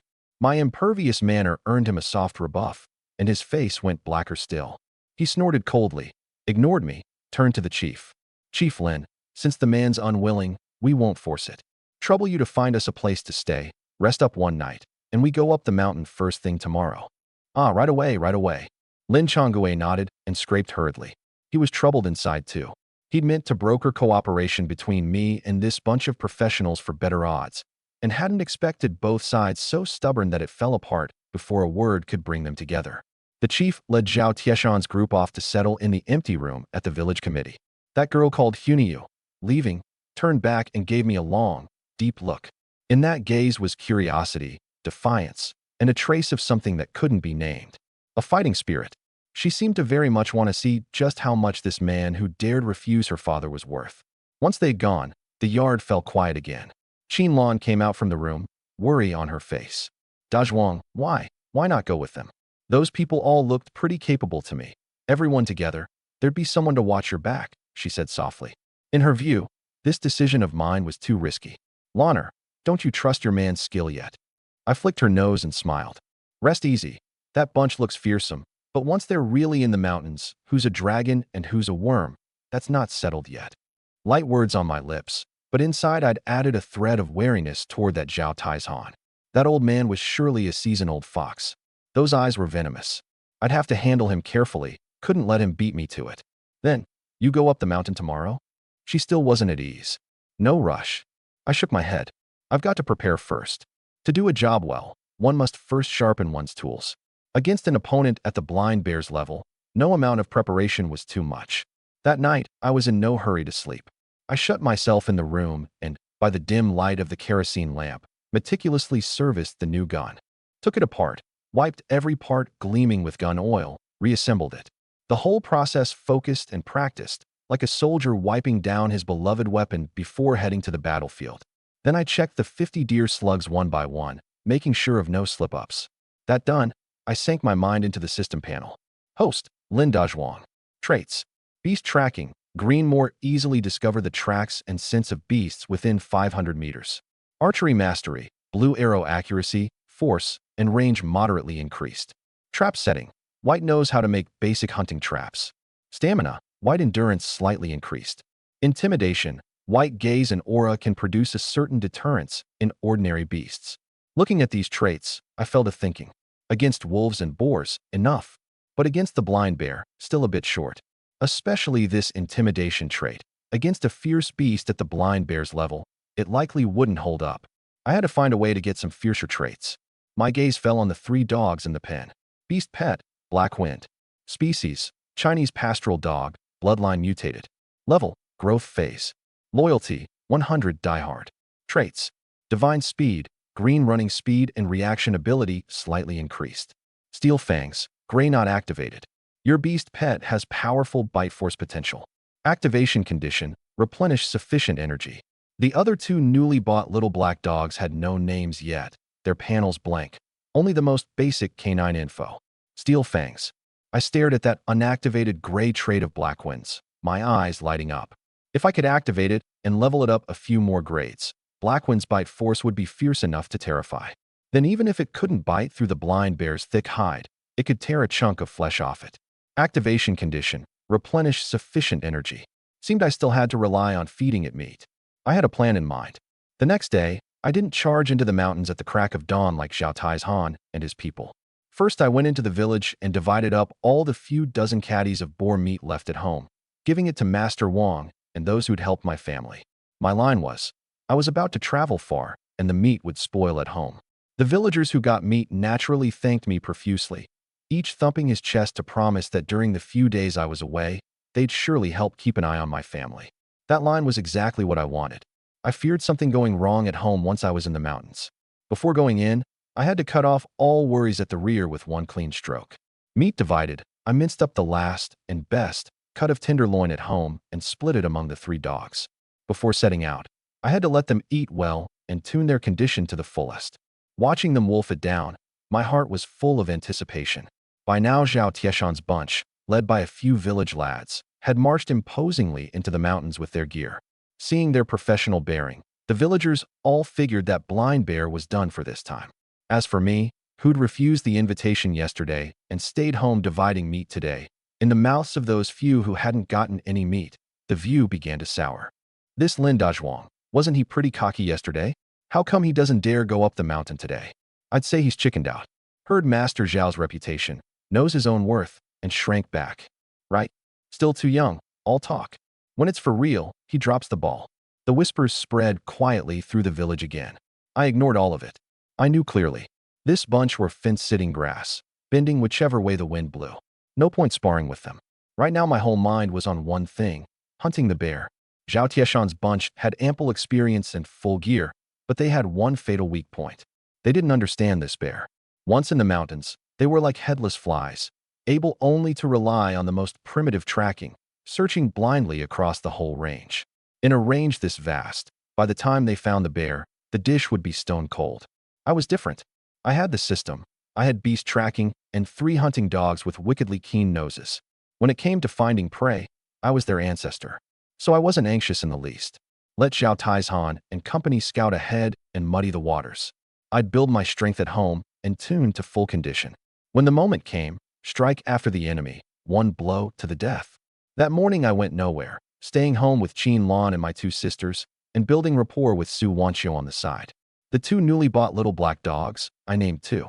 One ran fast, so I called it Lightning. One had a bright bark, so I called it Thunderclap. Black Wind, Lightning, Thunderclap. My 3-dog team finally had its names. Watching me drill the dogs in the yard, Qin Lan still wore worry on her face, but she didn't nag anymore. She knew that once I'd set my mind on something, no one could bend it back. All she could do was keep the household running smoothly, so I'd have no worries at the rear. Su Wanqiu quietly helped out at the side, handing me water and towels. Watching me command the 3 dogs, her pretty eyes shone with wonder, as if she'd discovered this man carried an inexhaustible drive. By afternoon, I reckon the time was about right. I shouldered the new gun, loaded full of cartridges, and belted a chopper and a sharp skinning knife at my waist. At the 3 hunting dogs, fed full and brimming with spirit, I gave a whistle. Black Wind, Lightning, Thunderclap, let's go. Follow your paw up the mountain. We've got work. The 3 dogs barked excitedly, frolicking around me. Dazhuang, Qin Lan, and Su Wanqiu ran out from the house together, worry all over both their faces. Wait at home for my good news. I turned back and smiled at them. When I'm back, I'll bring you a bear hide for a bedding mat. That said, I lingered no longer and strode toward the back mountain with the 3 dogs. Plenty of villagers saw. Look, Lin Dazhuang's gone up the mountain too. Is he really going to hunt the blind bear alone? Mad, is he? Master Zhao with all those people searched 2 days and found nothing. Him going alone, isn't that courting death? AI, young people are just rash, won't take advice. Something's bound to go wrong this time. Almost no one thought well of me. Lin Ergu and his few pack of scoundrel friends were even huddled under the big pagoda tree at the village entrance, gloating. Just watch. This fellow goes in today, and tomorrow he'll be carried out. Lin Ergu said viciously. How the villagers wagged their tongues about me, I didn't know, and didn't care. By this moment, I'd already entered that familiar range. The instant I entered the mountains, my whole aura changed. I was no longer the joke-loving man at home. I was the apex predator of this forest. Black Wind, find it. I didn't wander aimlessly like Xiao Tieshan's bunch. I gave Black Wind the command straight off. Black Wind's nose was my most accurate radar. It growled low, sniffed hard at the ground, and quickly locked onto a direction, taking lightning and thunderclap and shooting off like an arrow off the string. I followed it once, turning beast tracking to the extreme, perception maxed out. 1 man and 3 dogs, threading swiftly through the tangled mountain forest, our target clear, our efficiency high. After walking over an hour, on the muddy ground by a mountain stream, I spotted a patch of chaotic footprints. I crouched for a close look. Zhao Tieshan's group's tracks. I judged at a glance. From the direction of the prints, they seemed to have lost their bearings here, circling several times. The corner of my mouth curved coldly. Sure enough, just as I'd thought, this so-called professional hunting crew, once in the deep mountains, was just as blind. I didn't follow their tracks, but kept on with Blackwind's guidance. Another half hour or so on, Blackwind suddenly slowed its pace, a wary low growl rolling from its throat. My heart stirred, and I immediately leveled the gun and flicked off the safety. Here it was. Soundlessly, I parted the brush ahead. An enormous, black shape crashed into my sight without any warning. A black bear of a size beyond imagination. Its back was to me, standing under a giant pine, both forepaws clasping the trunk, as if scratching an itch. My heart shot straight up to my throat. I hadn't expected to run smack into this king of the mountains so soon. Instinctively, I made to raise the gun. But just then, at the corner of my eye, on the mountain slope to the other side, a few furtive figures. Zhao Taizhan and his people. They'd spotted the bear too, and were using the terrain for cover, quietly closing a ring of encirclement, getting ready to strike. My eyes narrowed. I saw through their play at a glance. They meant to use the most cliché encircle hunt method to trap the bear to death. I sneered inwardly. Naive. Competing with me at hunting? I slowly lowered the gun, alarming no one, and not the bear either. Let me watch a good show first. I folded my arms and leaned behind a tree thick enough for cover, my whole self blending into the surroundings, my presence gone. Squinting, I watched that bunch on the far slope furtively fussing about, and inside it was like watching a monkey act. Amateurs. I spat out the 2 words softly. In my view, Zhao Tieshan's so-called professional hunters had made the most fatal error. They'd underestimated this bear far too much. They thought that with numbers and the most cliché encircling method, they could trap the bear to death. That move might work on a boar. On a blind bear?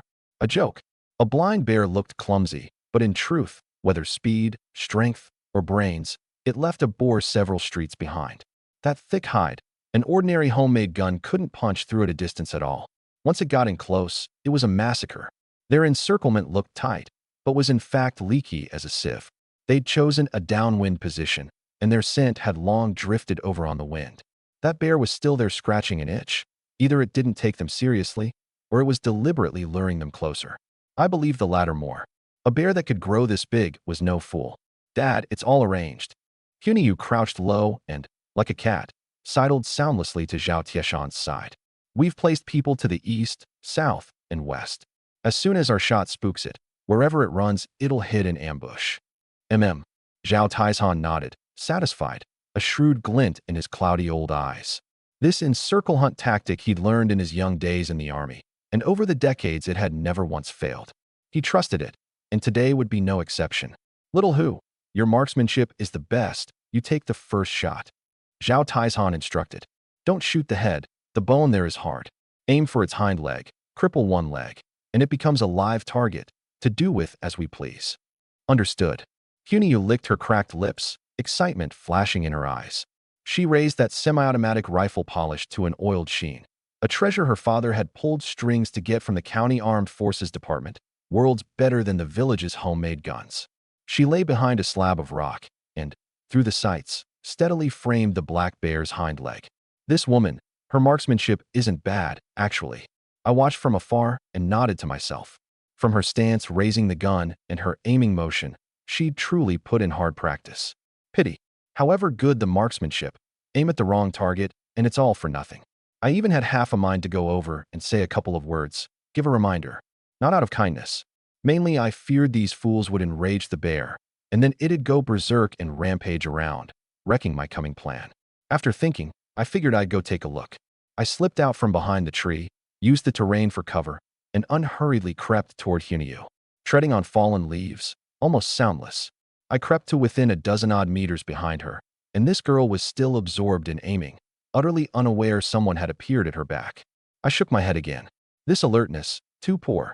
On a real battlefield, someone would have cut her throat from behind long ago. I didn't hide, just walked right out. Hey, listen, this shot of yours is likely to end badly. I drawled. The moment the voice came out, the hair on Hunyu, lying there, nearly stood on end. She whipped her head around, saw it was me, froze first. Then a flush of fire shot up her pretty face. When did you come over? Don't you make a sound walking? Trying to scare me to death. She scolded in a suppressed voice. Inside, she felt a rush of fright too. Someone had crept this close without her noticing. I've been here a while, watching you all put on a big show. I curled my lip. What nonsense are you talking? She got angrier. We're hunting the bear. Cut the sour remarks. Get lost, don't get in the way. In her view, a wild mountain village hunter like me had no clue what tactics or coordination meant. Coming over now, I was pure disruption. I'm reminding you out of goodwill. I wasn't riled and pointed at the bear. Don't shoot the leg, it's useless. A blind bear is thick-hided and tough-fleshed. This shot will at most scrape a bit of skin. Enrage it. And your ring here is no different from one made of paper. You. She was thoroughly angered by my lecturing tone. What do you know?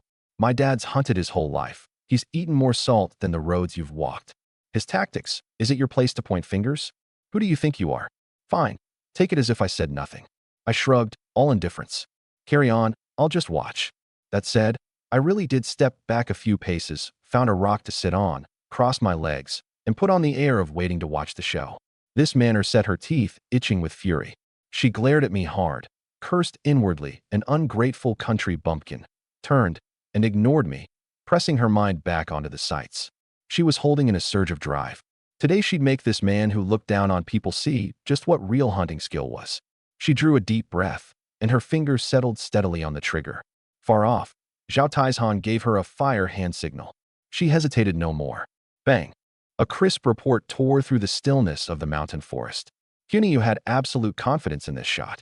Since childhood, she'd knocked about the mountains with her father, and this gun in her hand was no different from a part of her body. 50 meters, hitting the hind leg of a stationary target, was a cinch for her. The instant the bullet left the barrel, she was even playing the scene in her head. The black bear hit and screaming, dragging a crippled leg, worn to death inside their ring. She'd even thought out how she'd turn and mock me, sitting off to the side watching the show. But the next moment froze that pretty face of hers, written all over with confidence, in an instant. At the very same instant she squeezed the trigger, the black bear, still leisurely scratching its itch, suddenly lunged forward, fast in a way that seemed utterly impossible for its huge body. Whoosh! The bullet grazed almost against the fur of its hind leg, and thunked into the pine trunk behind it, kicking up a spray of wood chips. Missed. How was it possible? Hunyu's eyes went round in an instant, her mind blank. How had it dodged? Coincidence? Sitting not far off, seeing this, I shook my head to myself. Coincidence? Naive. I'd seen it clearly. A second before she fired, that bear's ear had visibly twitched. It had found them long ago. That leisurely air just now was all an act. It had been waiting for them to strike first, so it could gauge their positions and strength. Roar. One miss, and their positions were utterly exposed. The black bear dropped the act too, suddenly turned, a brutal, bloodthirsty red light rolling in a pair of eyes bigger than brass bells, locked dead onto Hunyu. It opened its blood basin maw and let out a deafening roar. That sound wave was like something solid, rolling back and forth through the mountain forest, ringing eardrums with pain. The more faint-hearted might have wet themselves on the spot. No good. Fall back. Zhao Tieshan's seasoned face went ashen white in this moment too. He understood in an instant. From the very start, they'd fallen into this beast's trap. This was no ordinary bear. This one had turned cunning as a spirit. He shouted himself hoarse to retreat. But it was too late. The black bear, roar finished, gave them no room to breathe. Its huge body, like a runaway heavy truck, strode out on all fours and launched a death charge at Hunyu's slope. It charged with no regard for any regular path. The brush and saplings in its way were all snapped off by its body like dry rot swept away. Rumble, rumble. Even the ground trembled faintly. That momentum was terrifying to the extreme. Hunyu was stunned dumb by the sudden turn. She watched the giant beast drawing closer and closer, smelled the thick, rank wind in the air, and her limbs went ice cold, forgetting even to breathe. She wanted to run, but her two legs were like lead, disobedient. In her mind, only one thought remained. I'm done. I'll die here today. What are you still gaping for? Run. A furious shout exploded by her ear. Right after, a strong, powerful large hand grabbed her arm and hauled her whole body up off the ground roughly. It was me. At the most critical juncture, this man she'd looked down on just now hadn't run, but had charged over instead. Stay close to me. I had no time to explain and pulled her, turning to dive into the dense forest to the side. Going head-on with a berserk bear was pure suicide. I had to open up distance first and use the complex terrain to have room to maneuver. Zhao Taizhan and his few apprentices had their guts scared out of them by the display too. What encirclement? What tactics? Before absolute strength, it was all a fart. They scrambled and clawed their way out of the ambush points, formation long abandoned, each one hating that his parents hadn't given him two more legs, running for their lives down the mountain. The whole hunting team fell apart in an instant, scattering like startled birds and beasts. And that black bear, as if it had fixed on Hunyu, who'd fired the shot, paid the others no mind and chased hard behind the two of us. Boom. Crack. The trees behind us snapped one after another, the sound like death's footsteps, closer and closer. Hunyu, hauled along by me, ran until she was gasping for breath. She did run the mountains year-round, and her stamina wasn't bad, but compared to me, she still fell far short. Pulling her along, I still ran faster than she did alone. She glanced back, and the bear was less than 30 meters from us. She even saw clearly the saliva dripping at the bear's mouth, and those eyes full of cruel, killing intent. No good, we can't get away. Despair showed on her face. She knew, at this rate, both of us would die. She gritted her teeth, as if resolving on something. She suddenly flung her hand out and broke free of me. You go? I'll hold it off, she shouted at me. I was sprinting through the forest, pulling her, and caught off guard by her breaking free. I stumbled and nearly pitched over. I turned back to see this girl had actually stopped running. She turned, drew that sharp chopper from her waist, and set a stance to fight the blind bear to the death. Are you mad? I roared at her. I hadn't expected that this girl, who seemed all fire, had this much guts down to the bone. Don't mind me. Go quick. She didn't turn her head, resolve in her voice. I caused this today. I can't drag you into it. Go quick. Tell my dad not to avenge me. She knew clearly that the little chopper in her hand was no different from a toothpick before a blind bear. Doing this, she meant to trade her life to buy me a little time to flee. After all, it was her shot that had enraged this giant beast. Looking at her back, trembling faintly yet standing ramrod straight, I felt a bit of admiration too. A real man, no, a real woman. But admiration aside, I had no intention of leaving her here to die. In Lin Dazhuang's dictionary, there was no such entry as abandon a woman and run yourself. Roar. In the moment of this exchange, the blind bear had already charged up close. It reared up on its hind legs, its huge body a good 2+ meters tall, like a small hill, casting an enormous shadow that swallowed Hunyu's petite frame hole. It raised that bare paw bigger than a clay pot, wind whistling around it, and swatted down hard at Hunyu's head. If this swat landed square, never mind a person, even a big rock would be smashed to powder.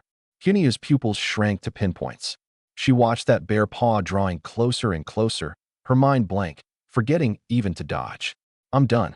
At the hair's breadth, a black shape shot out from the side like lightning and clamped onto the blind bear's ankle. Blackwind. My 3 dogs had stayed close behind me the whole time. The moment they saw danger on my side, Blackwind was the first to charge in. A whoa. The sharp pain in its ankle jerked that sure thing swat off course, and it crashed down beside Hunyu with a boom, smashing a half-meter deep pit. Hunyu was knocked into a stagger by the gust and sat down hard on the ground, her face without a trace of blood. Looking at the pit that had spared her life, cold sweat instantly soaked through her back. The blind bear, in pain, lowered its head to see a black dog biting it, flew into a rage, lifted its other foot, and stamped down hard at Blackwind. Blackwind was highly alert. One strike landed. It let go at once, sprang nimbly aside, and dodged that fatal stomp. In the very instant the bear's attention was drawn away by Blackwind, I moved. I ignored Hunyu, sitting on the ground, leveled the gun, sidestepped, and like a phantom circled to the bear's flank. I wasn't in a hurry to fire. A hunting rifle's effective range was short. I had to get close enough to ensure maximum killing power. 20 meters, 15 meters, 10 meters. My steps were steady and swift, every one like measuring out the distance of death. My gaze was ice-cold, without a shred of emotion. In my eyes, only that single most fatal spot on the bear's body remained. Lightning. Thunderclap. Go. I gave another command. The other two little black dogs pounced fearlessly, biting the bear's other two legs, one on the left, one on the right. Three dogs, arrayed in a triangle, held this colossus dead in place. The blind bear blew up completely. It roared madly, spinning in circles trying to fling off these three pesky little things on its legs. But the three dogs clung as if grown onto it. However it thrashed, they simply would not let go and die. Good chance. My eyes lit up sharply. As the blind bear spun, it delivered that huge head, utterly undefended, right under my muzzle. Now, I hesitated no more, leveled the gun steadily, the pitch-black double barrels aimed at its furry ear. Go to hell. My fingers squeezed the trigger hard. Bang! Bang! Two muffled, thunderous reports rang out through the forest almost at once, like a thunderclap. The double barrel's recoil was enormous, jolting my shoulder numb.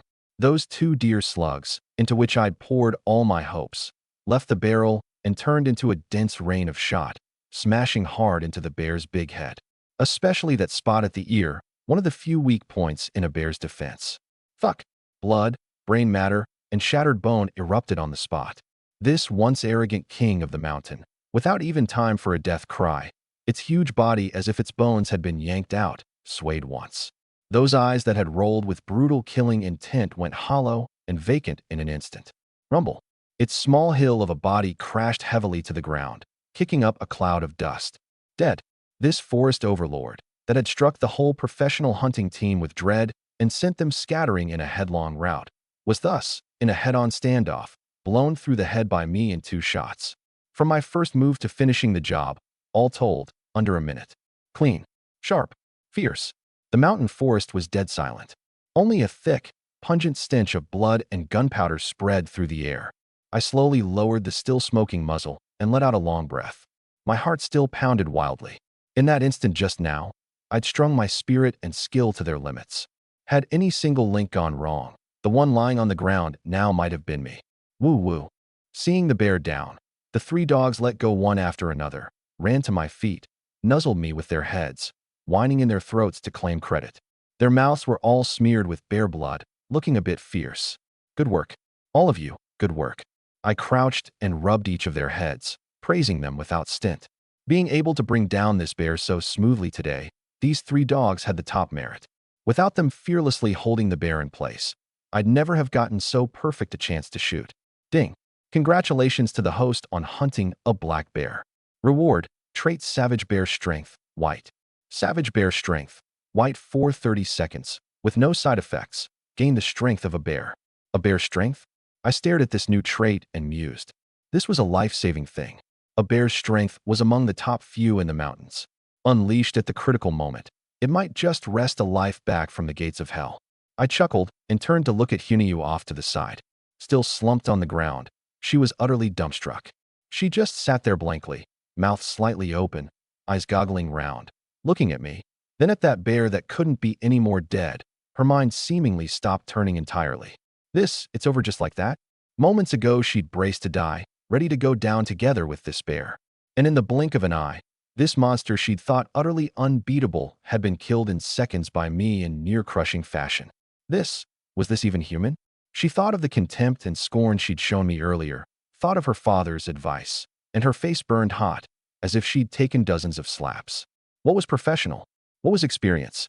Before absolute strength, that stuff was a joke. Hey, what are you still sitting for? Waiting for the blind bear to come back to life and treat you to a meal. One line from me pulled her back from her shock. She started, came to her senses, and scrambled up off the ground on all fours, looking at me, her gaze complicated to the extreme. Shock, shame, lingering fright, and a trace of something she couldn't name herself. You. She you. Ed for a long while, not knowing what to say. Me what? I shot her an exasperated glance and walked over to the bear carcass to inspect the spoils. Weren't you pretty cocky just now? Didn't you tell me to get lost? What, not cocky now? I'm not exactly the magnanimous type. This girl had looked down on me so much earlier, and now that I caught the chance, I had to jab her a few times and win back the ground. Hunyu's pretty face flushed crimson at these words, and she wished she could burrow into a crack in the earth. In all her years, it was the first time she'd been so thoroughly crushed at her own strongest trait. She bit her lip and lowered her head. I'm sorry, just now. Thank you for saving me. Her voice was small as a mosquito's hum, worlds apart from her fiery manner earlier. All right, enough of this useless stuff. I waved my hand. It wasn't as if I'd really hold a grudge against a girl. I crouched and looked the bear over carefully. Too big. By eye, for 100 caddies at the very least. I stroked that jet black, glossy fur, my heart blooming with joy. A whole complete bear hide this big, hauled to town. How much would it fetch? And these 4 bear paws, top-grade tonic goods. The most precious of all, the bear gall. I drew the skinning knife from my waist and, with practiced skill, cut an opening in the bear's belly, reaching in to feel around carefully. Soon I pulled out a dark green, still warm sack. Bear gall. Looking at this bear gall in my hand, a full fist in size, my eyes crinkled into slits with laughter. This thing was more precious than gold. This one alone was enough to match that 300 yuan reward. Struck it rich. This time I truly struck it big. Just as I was reveling, Hinyu came over, looked at the bear gall in my hand, then at the bear carcass, and an awkward look crossed her face. That, Lin Dazhuang. She was a bit embarrassed. You killed this bear alone, so by rights it should be yours. But, the reward in town. She didn't finish, but the meaning was plain. This bear was the target of the reward. By the rules, once killed it had to be hauled to town and handed to the government to claim the 300 yuan. If I pocketed it privately, that was going against the government. I glanced at her, understanding inwardly. This girl wasn't ill-natured, and even knew to remind me. I know. I wrapped the bear gall carefully in cloth and tucked it into my chest. Rest easy, I'll haul the bear to town. But what's inside it, which parts to hand over, and which I keep, I've got figured. Those words were a touch domineering. The meaning was clear. The bear, I could hand over. But the good things inside, this bear gall, the bear paws, were my spoils, and no one was to get any ideas. Hunyu caught it, opened her mouth, and in the end didn't say it. She knew she had no standing to. This bear I'd wrested back from the gates of hell by real skill.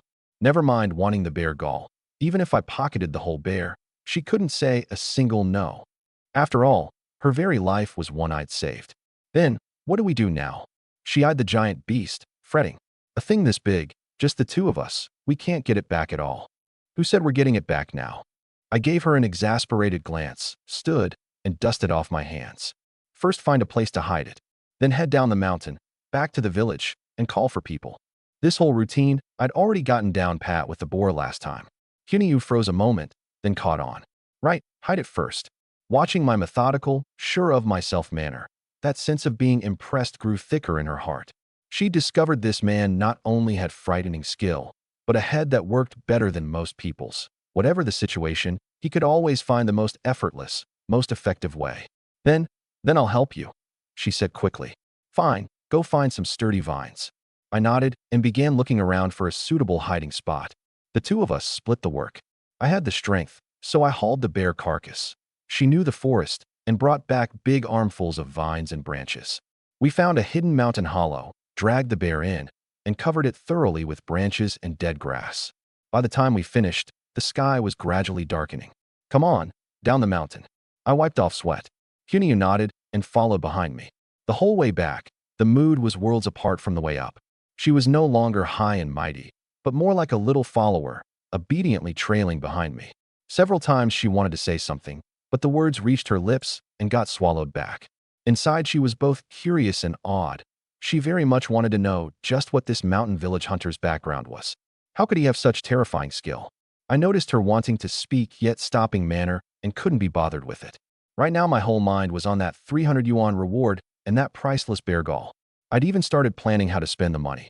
First settle the balance on the house, then add some new furniture. Buy something nice for Qin Lan, Su Wanxiu, and my two sisters. Swap out Qin Lan's vanishing cream for a better jar. Save the rest as the family's nest egg. Just as I was reveling in the planning, the three dogs walking ahead suddenly stopped and gave a wary low growl at what lay ahead. My heart tightened, and I instinctively leveled the gun. What is it? Hunyu tensed and gripped her waist chopper too. Surely there wasn't a second bear in these mountains? I said nothing, squinting to look ahead. On the mountain path ahead, indistinct shapes, seemingly a few human figures, running toward us. Looks like people. Hunyu saw it too. Closer and closer, and I made them out. The one in the lead was her father, Zhao Taizhan, with his few apprentices behind, each one grimy-faced, clothes shredded by branches, in utter disarray. Dad! Hunyu cried out in glad surprise and ran to meet him. Zhao Taizhan and his people saw Hunyu and me too. First they froze, then joy and shock spread over their faces. Little Hu, you're all right. Zhao Taizhan surged forward in a stride and grabbed his daughter's arm, looking her over up and down. Terrified, she was missing a piece of flesh. I'm fine, Dad. Fine is good. Fine is good. You scared your dad to death. Zhao Tieshan's voice caught a little. After the bear scattered them, they'd run for their lives down the mountain and regrouped at the foot, only to find Hunyu and me missing. At the time, they'd all assumed the two of us faced grim odds.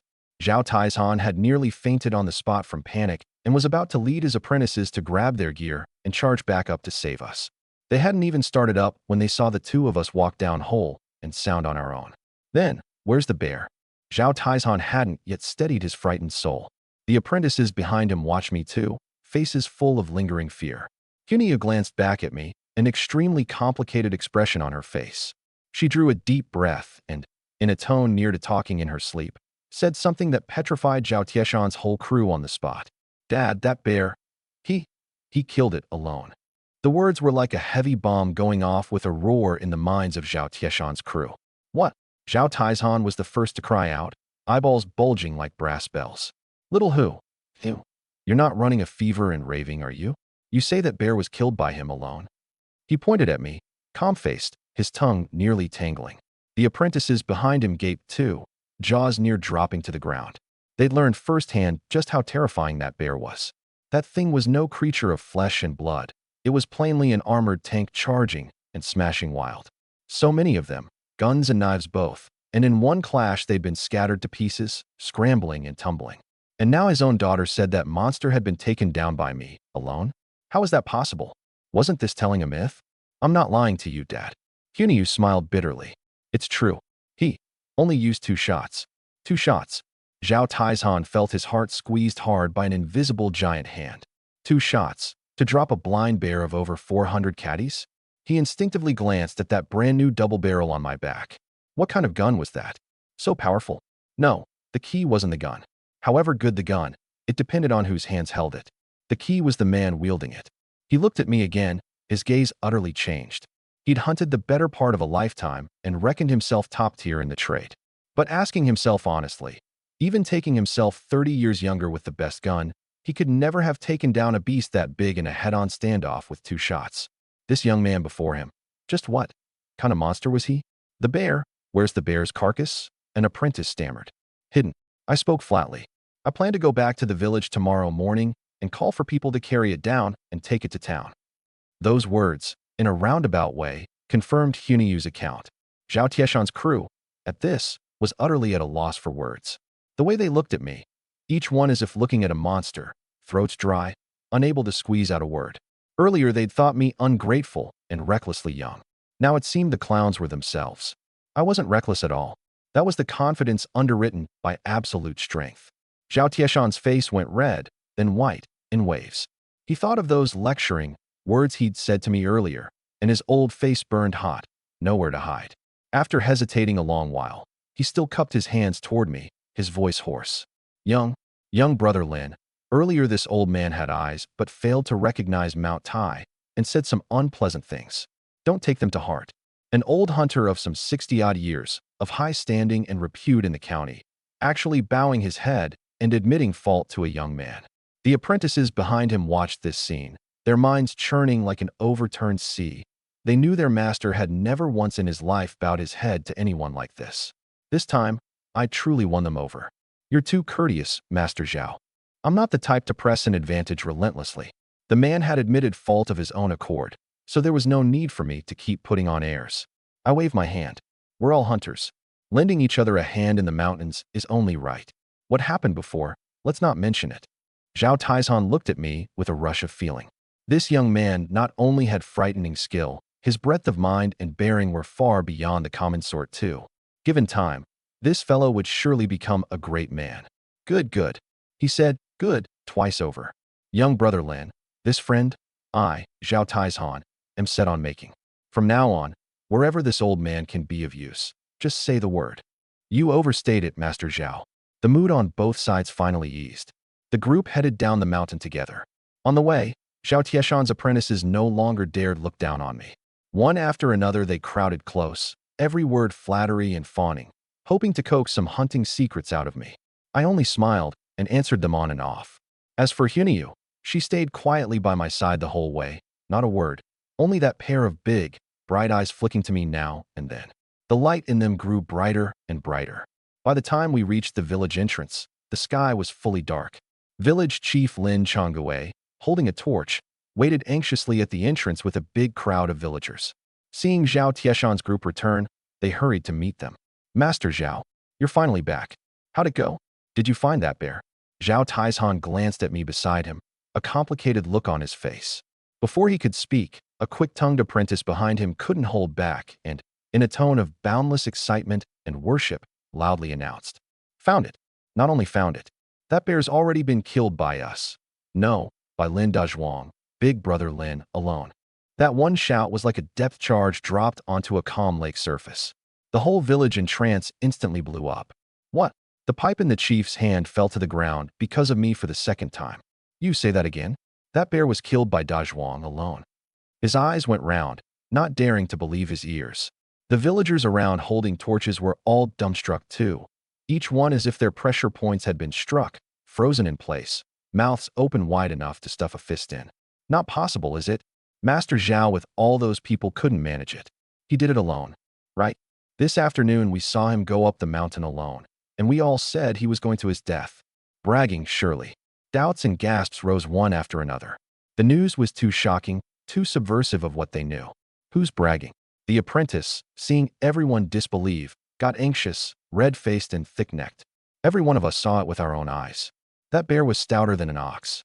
In one clash it scattered us. If Big Brother Lin hadn't turned the tide, every one of us would have been finished on that mountain today. At these words, Zhao Tieshan and the other apprentices nodded in turn, faces full of lingering fear and admiration. At this, however much the villagers disbelieved, they had no choice but to believe. Who was Zhao Tieshan? A famous old gun hand of the whole county. Even he said so this matter absolutely could not be false. In an instant, the gazes of everyone present nailed onto me.